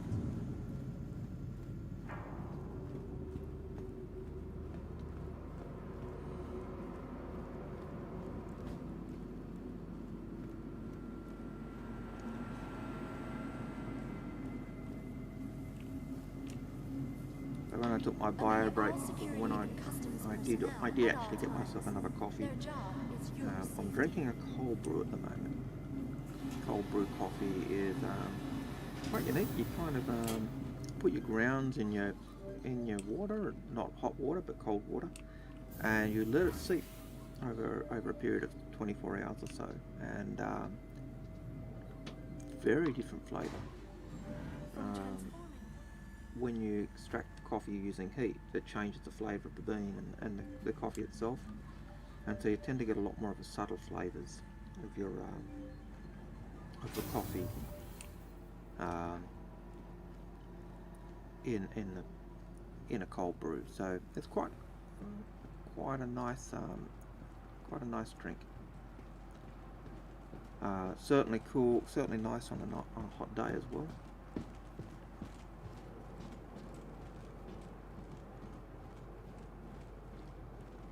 When I first heard of cold brew, I was thinking, you know, I didn't quite get it, but I do really like a cold brew.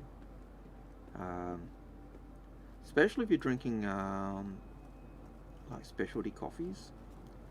So I often drink, my favourite coffee is, actually we'll go on to this side, we'll actually use the button rather than just click on the door. I really do like the geisha variety of things. So if you're looking at coffee, basically, while there might be hundreds of coffee varieties, there's only really two that are commercially viable. That's the Arabica and Robusta beans.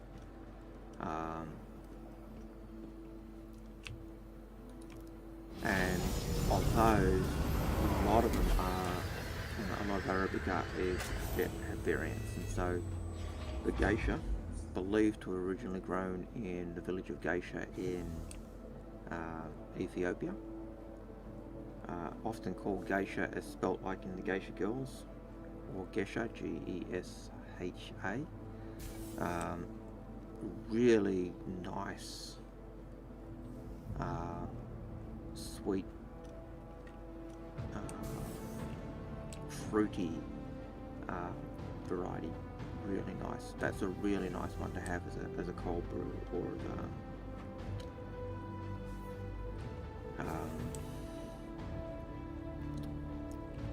as a plunger coffee or filtered coffee rather than say espresso.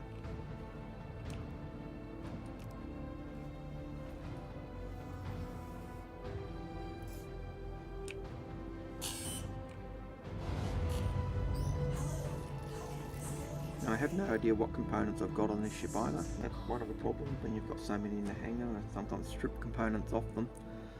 There have been I've pulled a ship out and gone, why won't it take off? And I've checked it out and gone, no quantum driver, no, you know.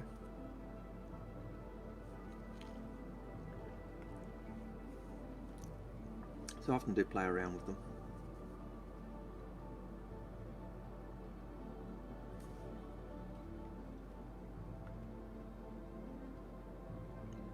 So I will also say, guys, if you haven't subscribed to my channel, please, I would love you to subscribe. It makes me feel warm, fuzzy, and, you know, give me that oh joy feeling.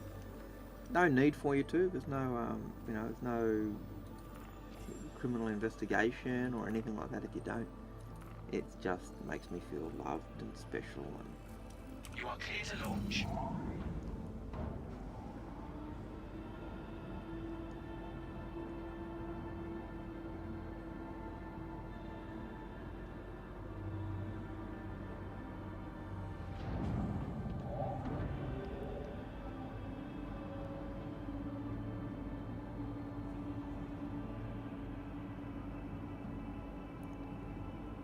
so the question I have is, I've heard people recently complaining the Starfarer is an absolute brick and horrible to fly, and that's not my memory of the Starfarer. So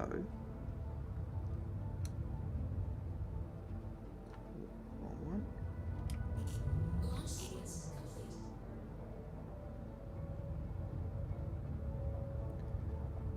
It's a bit sticky to take off. I find a little bit of thrust, a little bit of afterburn helps.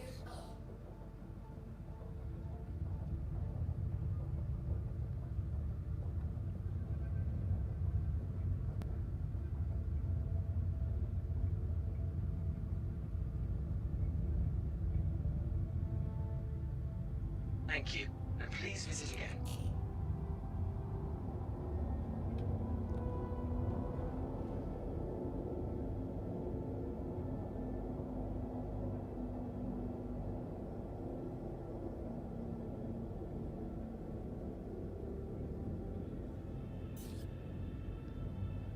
That'll do. Not quite the 90-degree angle, but that's okay. As we say goodbye to our core. No, we're still going up, still angling upwards.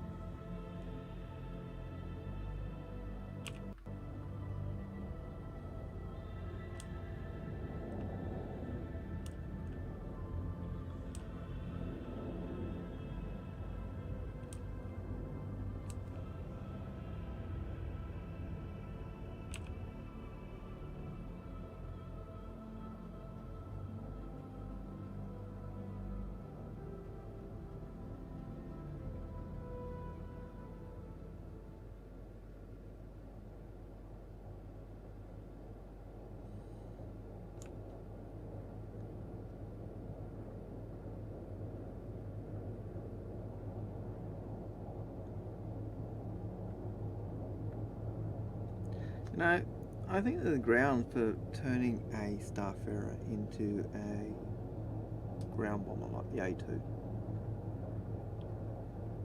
You know, those big fuel tanks, replace those with mother of all bombs. And theoretically, I reckon, you know, they're probably bigger than the mother of all bombs. So, you know, there's grounds, I think, for arguing that the Starfarer could be a strategic bomber of some form, or at least used in that, or pressed into that role.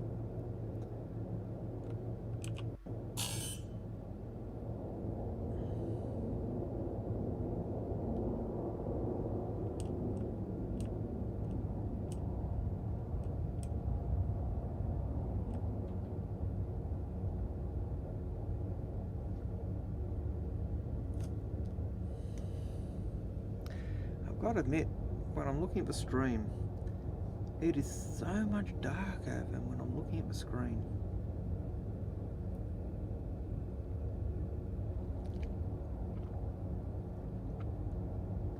And yes, I know I could get up to space a lot quicker if I went full 90 degrees. I know I'm using up hydrogen fuel I don't need to.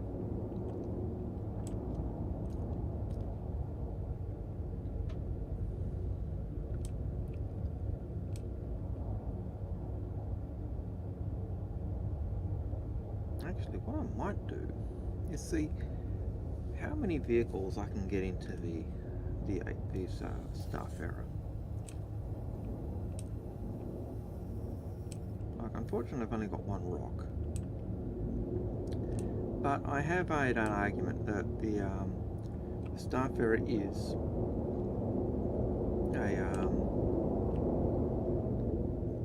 effectively a miniature Hercules.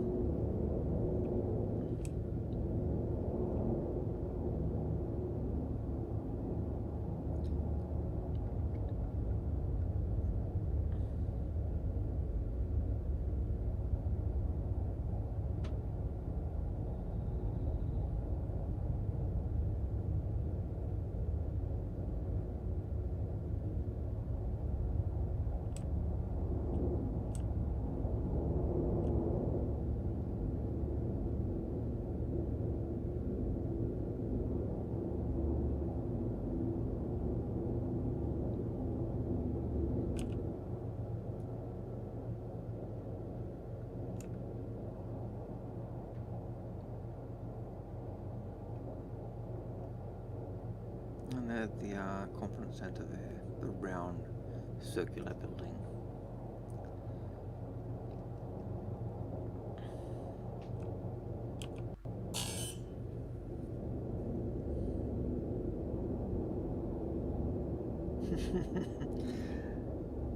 You sure you're not a member of the SCA?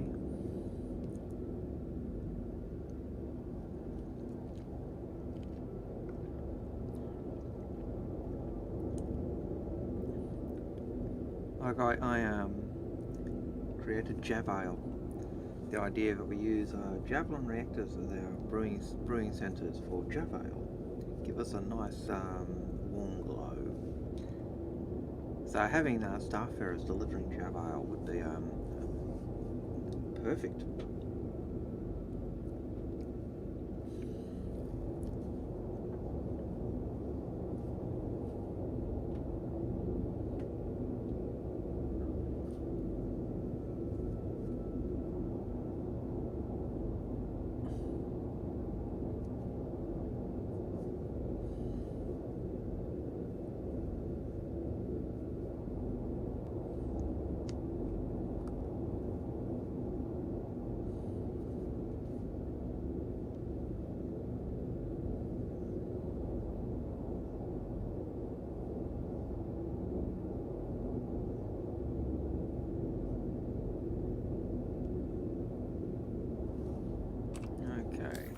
We're going to go to a planet, so let's see where we're going to go.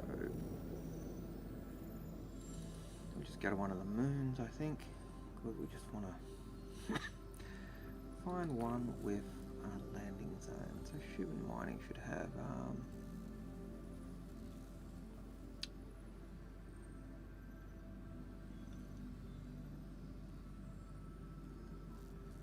human mining should have a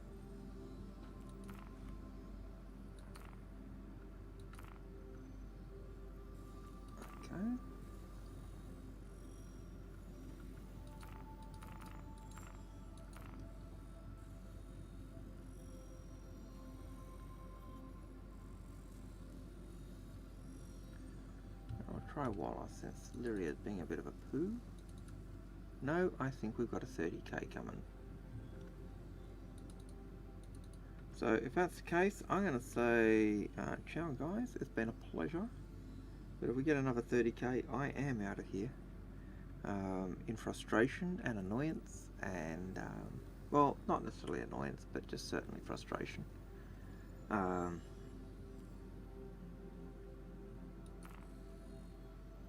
bit hard to tell when you're not sure whether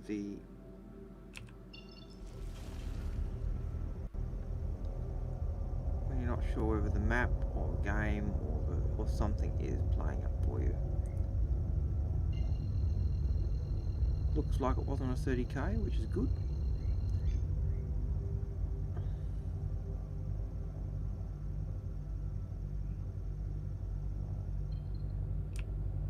Quantum travel engaged.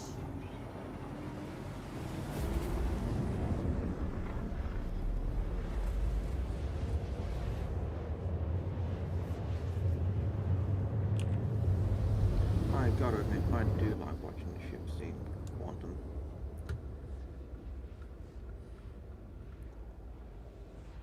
I probably like the look of a Gemini better than I like the standard Starfarer. Just because, for me, well, look, there's a mountain there. For me, the Starfarer is just got too. It's just too.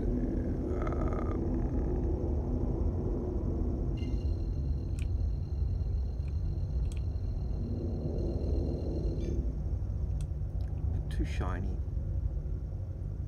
Might be okay if you're fighting pirates, you know, and you get in the right angle and they, oh, I can't see. But yeah, it's Quantum travel engaged.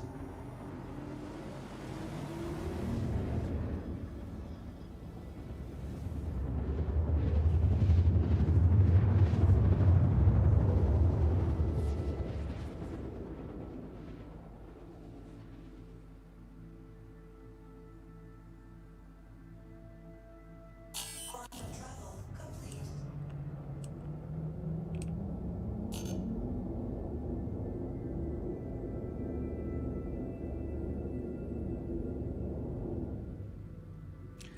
the usual way I approach the landing zone.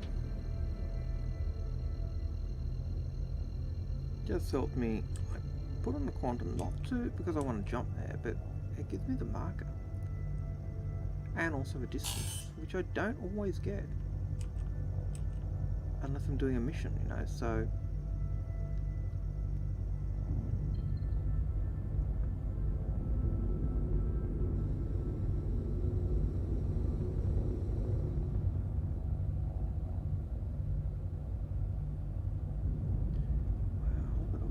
there's 3 rocks there for mining.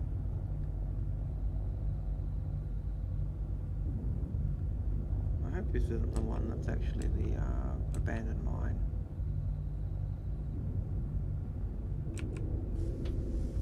Don't think so, because I think we can see the pad.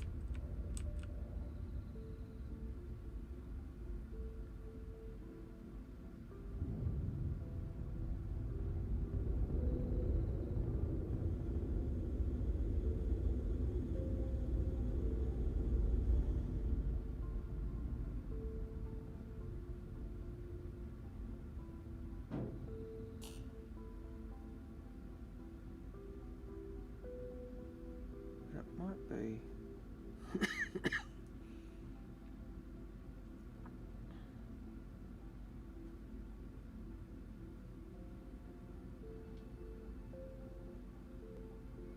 I think it is.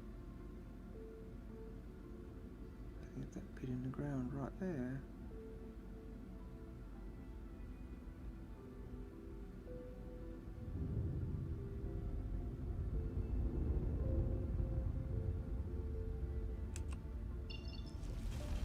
Oh no, there it is.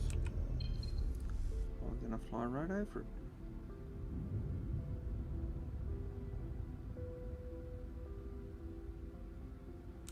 Landing gear down. Landing gear down. Cruise control off. We're not going to land on the pad, we're going to land to the side behind the Platinum Bay landing pads.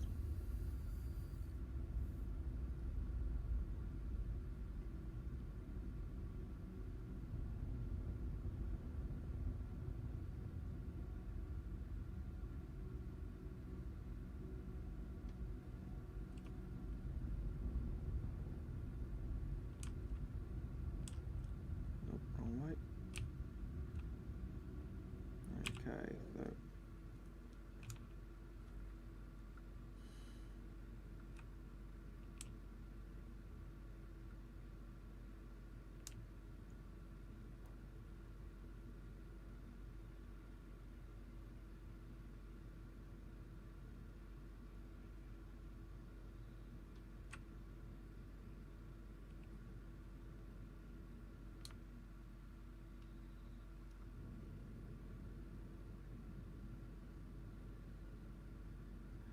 they're not Platinum Bay landing pads, are they?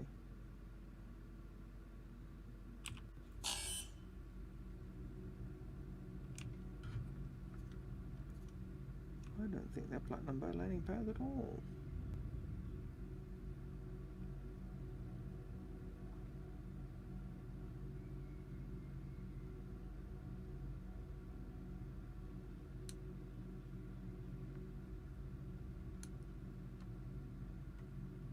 Landing successful. Okay. We want our engines off. Gotta remember where the engine controls are now, because I haven't flown it for so long. Where were they? It's impossible to find. Yes, I'm again quoting Princess Bride. Now I've added a classic movie.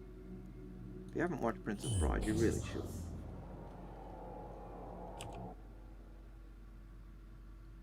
Okay, so do we look solid? Ooh, don't like that rock through our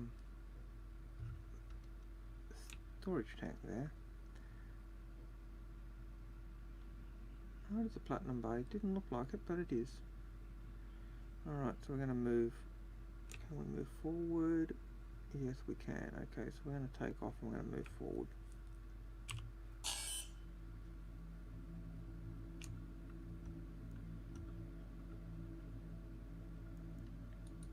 Engines on.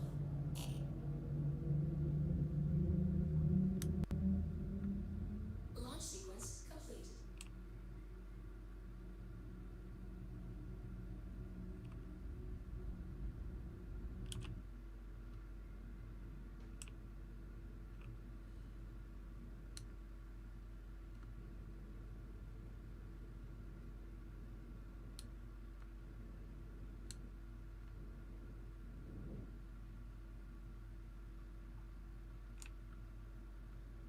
That's much better.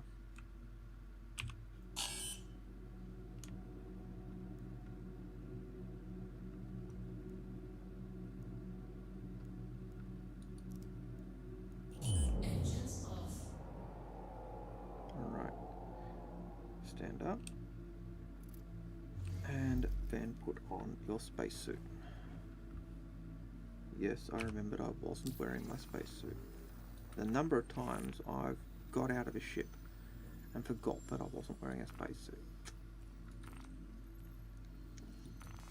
is beyond legendary.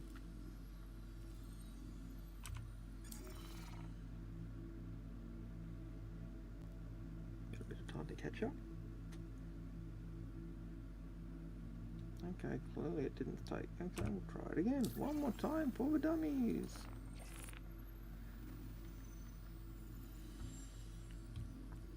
Undersuit, equip, save.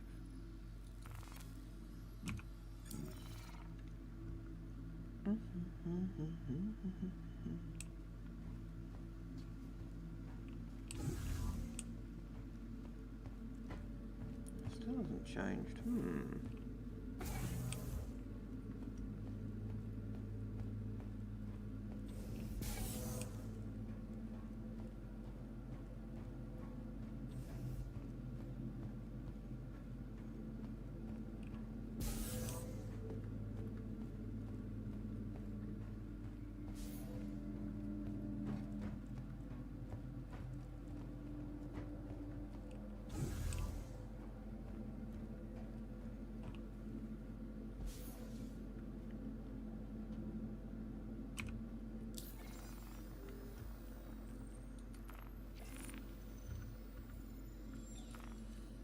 Okay.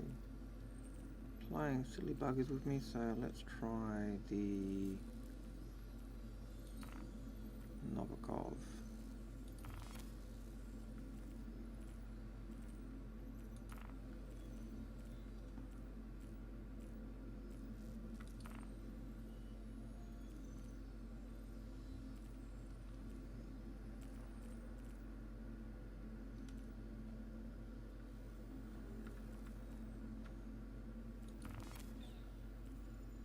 And that one kicked in finally.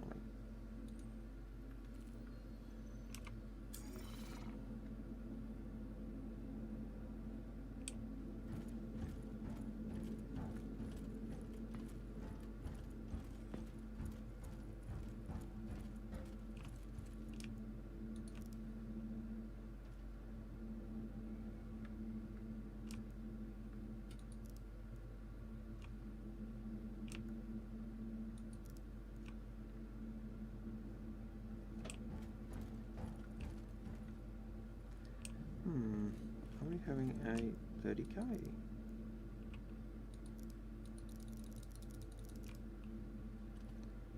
I think we may, and there's our 30k. So, alas, that bit, we're calling it quits. Thank you for hanging out with me this morning. It has been an absolute pleasure. But that's what, 4 or 5 30k's in the time that we've been on. It's probably the most 30k's I've ever had while playing. And so on that note, I'm going to say take care, God bless, be well. Once again, thanks so much for hanging out with me. I'm sure next time I'm on I will do much the same, and you're most welcome to join me. Don't forget to subscribe, like, and do all that other rubbish, because it gives me that warm fuzzy feeling, and I like having warm fuzzy feelings. Alright, I'm out of here. Take care.